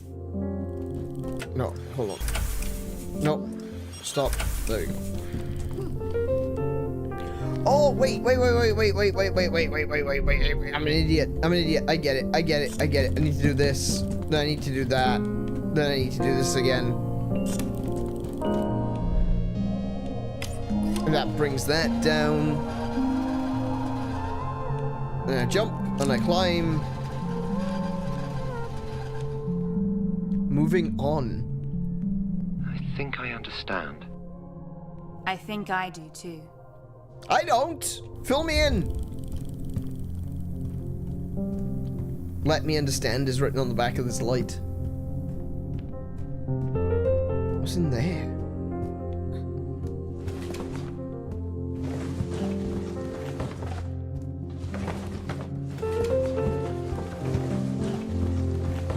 Don't you wish sometimes that it could be that easy? Like, your mind's in turmoil, you've got some memories that maybe you want to put away, you've got some thoughts and feelings you just want to put aside. I'm afraid she won't forgive me. Do you think I can make her understand? It would be so much easier if it was just a bunch of boxes that you could just rearrange, you know? Just take a memory and set it aside and be like, I can deal with that later.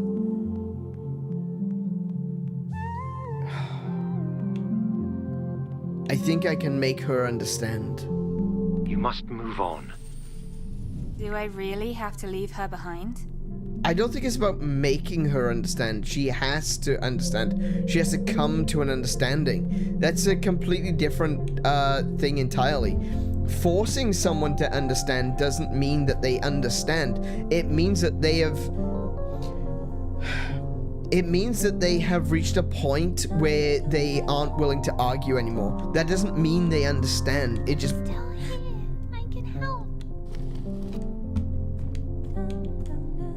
It doesn't mean that they actually understand. It means that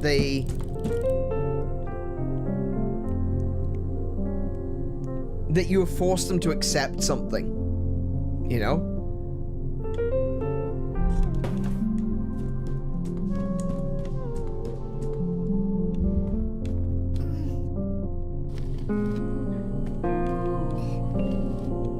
Oh, whoa, didn't mean to do that.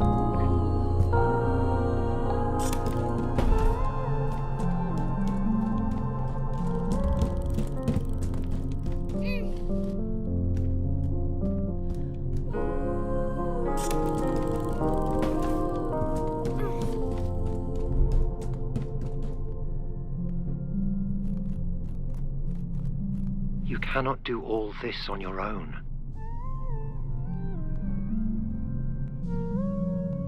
Where would she go? That's an interesting question. Because if we're talking about trauma that has resulted in two different personalities, where does one go when you get healthy? Hopefully No one is watching anymore. Hopefully they all come together and they, you know, they unite as one, but that's not necessarily what happens. No one is watching.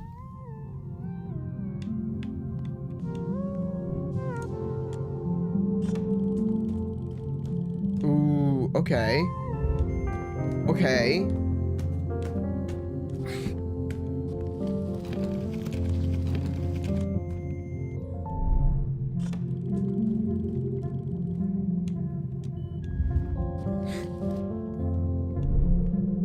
No one is judging your choices. That's cool. No one is judging. I am on my own in a good way.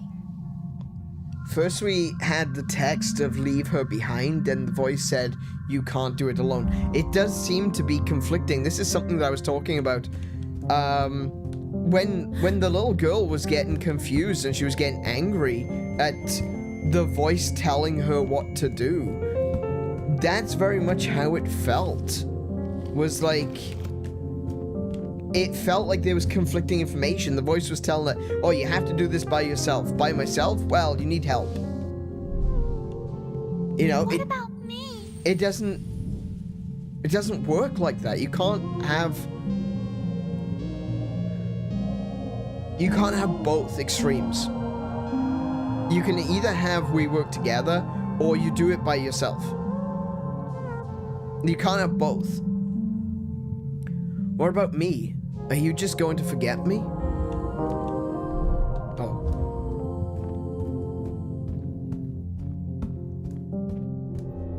Oh!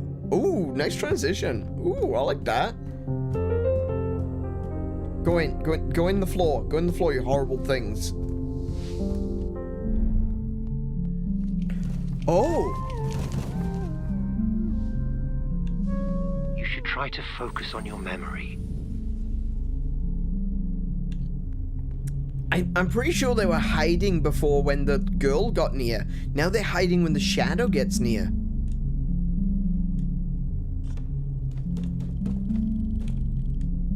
Try to focus on your dreams.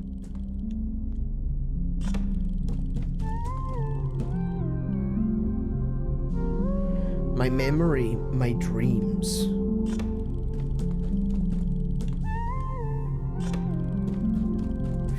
Okay. I need to use this box here to stop one of these switches from moving. On your progress. Oh, that doesn't do... Oh, yeah, of course it doesn't. You need to focus on your memory, your dreams, your progress.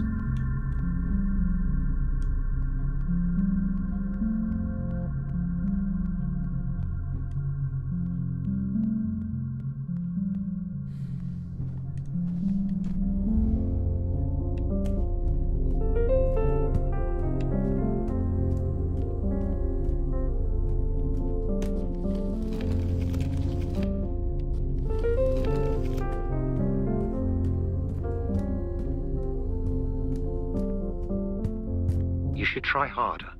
Again with the try harder. Forgetting me in one of these boxes with the rest of the outdated stuff. Moving on is not forgetting.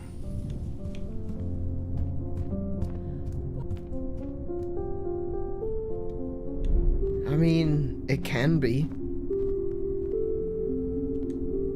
I know you can do this. Oh, no. Hang on. Wait, did you see that? There was a bird over on the left. I know you can do this.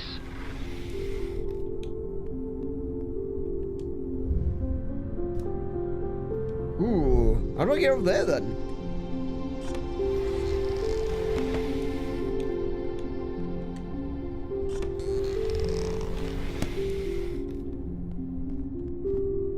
There it is. Good job. I'm doing a good job. I am doing fine. I am okay. I have left the other self behind. Bloody hell.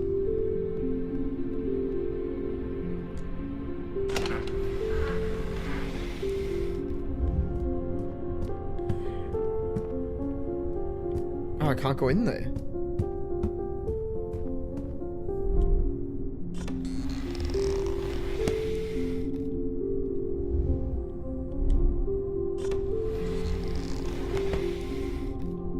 Okay, so I can move to there.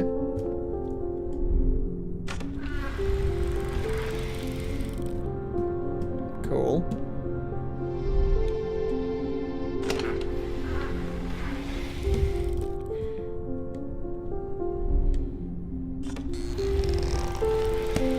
Okay, cool. Still need me. Actually, right now, the shadow is doing the most amount of work.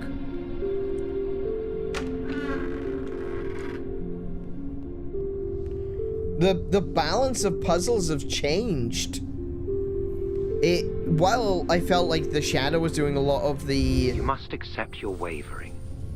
It's a part of you. And we need to set a clear goal. Do you mind, Doc? While at the beginning it felt like the shadow was doing a lot of platforming, but the puzzles were necessary to get the platforming to move. Now there's not a lot for the girl to do. It just feels like the shadow is doing everything and the girl is just walking around.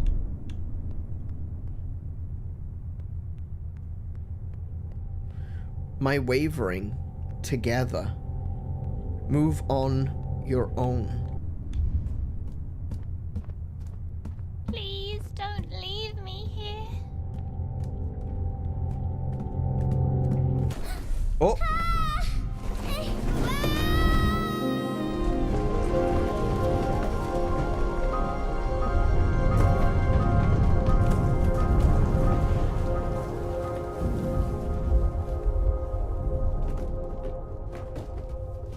I'm not just a memory, I'm still here. And if you look deeper, what do you see? If I look deeper. There it was again. Both of them speaking at the same time.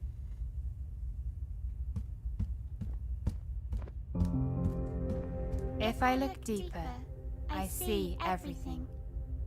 Where I am, what I should do to get out.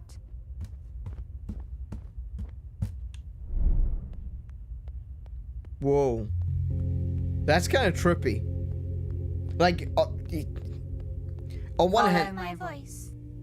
on one hand, it's kind of obvious that that's the direction it was going to go, but Trust me. We leave the fear outside. It can't get to us here.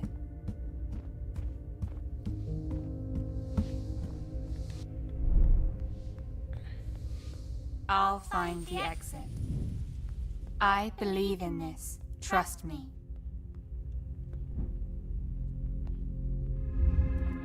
so now it's going to be about sharing.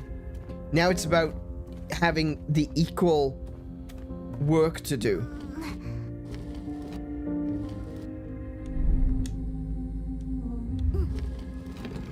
Oh, watch out. Nope. That doesn't work. Oh no! Hang on.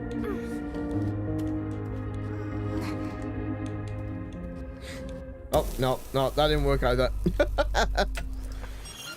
I can't get...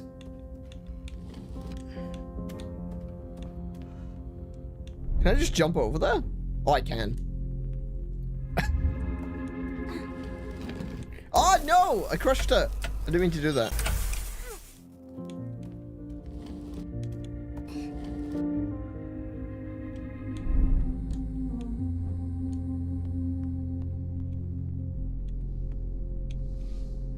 Yeah, now they're working together. Now there's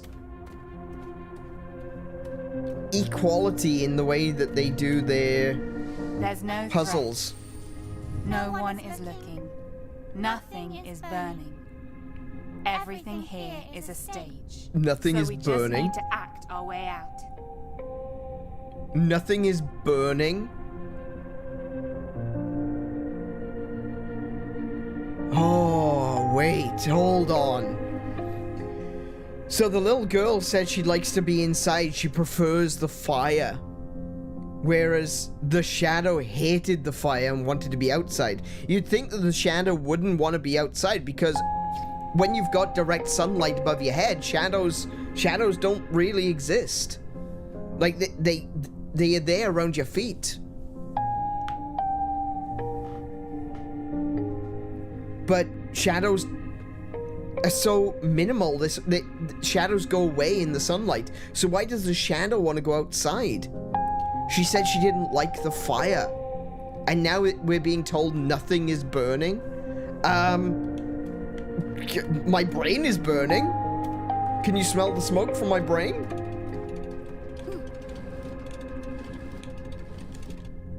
I can smell the smoke from my brain. We will be able to get out. I'll try hard.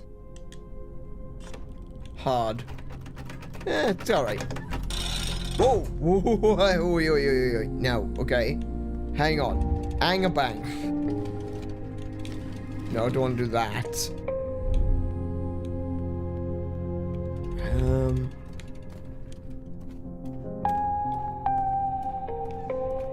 Oh! Oh. Okay. Is there another way I can go? I can't really go around.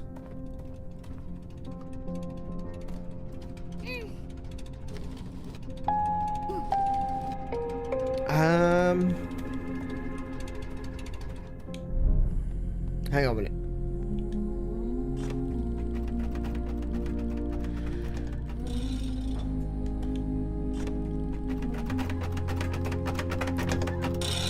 Yeah. Okay.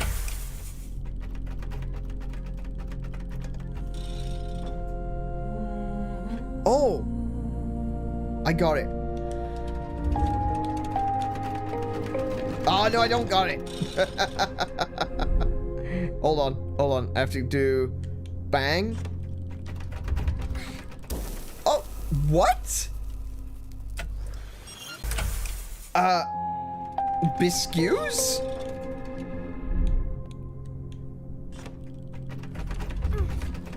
Are we trying hard enough?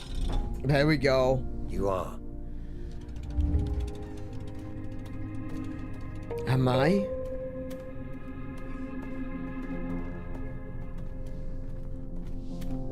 As long as you follow, we will be okay.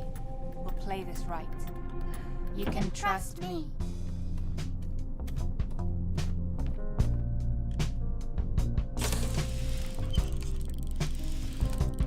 Ooh, okay, we got some interesting, You're doing great. Let me do the work. Oh, yeah. Let me do the work. I will lead us outside.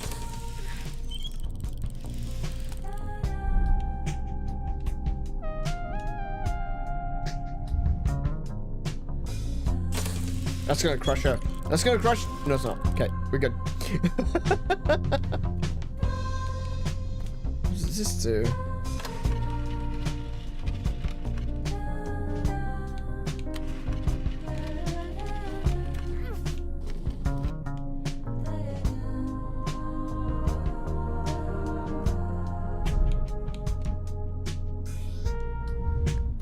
Neo, welcome to the stream. How are you doing today?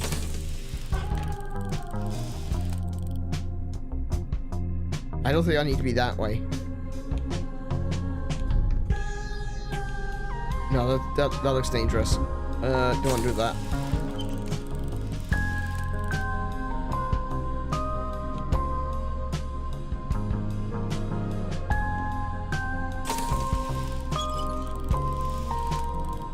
Can I perhaps...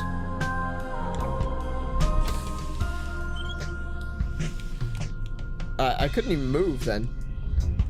Okay, maybe you can't move while something is...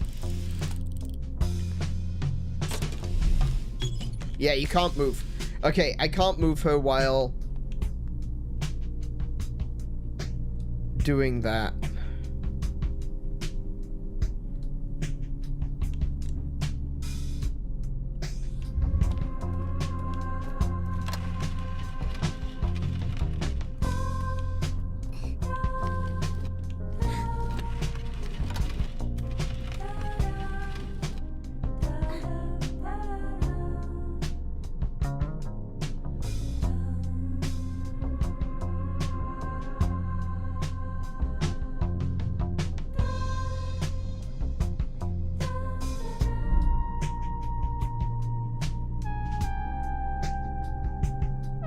I know where I need to be.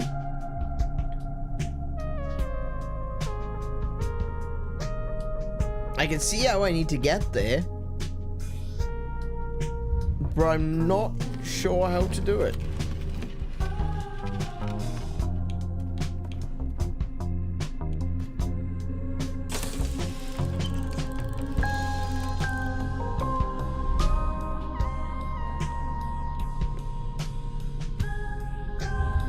Can I push?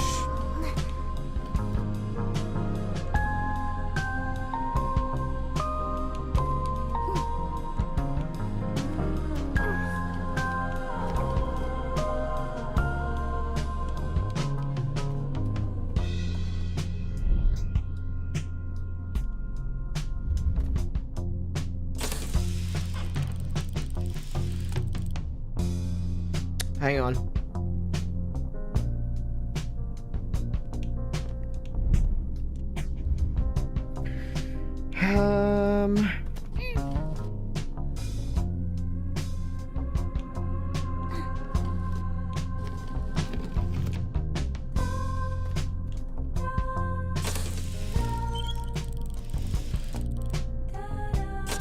I need to... Hang on.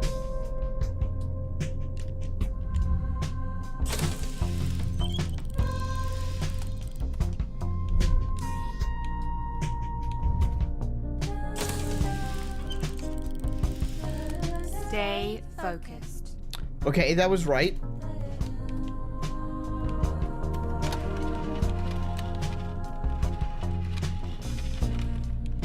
Actually, I don't think it was, because this is definitely the wrong place. I do this, and then it pushes her.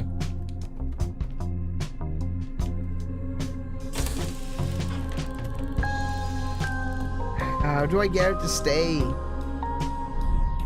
Hang on. Remove this. Oh no!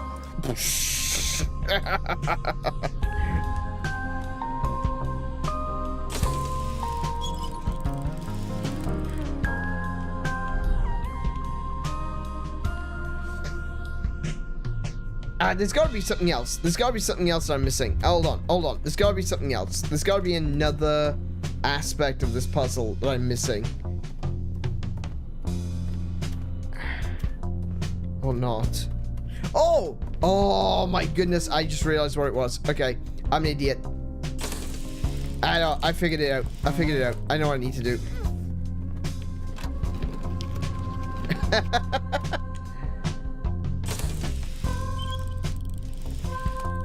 I'm on the wrong side. Hang on. Okay.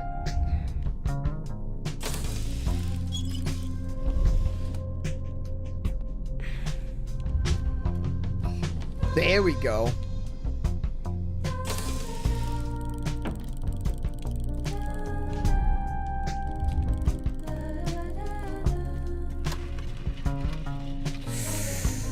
Ooh.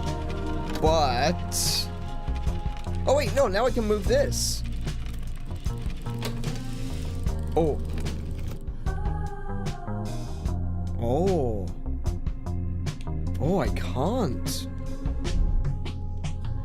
Hold on. I can't move that. That needs to stay there.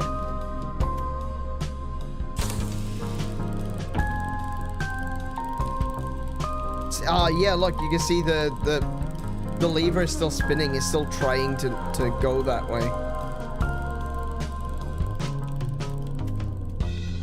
This has to be it then. I guess I just have to jump.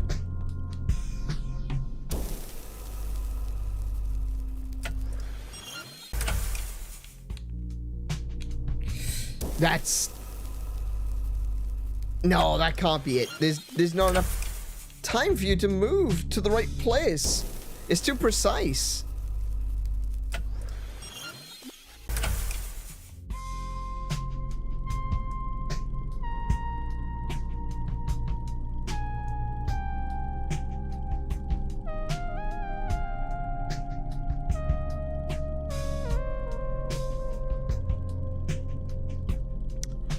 Oh, I've got it. I got it. I got it.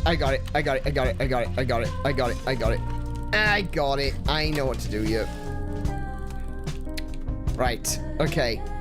This is really cool. So I wasn't on the wrong side. I was on the correct side. Right.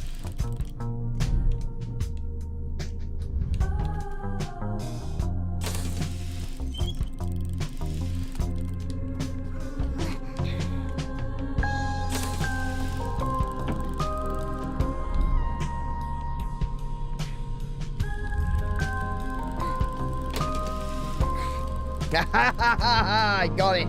I got it. Stay attentive.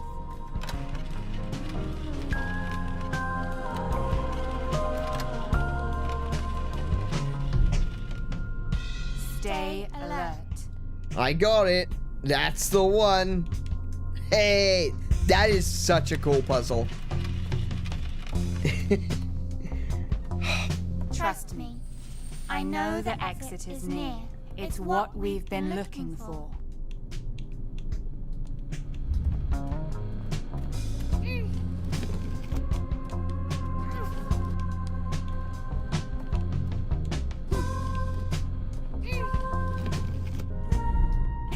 Oh my goodness. Notice how now it's actually telling me. Okay, so when I flipped it over and she said stay attentive, it's actually helping me now because they're working together. They're not fighting each other.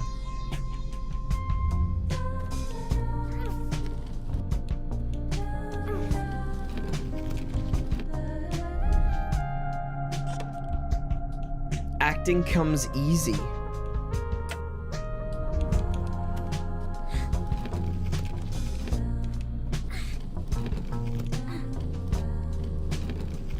There's a... looks like there's a shadow over here. I don't know what that shadow is for, though.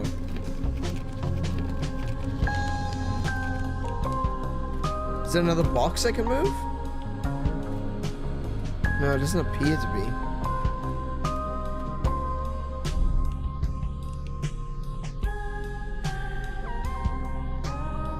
be. Wait, I didn't even consider this. Can she push the box? No, she can't. Okay.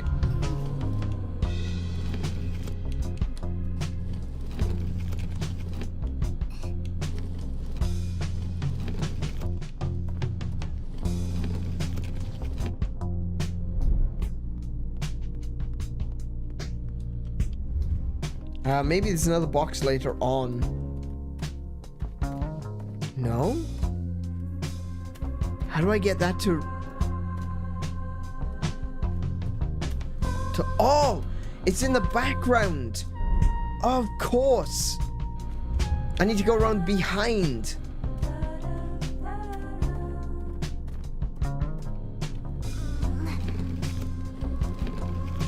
There we go.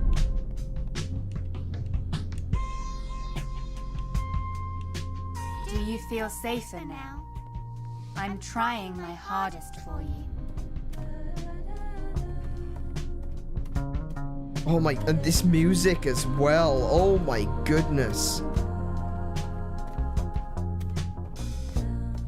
The tone of the music has completely changed. I won't leave you alone. It's in like major chord. Whereas previously it'd been in minor chords.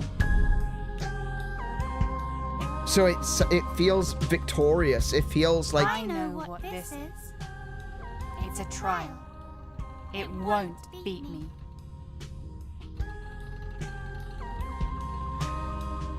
I recognize this trial.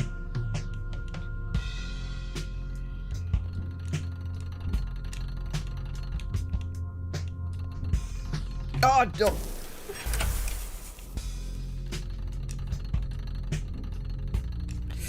Yes. Platforming I can do. Puzzles, you might stymie me occasionally, but platforming I can do.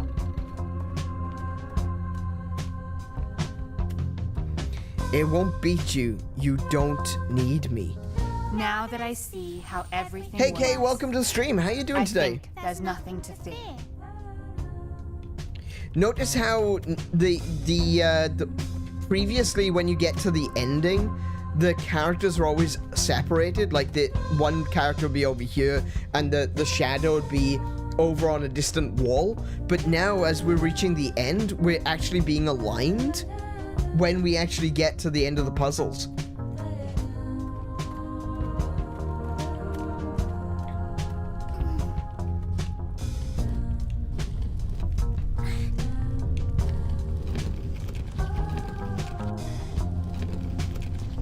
What happens if I burn this? Oh, a new one appears from the middle. Okay, cool. I can deal with that. Oh. Fear is nowhere.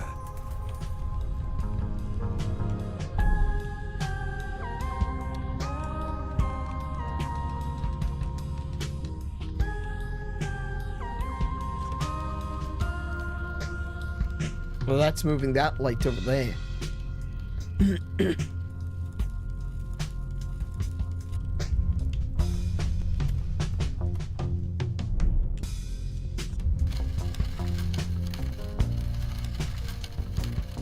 Ah, no. I went too far into the light. There we go.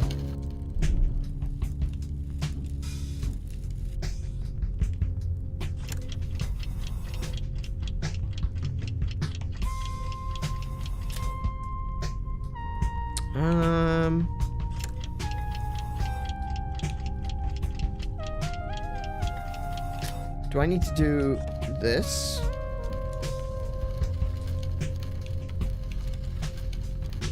Oh, I can't activate. Oh, yeah, I see. They're all activated at the same time. I'm missing something.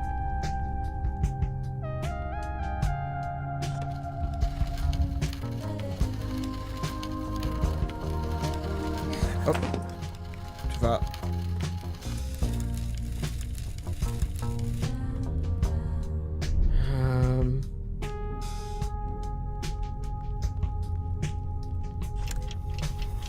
So that pulls that down.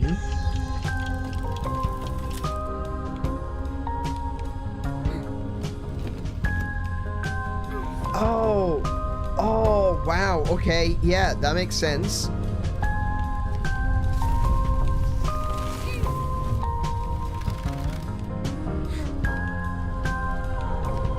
Ooh, doesn't quite. line up, though.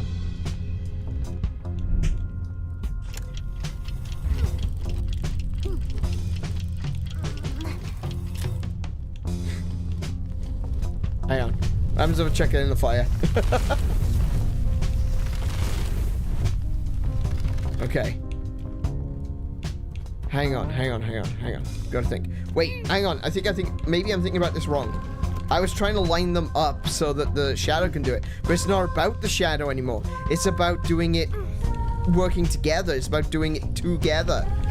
So instead, I need to be the one to pull this lever. Shadow pulls this one. Oh, I can't pull that one.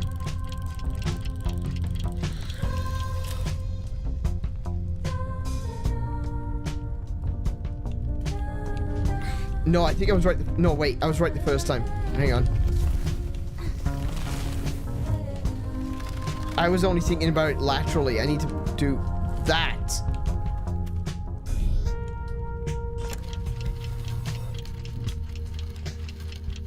However hard this is, we won't stay inside.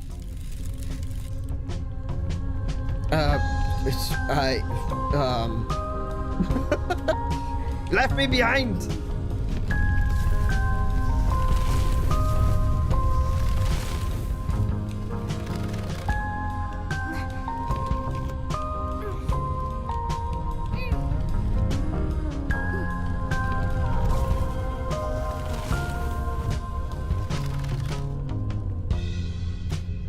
Wait, I can't pull that.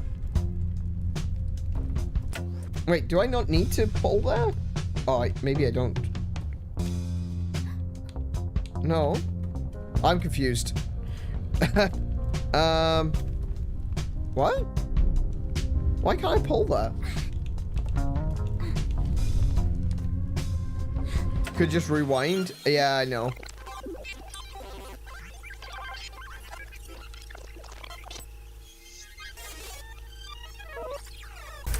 There we go. Okay. Oh, yeah. Wait. I just realized. Yeah, of course. I can pull this multiple times with her. So I can... Yeah, she runs across first. Then everything resets, and then I pull again. However hard this is, we won't stay inside. The exit exists.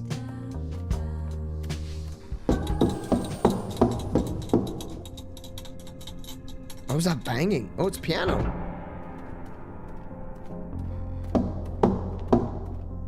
Knock, knock.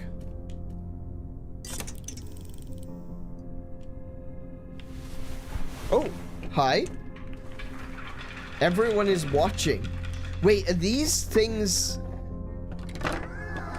Are they doubt? Is that what that is? Are they self-doubt? Cute friend, good toy. Ooh.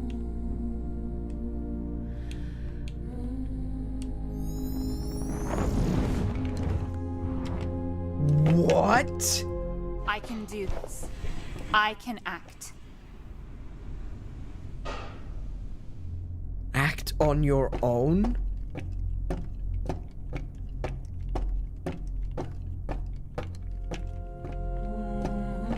Cute toy, good friend. What? And now, one last callback.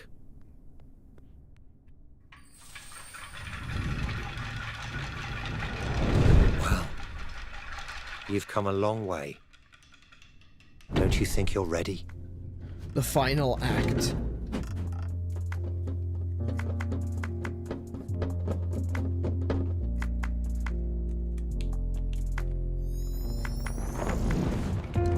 The shadows escape beyond the confines.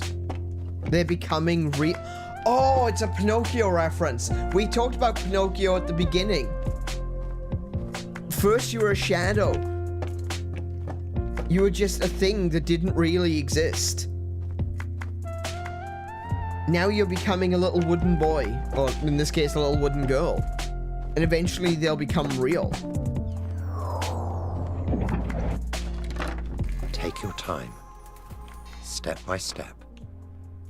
We do not need to rush this. You can only do it once.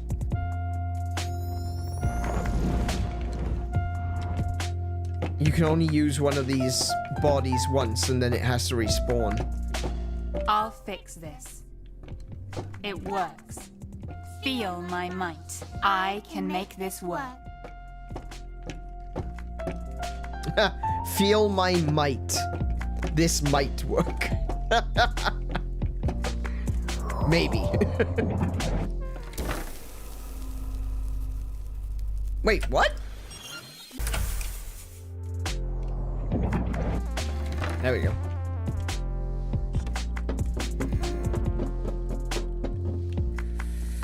Yeah, like I was saying, look, the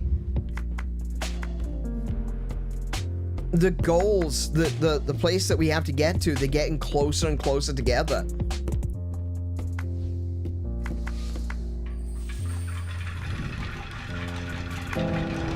What do we do when the lights grow dark? Turn on the torch. We grow taller. Where do we go when the shadows grow? We go further. How do we wake up from bad dreams? We dream harder. Why do we stay here when we could just... Leave.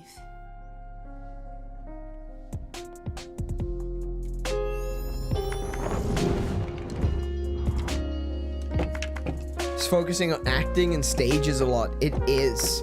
Because the whole world's a stage and we are but players.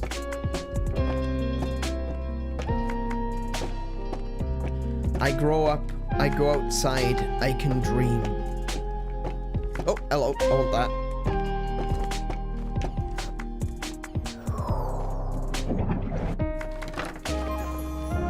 This is about coming to terms with the social... Oh, that didn't work. That's not working. They really not gonna let me do that?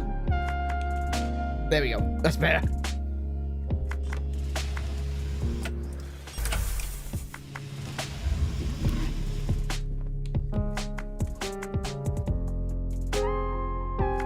What benefit does that give me?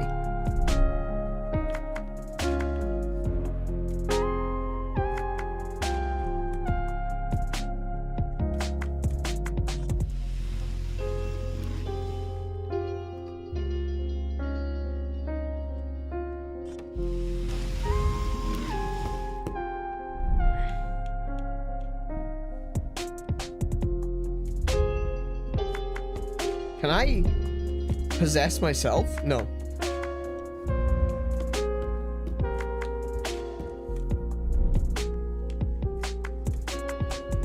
Can I possess you? No. Oh, hello.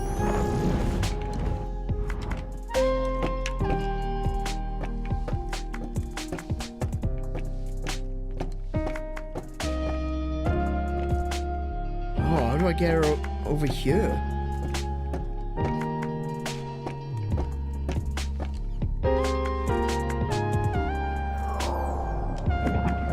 Breathe.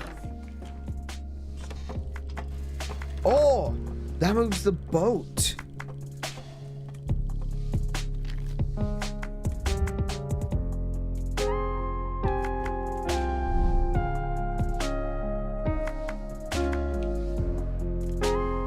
But I still can't.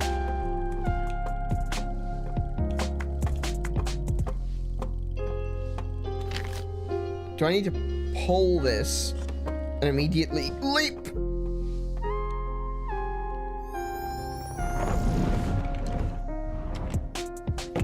Okay.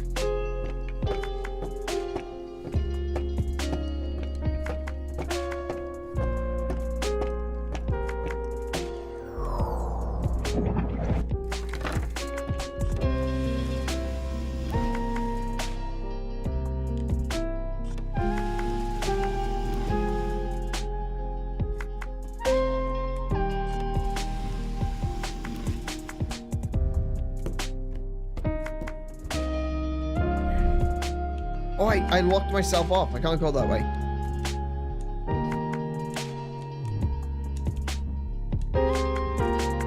Oh, wait.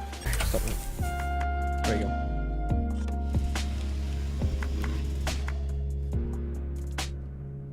There's always an interesting sense that you can't necessarily go as far as you can. It feels like you're going the wrong way. I think it's just the angle that this particular stage is on.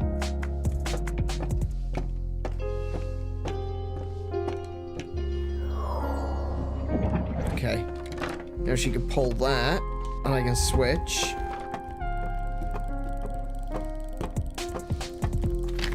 She sits there, and I sit next to her.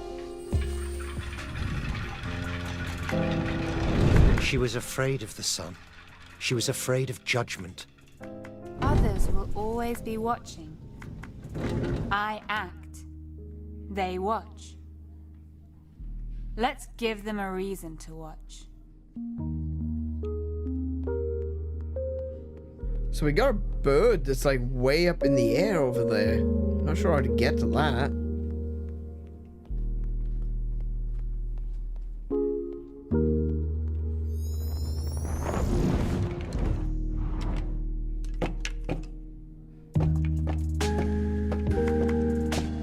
Yeah, so I think what's happened here is they've introduced a new mechanic.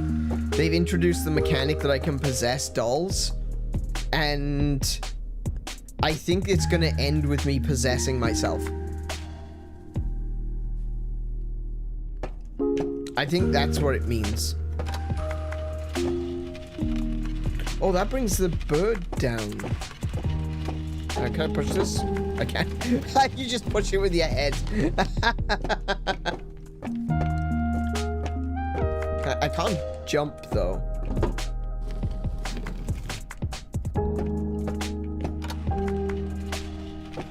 Okay, I need to get the girl over here somehow.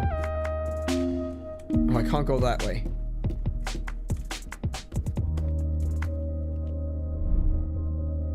Oh, I see. Maybe I can create some shadows for her.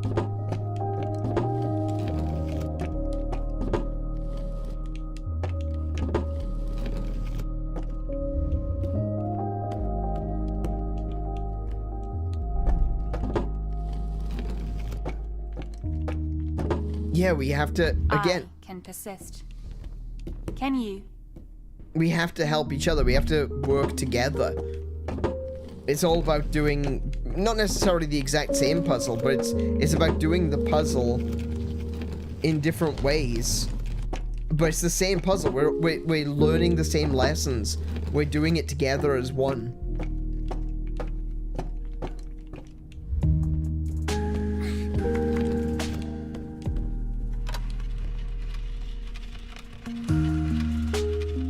Oh, wait. Can I not collect that? Hello?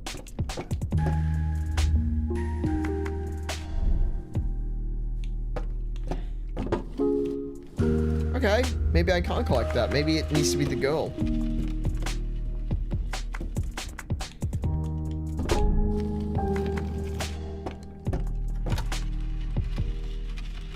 Try to let go. I trust you.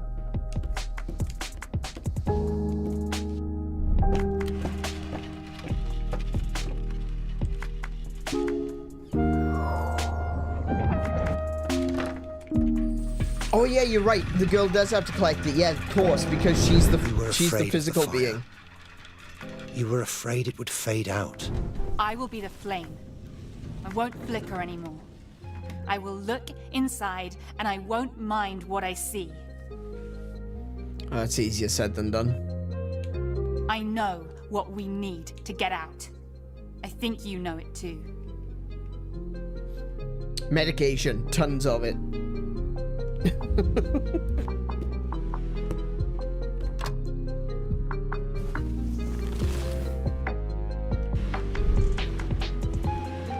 Okay, I need to get rid of that.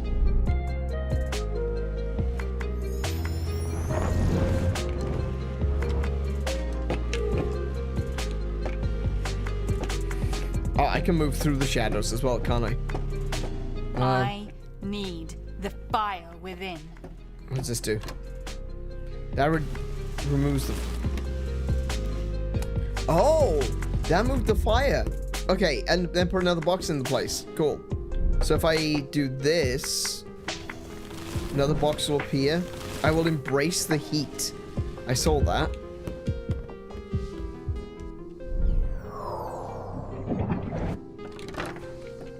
I think you've always known. I like what they've done here. They've made a lot of these puzzles. Thunder. You were afraid of the nightlight. You didn't trust anyone to guide you. I'm sorry for not being better at listening. I don't mind. You're doing great now. I like what they've done at the end here. They've made the puzzles. They're using a lot of they're using this new mechanic that they've introduced, the possession mechanic, but they've also used a lot of the mechanics that you would utilize throughout the rest of the game as well. So they're including things like pushing blocks, pushing buttons, and stuff like that. And they're basically making us remember all the things that we've done up until this point. But they've also actually made these end puzzles easier. And I think that's really good. Like, from a gameplay perspective, that's not great, right? From a gameplay perspective, you would expect the final puzzles to be the hardest in the game, but they've actually made them easier. And that works best for the narrative of the game, where the game itself is saying, you can do this. You're stronger now. This is easier for you now. You've already done this. You're just doing it again. That works so well. It would not work well for any other puzzle game. It would not work at all for any other puzzle game. This is really incredibly well put together. What I've seen in this game is very interesting. The puzzles in this game, Kay. The puzzles are they're just so good. I am so amazed at this game. It is... I've been wanting to play it for a long time, but it is way better than I was expecting. And the story, like, everything fits together so perfectly.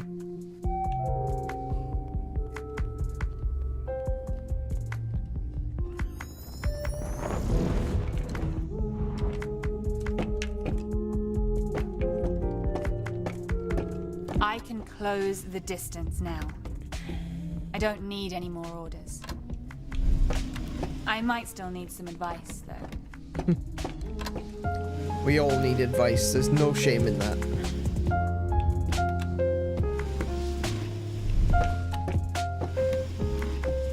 Oh, wait. I made a mistake. I need to leave my body here. But now how do I get up there?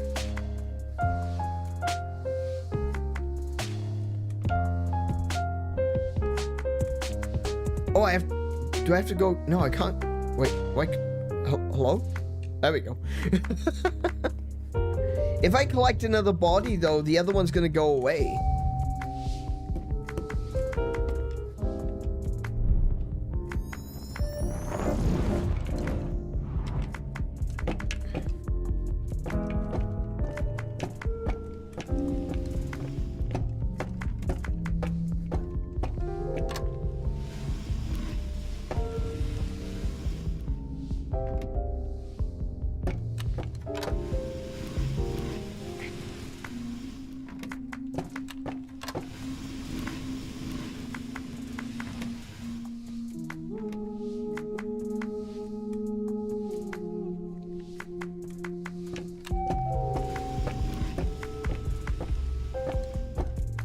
I'm not really sure how to do this one.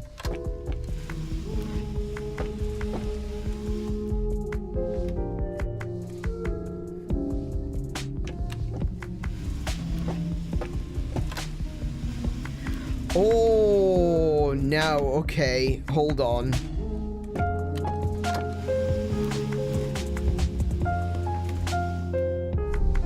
got a bit... no, I know what to do it. I know how to do this. Okay.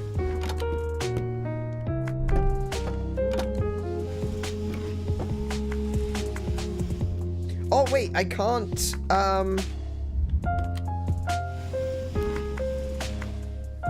There we go. That's how you do that. Right, cool.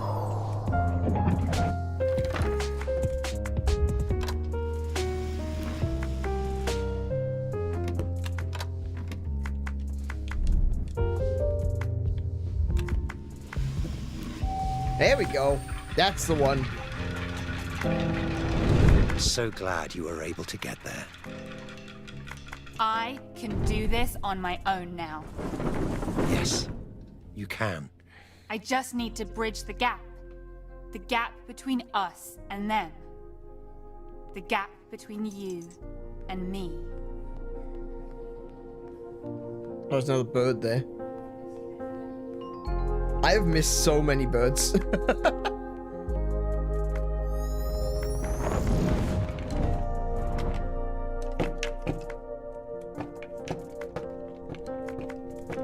Oh, so that's a... Time will pass. I will grow.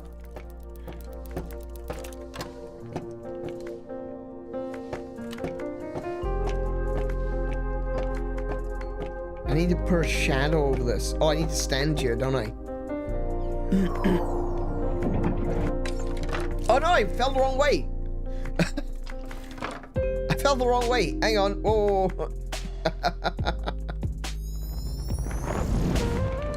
Oh, of course I would fall that way. Because that's the way I entered.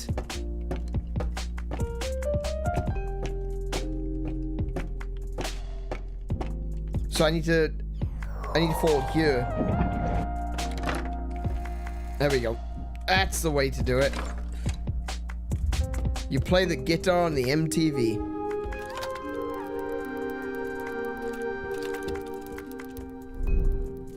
Okay. Drop down there.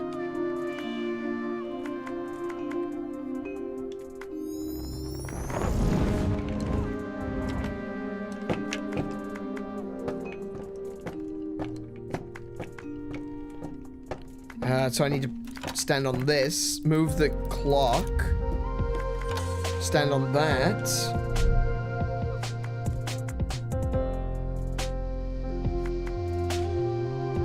Wait.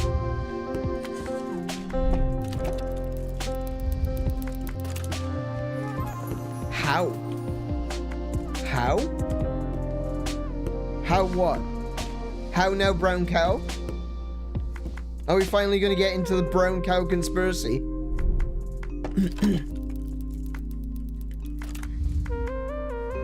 Oh, interesting. I do need to stand... Oh, right. No, that's fine. I can do this.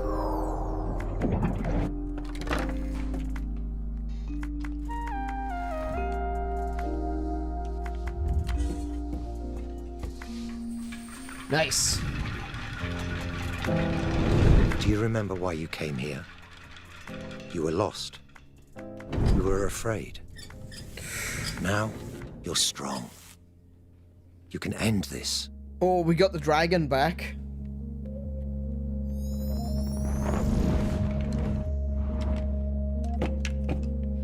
I will look like them, act like them, become them. Yeah, I feel like that's... Like, there's an aspect of this which you're like, I don't know about that. It feels like it's, maybe undercutting the power of its own story for a moment because of the, you know, I will become like them. No, no, no. The idea isn't to become like everyone else. The idea is to become an individual with your own thoughts and feelings and your own emotions that you can take into the real world. It's not about becoming like someone else. It's about being yourself. I feel like it's kind of undercutting its own message there.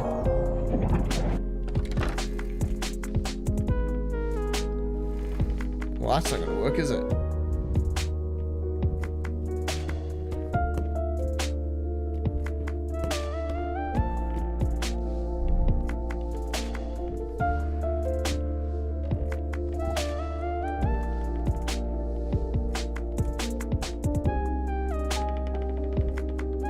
Yeah, I think I made a mistake there.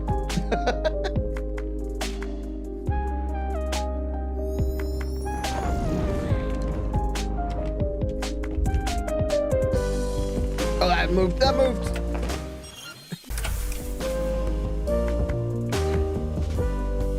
Okay. Yeah, we haven't even heard from the girl.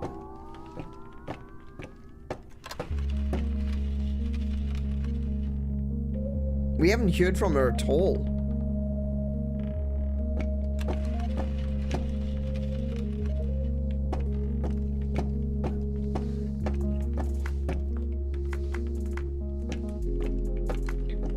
I feel like I'm missing something. There's another aspect of this puzzle that I'm missing because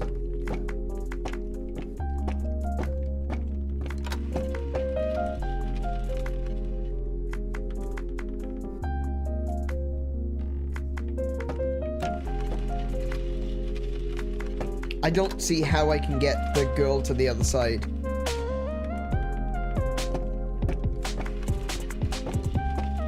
I think it's related to this, but I'm currently not seeing where I need to go.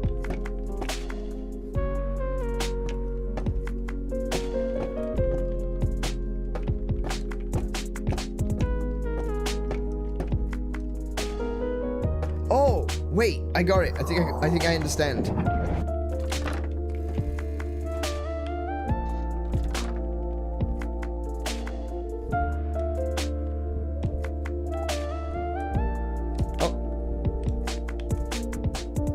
No, I can't reach that. Oh, yes, I can. Cool. Right.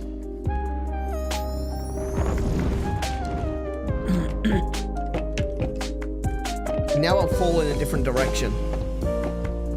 So if I go here, I drop out. There we go. As you see yourself, so will others see you. And this is fine. You're almost there. Now, how do I get...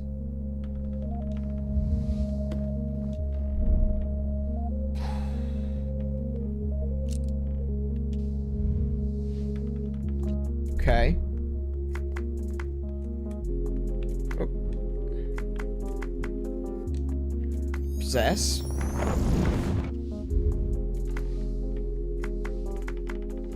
Here we go.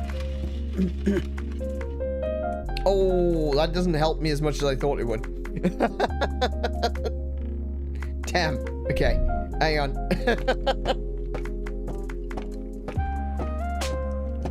There's still a gap. There's still a hole I can't reach.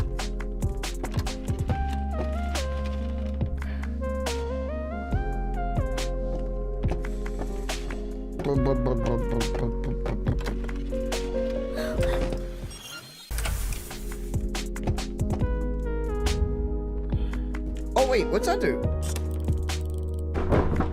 Ah, okay.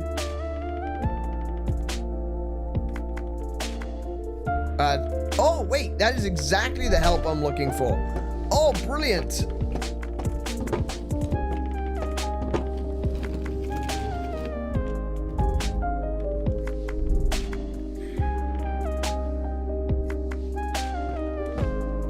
I think.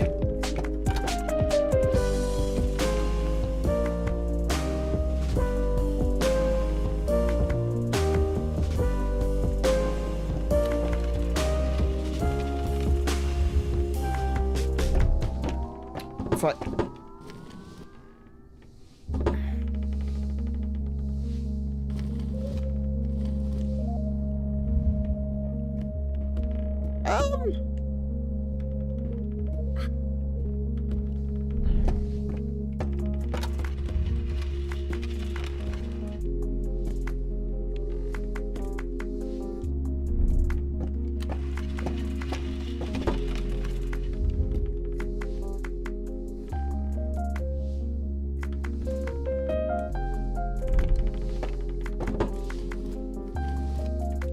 Oh, wait. I think I... Hang on.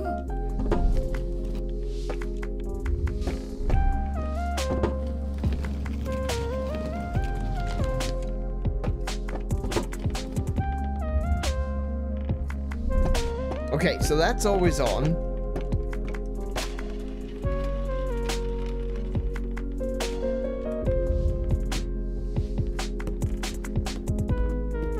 That, oh, of course, that removes the light. Now just get off the switch. There we go. I got it, I got it, I got it. Keep trying. I got it, I got it, I got it. I like that they're utilizing the quick switches as well. You can't just,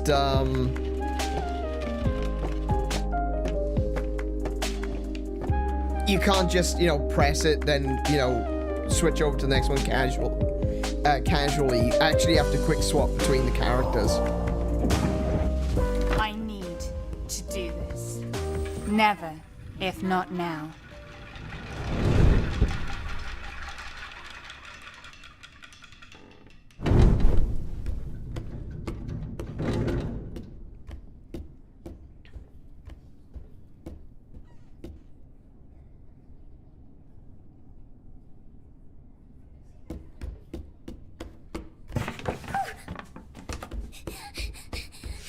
Oh, no, no, no, no, no, no, no, no.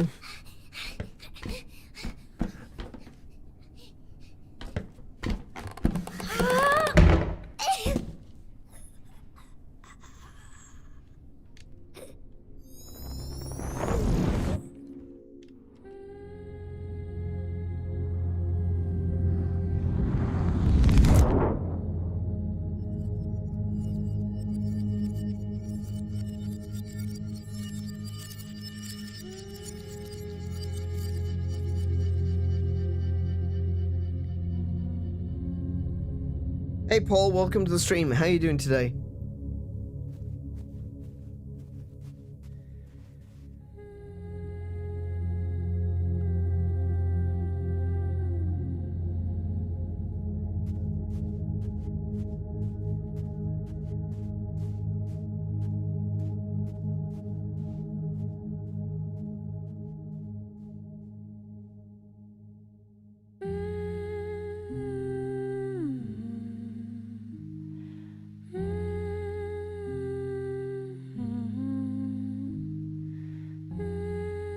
They're just gonna leave it on that?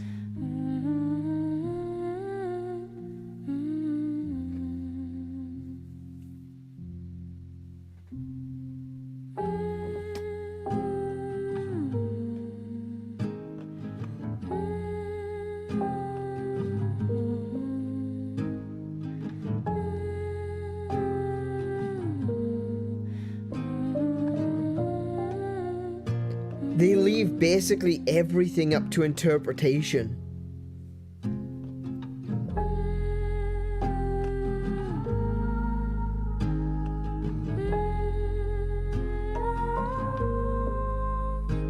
No answers, just the shadow and the girl merge together, and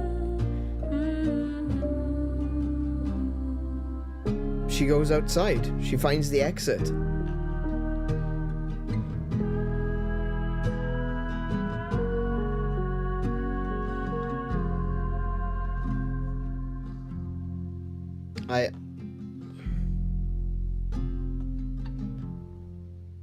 I guess the moral of the story is the exit were the friends we made along the way. Quite literally. Like, I'm not even joking. The story is the exit was the friends we made along the way.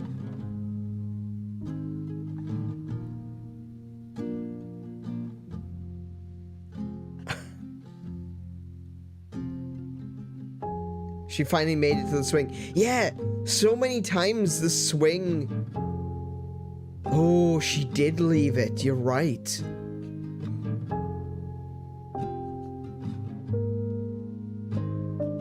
She said she... Oh my goodness, there's so much to unpack there. She said that she still liked to play, but then as soon as she got the opportunity, she walked away. What does that mean?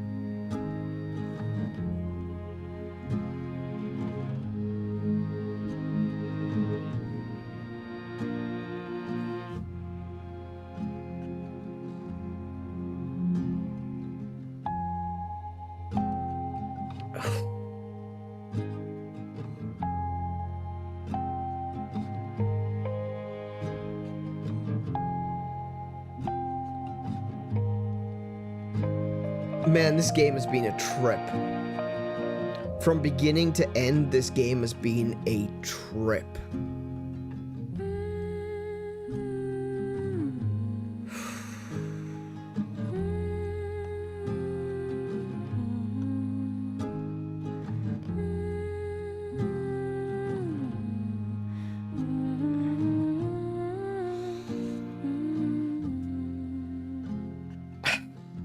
I don't know what to say. I'm left speechless by this game. Genuinely. I think I can end this by saying I went into this game with very little expectations. This is a game I've been wanting to play for a long time. I've said this so many times now, not just in this stream and in the last stream, but like in all the weeks leading up to actually playing this, and long before we started Spooktober, where I was saying that I wanted to play Shady Part of Me. It's a game that has been on my list for a long time. Even still, even though I kind of built it up a little bit, I thought it was more of a horror game than it actually turned out to be. I still went into this with low expectations, just wanting this game to appear to me, to reveal itself to me as I played through it, as I experienced it.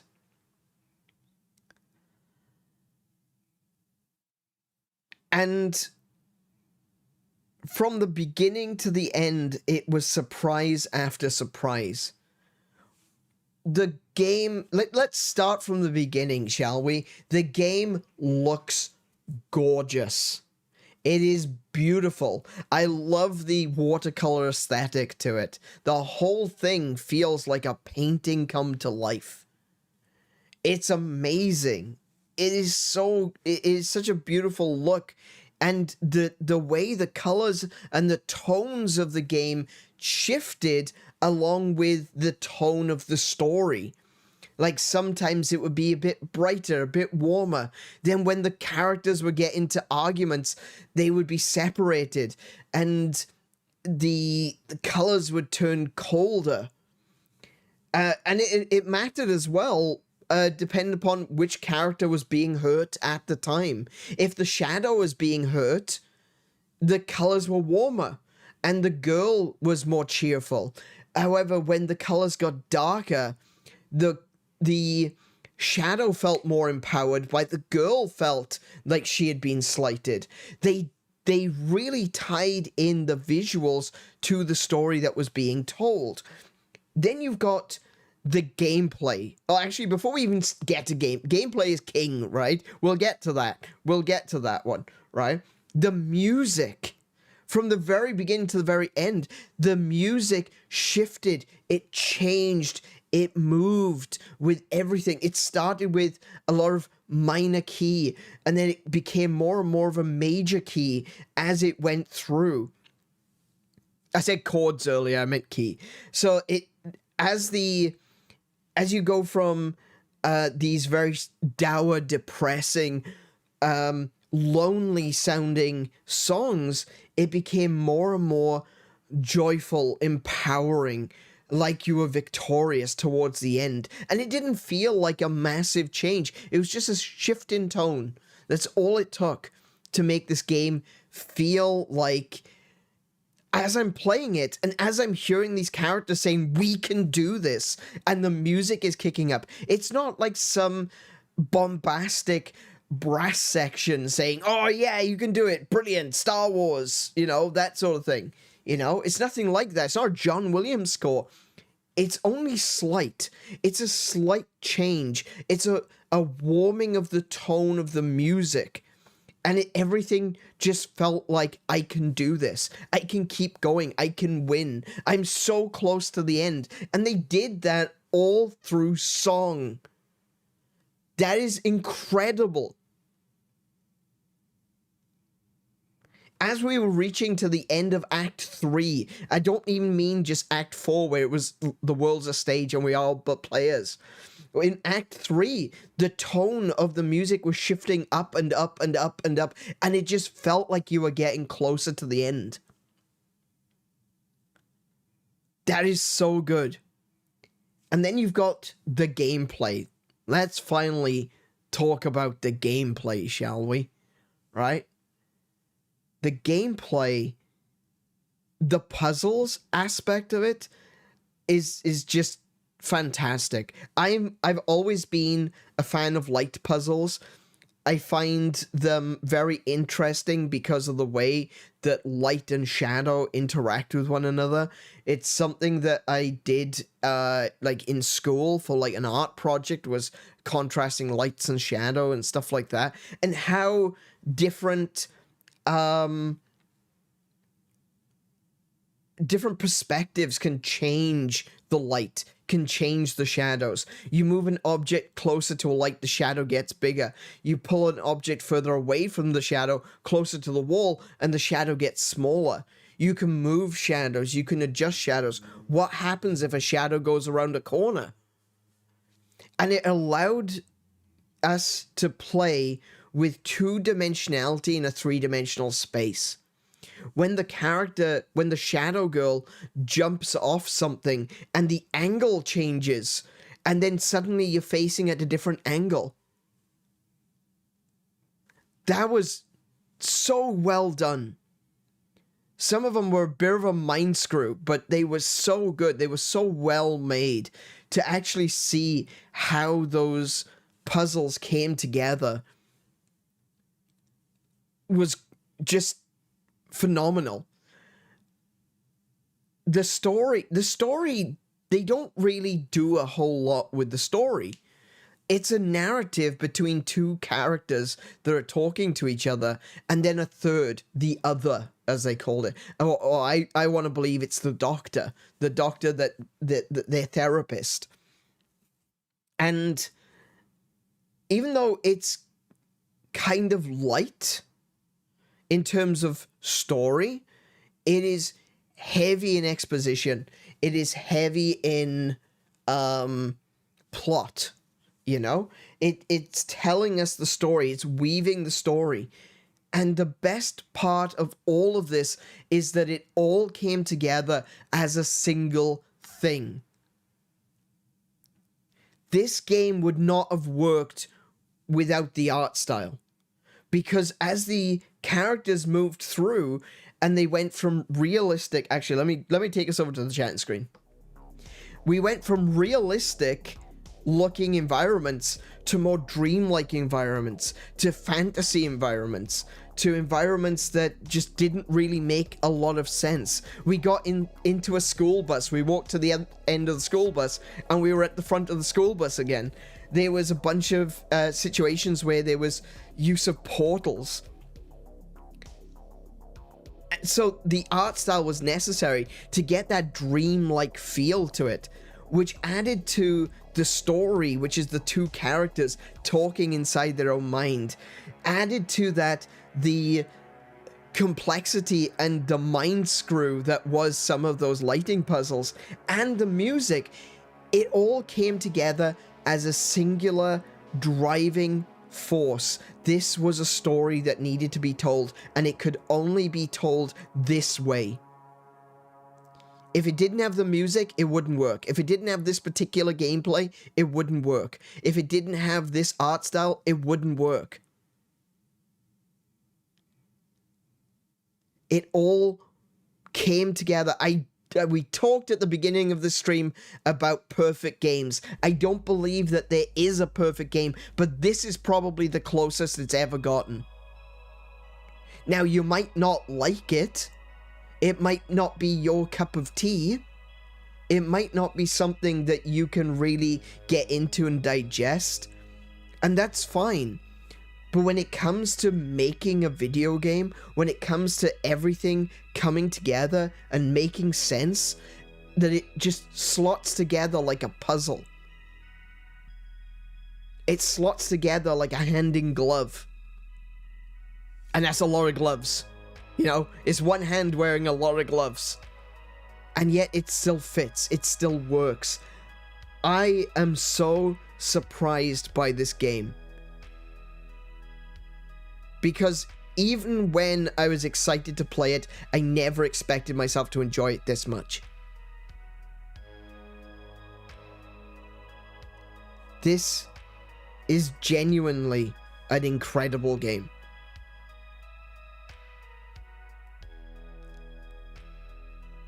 And it got me thinking about things. It got me emotionally invested. Whether I wanted to or not, this game captured me completely. This game had me examine myself. It had me talking about my own experiences. It had me thinking about my own life, my own challenges. The things that have gotten me to to where I am today. The things that maybe I could have done differently. The things that I wouldn't want to change. In experiencing these characters' story, these characters' lives, in going through the process of overcoming these characters' trauma, it made me examine my own.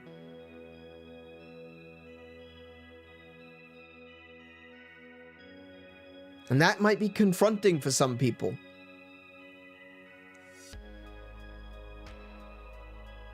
That might be confronting for some people. But I do think it's worth playing. Now, if you came in towards the end of this stream, I'm going to say this again. If you didn't watch the first one, if you didn't watch all the way through this one, maybe you've just come in at the end. That's fine.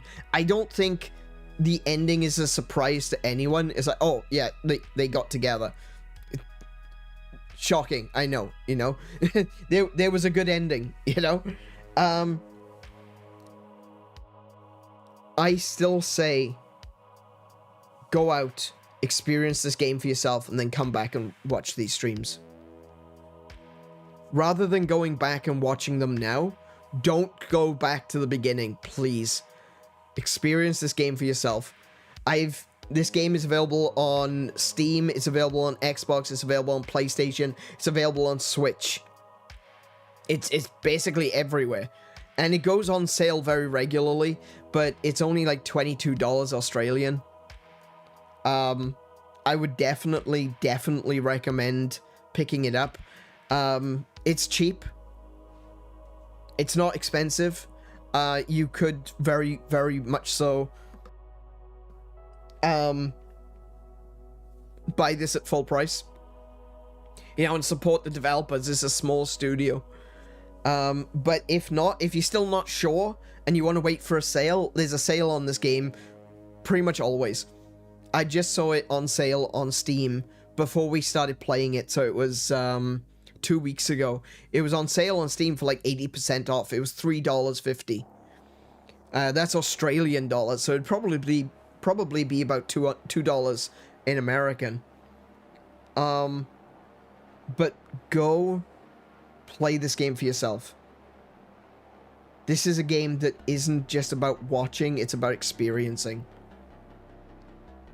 You have to experience it. I'm so glad I played this. Does it work for Spooktober? Again, probably not. But I don't care. I'm glad I played this. This was such a good game. This is easily one of my favorite games that I've played this year. Brilliant. Actually brilliant. And I hope that this developer comes up with something else. It kind of gets like that, doesn't it? You know, they've dropped a banger here, and I'm sitting here thinking to myself, okay, what are you gonna do next? Shine again, you know? That's a lot of pressure. I understand the pressure. Good grief. I understand that that's a lot of pressure, but I am looking forward to what they do next. Kiko says, considering reviews and ratings for Shady Part of Me are generally positive and favorable, I'm not seeing really anyone doing deep analysis. I found one video and no message boards about it. Really? This one's really gone under the radar. It's become something of a hidden gem. And it's one that I would definitely recommend. Now, I am seeing on my screen right now that there's a achievement on Xbox for collecting all of the origami exposition birds.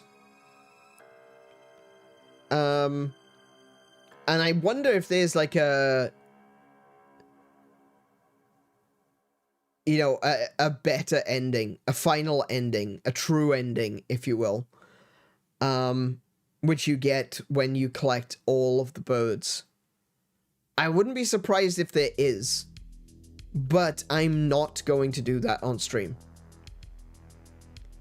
I'm gonna play it again, for myself. I'm gonna see if I can collect all of the birds, but I'm gonna leave that for you guys to discover for yourself.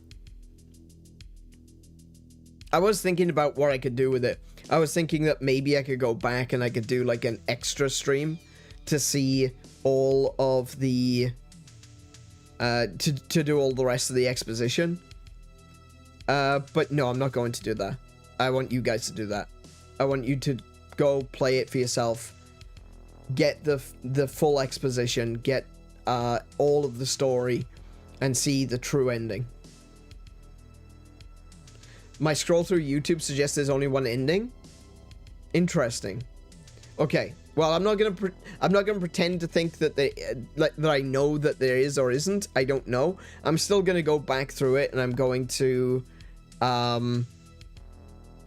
try to get the last of the birds. I'm not gonna do it on stream, like I said. That's for you guys to discover. So I really do suggest that you do. Wow. There are not many games that get me gushing like this.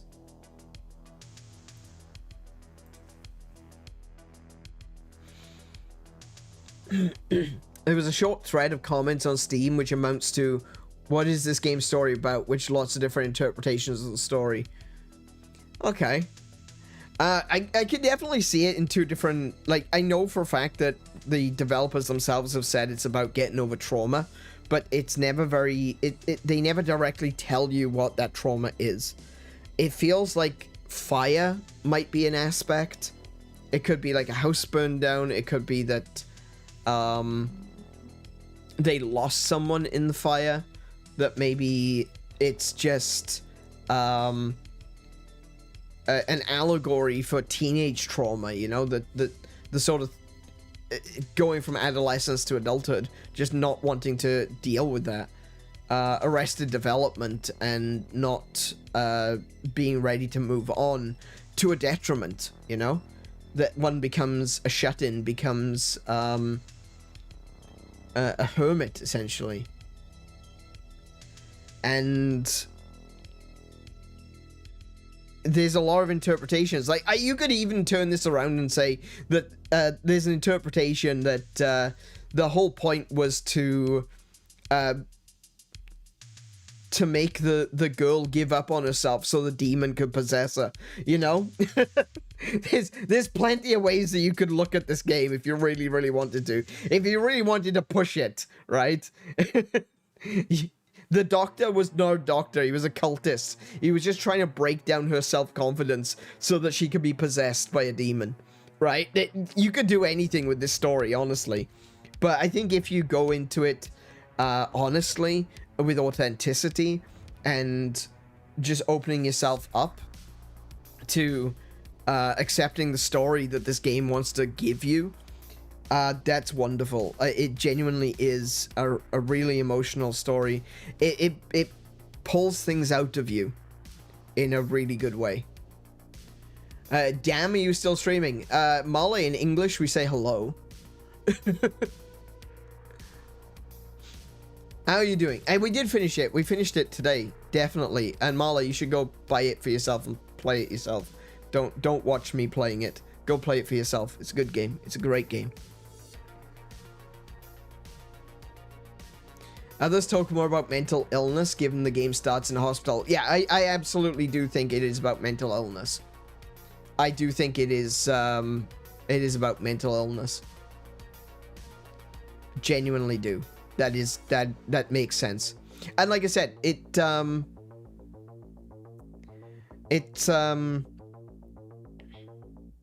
do I put this? Yeah, I mean, the developers themselves said it's about trauma. So it makes sense. I know it's a padded room, but I don't think that they are insane. I don't even think they're split personality schizophrenic. I don't think that's even a thing. I think it's just two sides of one person not willing to move on. They are in an asylum. They are in an institute for people who have some kind of mental illness. But I don't think it's necessarily something specific. I don't think it's meant to be something specific. I think it's meant to be as broad as possible, so that you can identify it with it in a way, and in the way that I did. And I wasn't expecting to do that, you know? I really wasn't expecting to start opening up and talking about how I feel about myself and my own thoughts and fears. But once again, thank you, chat, for being my therapist. It's great. Fine, I'll keep my retention time. No, you gotta come back and watch it. You gotta come back and watch it. You just gotta play the game first.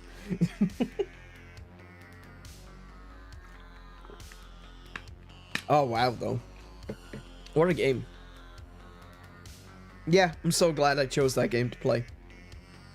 And I hope that you guys enjoyed it as well. If you did, leave a thumbs up to let YouTube know that you liked it, please. I'm not ending right now this second, but I just want to remind everyone, because we had an issue yesterday. When we got to the end of the Resident Evil stream yesterday, there was 6 likes on it. But then when I came back to it today, there was 1. And I don't think it's that people have unliked it. I think that something went wonky with YouTube, because a bunch of the views seem very low on it as well. So, if you have enjoyed the stream, please don't forget to hit the like button. It really does help. You know, it pushes this channel in the algorithm. We get the stream seen in front of loads of people. And the best way to do that is with engagement. You know, thumbs up, thumbs down if you want. Comments. If you want to leave a comment at the end of the stream, I would definitely look forward to that. I think I've got a lot to say about this game. And I'm sure that if you guys ask me questions, if you ask specific things in the comments, I am definitely going to be able to answer with an essay. So, when the stream is over, please do consider leaving a comment to let me know that you enjoyed it, and to ask your questions. Have you played this game already? If you have, leave a comment as well. Let me know what you thought of it. I'm interested in a conversation. Because that's the thing that seems to be missing on YouTube and social media in general these days, is this idea of conversation. So many people post videos and so many people post comments, and I'm guilty of this too. We don't post comments thinking that we're going to have a conversation. We post comments thinking we need to say our part, you know? I think it happens more often than I'd like to admit, but I know I'm a part of it, and I would like to change that. I would like to make it so that the comment section is a place of conversation, a place of discussion, a place where we can ask each other questions and answer each other. We can share ideas and thoughts and feelings about the games that we play. because these games mean a lot to us, you know? This isn't just about me playing a video game. It's more than that. And I feel like if we can have these conversations, we can build a better community. You know, it all starts with us at the end of the day. But yeah, please do consider leaving a thumbs up, because, like I said, yesterday there was a bit of an issue. If you left a like on the stream yesterday, and it now says that there isn't one, please go back and click that like again. Actually, even if it says that you've liked it, maybe unlike it and like it again, just to be sure.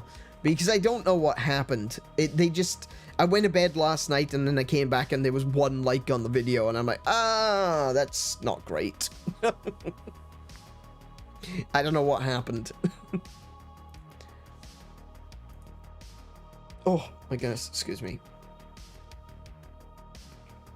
Actually, now that I say that, the views are back up. The views are on 68. That's not great, but it's not terrible either.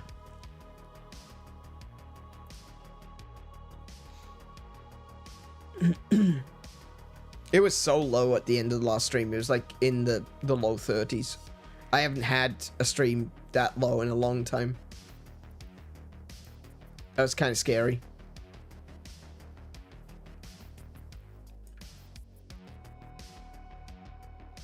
It's one off? What do you mean? What do you mean, Marley? You're saying things again.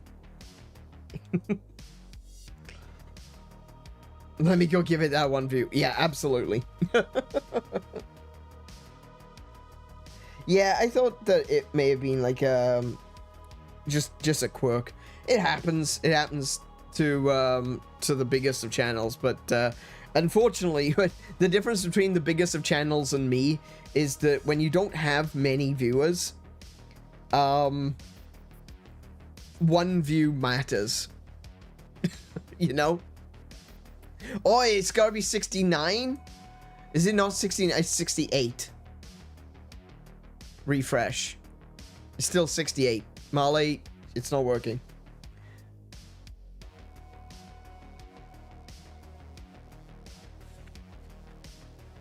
But yeah, when it happens to the bigger YouTubers, they get a little bit of a dip. You know, when you're over 1 million views... When something has got over 1 million views, you know, you lose 10%. It's like, oh, I lost 100,000 views. You still got 900,000 views. It's fine. For me, if I lose 10%, it's like, oh, bloody hell, that's a lot of views.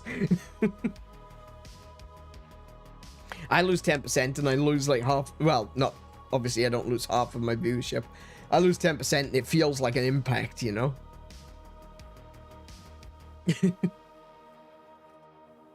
Or what's worse is the other way around. If you got someone that's got like 1 million views and they lose 10 views, they don't even notice.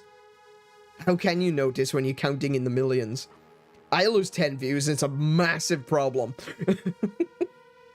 YouTube starts thinking that my channel is in decline, and so it doesn't start showing it to anyone else. It's funny how YouTube works, isn't it? The algorithm is always a mysterious beast. A fickle little annoyance.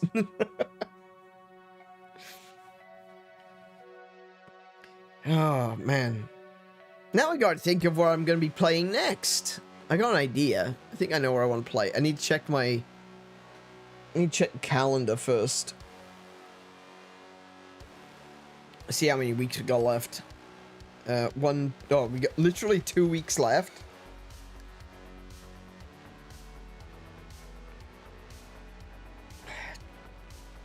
We got 2 weeks of Saturdays left. I could potentially do like... I could still do November 1st, because November 1st is actually...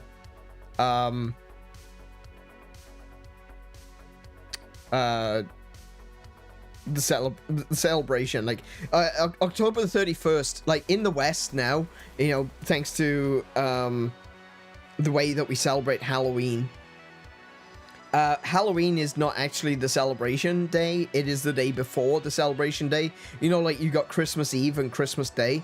Well, Halloween means Hallows Eve, right? It's the evening of All Hallows Day, which is November 1st. And that's November 1st is also the day that you celebrate Samhain in the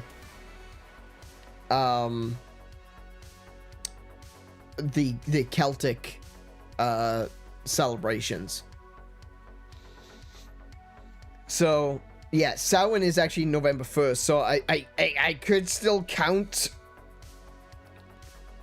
the November 1st as Spooktober, so we could argue I've got 3 weeks of streams. Yeah.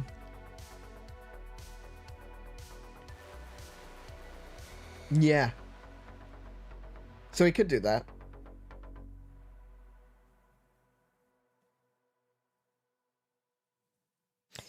And,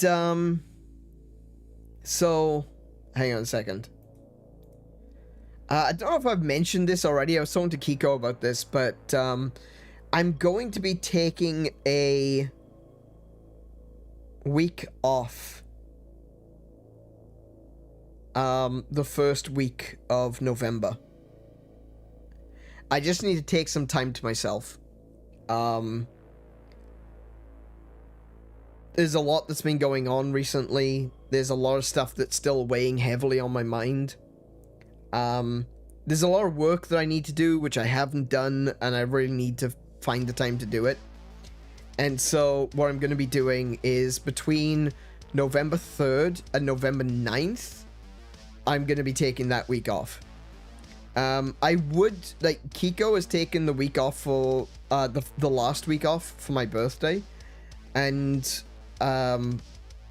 we might be doing something that week, so I may have to turn around and say, hey, okay, on this week, there's going to be one less stream.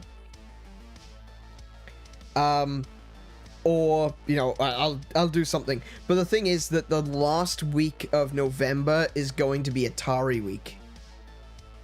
So, we're going to be playing some Atari games. It's been a while. I should have, you know, I should have talked about this a little bit more. I should have planned ahead. I haven't really planned ahead. Yeah,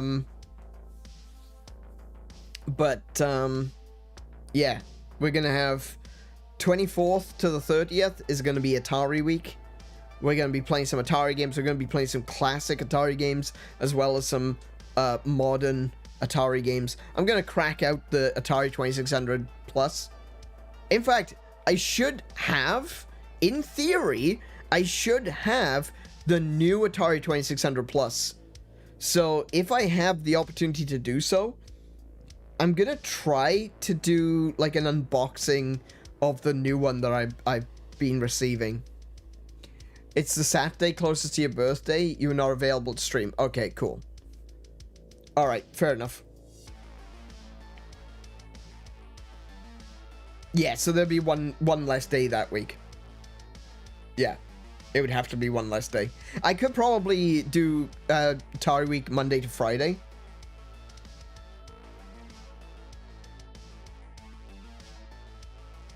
Yeah, I could do that Monday to Friday instead, and then just take Saturday, Sunday off.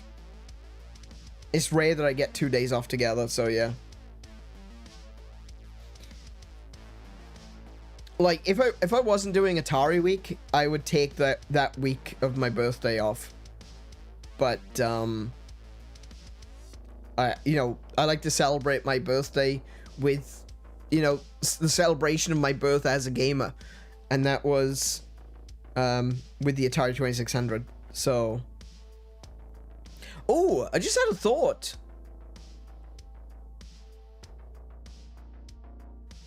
Is the Spectrum... No, the Spectrum wouldn't be sent out by then, would it? I think it's coming out next year. Hold on.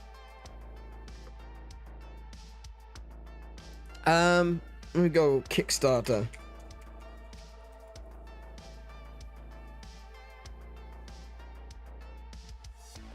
I am on the wrong browser.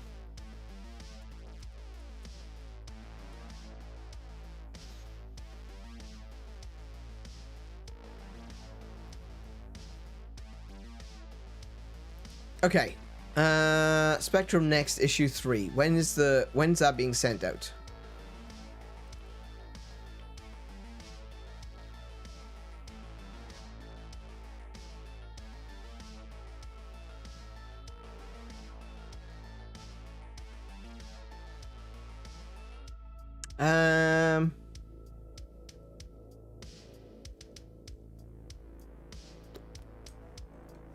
Oh, campaign.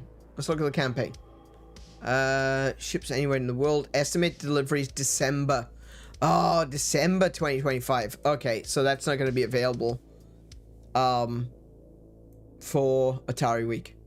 I mean, the Sinclair Spectrum is not Atari, obviously, but you know, it's still close, near and dear to my heart. So yeah. Alrighty. Well, that's kind of the plan. Let's sort out the schedule then for next week, shall we? Okay. So we are going to be coming back on. I need to change the date on that one.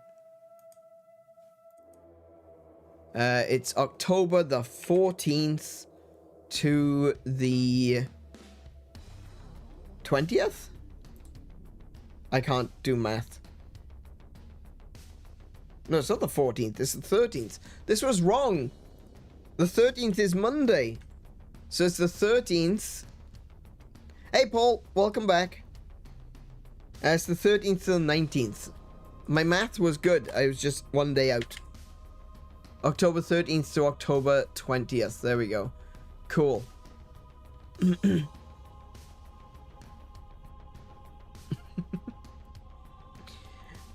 So we're going to be playing Crow Country. We might even finish Crow Country on Monday. So that's going to stay the same. We're playing Resident Evil HD on Tuesday.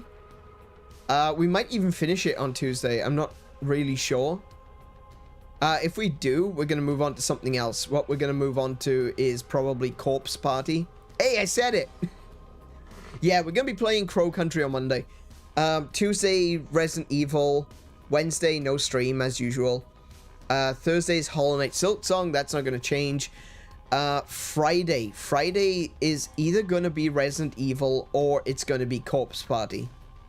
I can check a thing on that. Resident Evil Corpse Party. There we go. What are we gonna do next Saturday, though? I'm not really sure. I had a couple of ideas, but not something I can finish in 2 streams, unfortunately. The 20th is also a Monday? That's not what it says. Oh, I said, oh, no, I'm an idiot. Sorry. It would have been the 14th to the 20th. And even though I knew that I was putting the Monday back a day, I didn't put the Sunday back a day. That's supposed to be the 19th. There we go. Alright. Yeah. I have a few games that I want to play, but I don't know if I've got any games that I can finish in like 2 sessions. So, I'm not sure. Like, I definitely won't...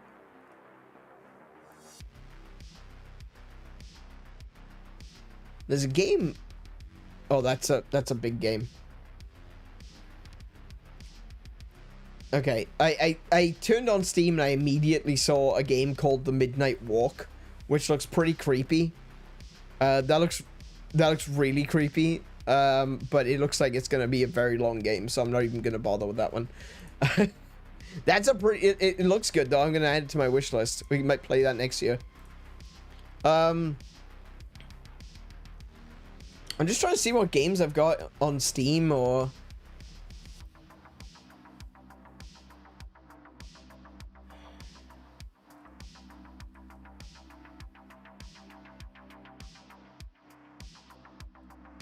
Because, yeah, I don't have many games that are just, like, a 2-stream thing. I do have Cultic. Cultic might be good.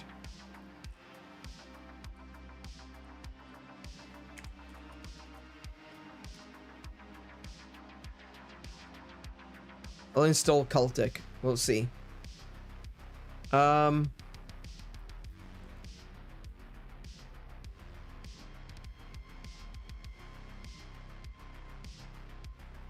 we'll have a crack at maybe we'll chuck Cultic on for the Saturday stream.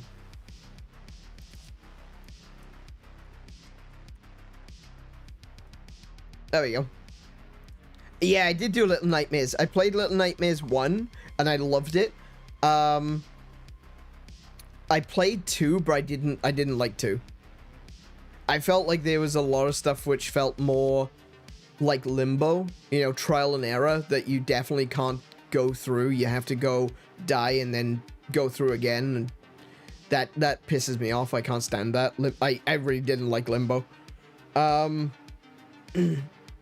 felt like Little Nightmares 2 leaned too much into that. Excuse me. And also, I had a glitch. Oh, hang on. Internet's dropping out. Little Nightmares 2 is bugged on Switch and never patched. Yeah. So, maybe it will be patched by now? I don't know. I haven't really looked into it, but, we can always find out. We'll see what happens.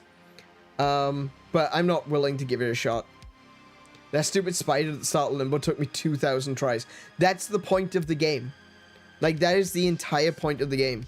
The idea is you walk forward 2 steps, you die, you go back to the beginning, you walk forward 1 step, jump over the 2nd step, walk forward 2 steps, die again, go back to the beginning, go forward 1 step, jump over the 2nd step, move forward 1 step, duck under the 4th step, and then you walk forward 2 steps and die again. And you just rinse and repeat. That is Limbo. And, I mean, it kind of makes sense in a way, because it's Limbo. It's all about menial tasks. Like, when you actually look at how Limbo is described in the Divine Comedy, it's all about, like, menial tasks. It's all about boredom. It's all about just kind of being there, you know? And yeah, it completely lives up to that expectation. I didn't like Limbo. I really hated it. And then when you get to the end, there's like no resolution. It just basically puts you back at the beginning of the game. I hated Limbo. Everything about Limbo, just, I never want to play it ever again. It also didn't help that I had an annoying cackling little troll behind me while I was trying to play it, and like every time I died they were laughing at me and being like, oh, you should have seen that. It's like, there's literally no way to see that. The only reason you knew it was there was because you've already played it.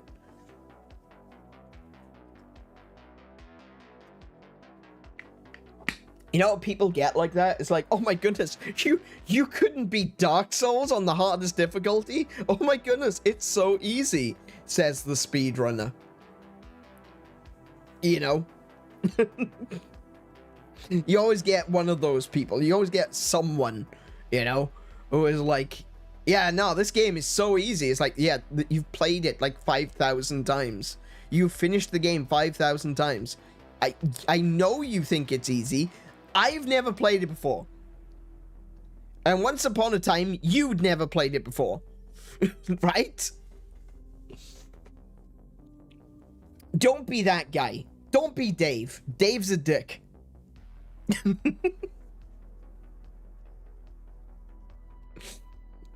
Anyway, so that is what the schedule is going to look like for next week. I really do hope we finish Resident Evil on Tuesday. Not because I don't want to play Resident Evil anymore. I'm loving the hell out of going back to Resident Evil. But I want to finish Resident Evil so we can play Corpse Party. And I actually said that again without my lip locking up. That's amazing. Because I've never played Corpse Party before. Oh, bloody hell, I cocked up that one. I've never played Corpse Party. Say it Americanly. Corpse Party before. And I really want to. It's a game that's like, it's always been kind of there in my periphery. It's a game that I've wanted to play for a long time. and I've just never gotten an opportunity to sit down and play it.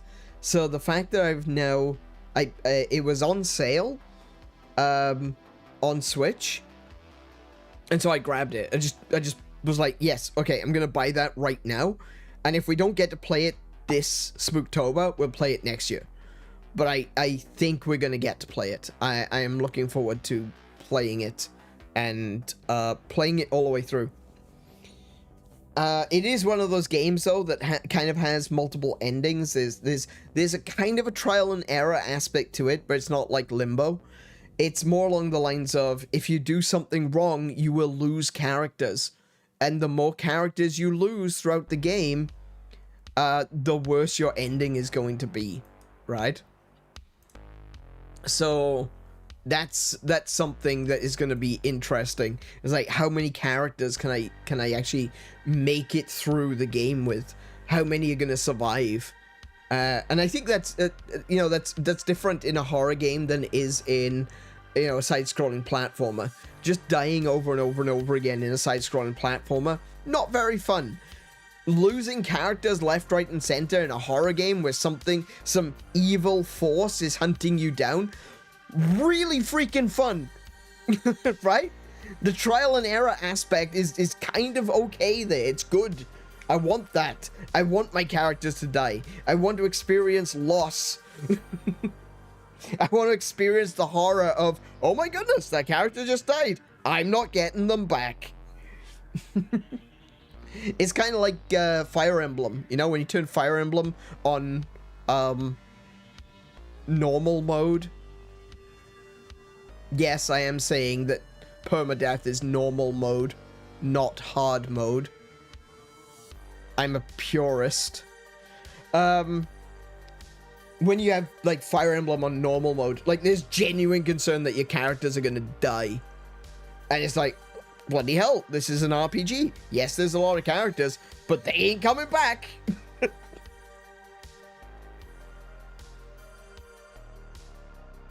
But yeah, I like the look of next week. I do like the look of next week. It looks like it's gonna be a fun week. We're gonna have one other problem though. I'm gonna need to find another game which will only take 2 streams.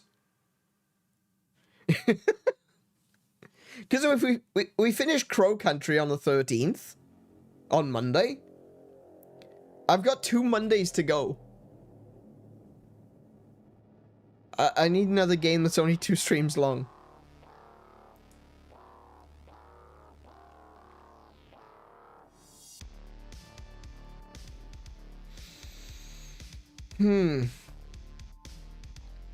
I tell you what.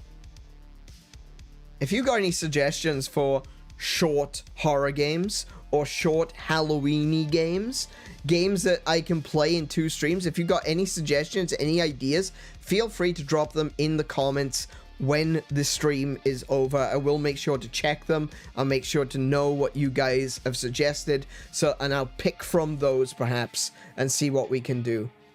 Ask the community in YouTube posts and Discord too. Absolutely, yeah, I'll do that. I'll put a YouTube post up looking for suggestions for horror games or Halloween sort of themed games that will only take 2 streams. I might try to look for like something retro. I know like Corpse Party is kind of retro.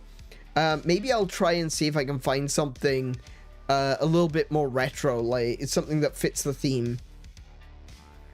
Something that isn't going to take a million years. I know, I'm thinking like yeah, I genuinely have no idea.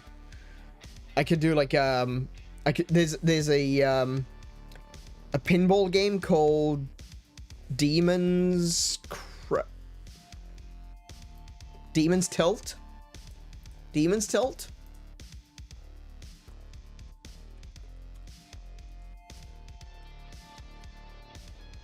Yes, Demon's Tilt. The occult pinball action game. Yeah, I think I've got a copy of Demon's Tilt. So I could play pinball. Like, that I'd be fine with that. That's one stream. But yeah, I'll post it in community posts. I'll ask in the Discord. I'm looking for people to give me some ideas. So yeah, let me know. I just got a notification of something. 69 views achieved. Damn it, Marley. Alrighty. Alright, so with all of that said, a big thank you to every one of you for joining me for tonight's stream. I hope you've enjoyed it. I hope you've enjoyed Shady Part of Me even half as much as I have. Because if you did, then you still had a great time. It was incredible. It was a great game. Everything ties together so nicely. Everything fits together. It's like a perfect puzzle. No, it's not perfect. There's no such thing as perfect. It's not a perfect game. It's bloody close, though. It was bloody close, though. So, if you have enjoyed tonight's stream, please do consider leaving a thumbs up to let YouTube know that you liked it. Leave a comment at the end to let me know that you liked it. Also, give me your suggestions on a short horror game that I could play in just 2 sessions, and we'll look into playing that one. Oh,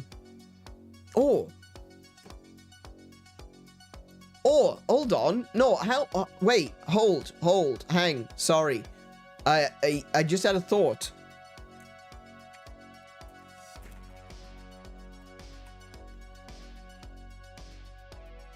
Oh, okay. No, I know what we're doing. Sorry, let me change this. I know what we're doing.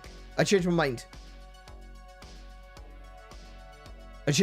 We're going to do something different. So Saturday, we're not going to be playing Cultic.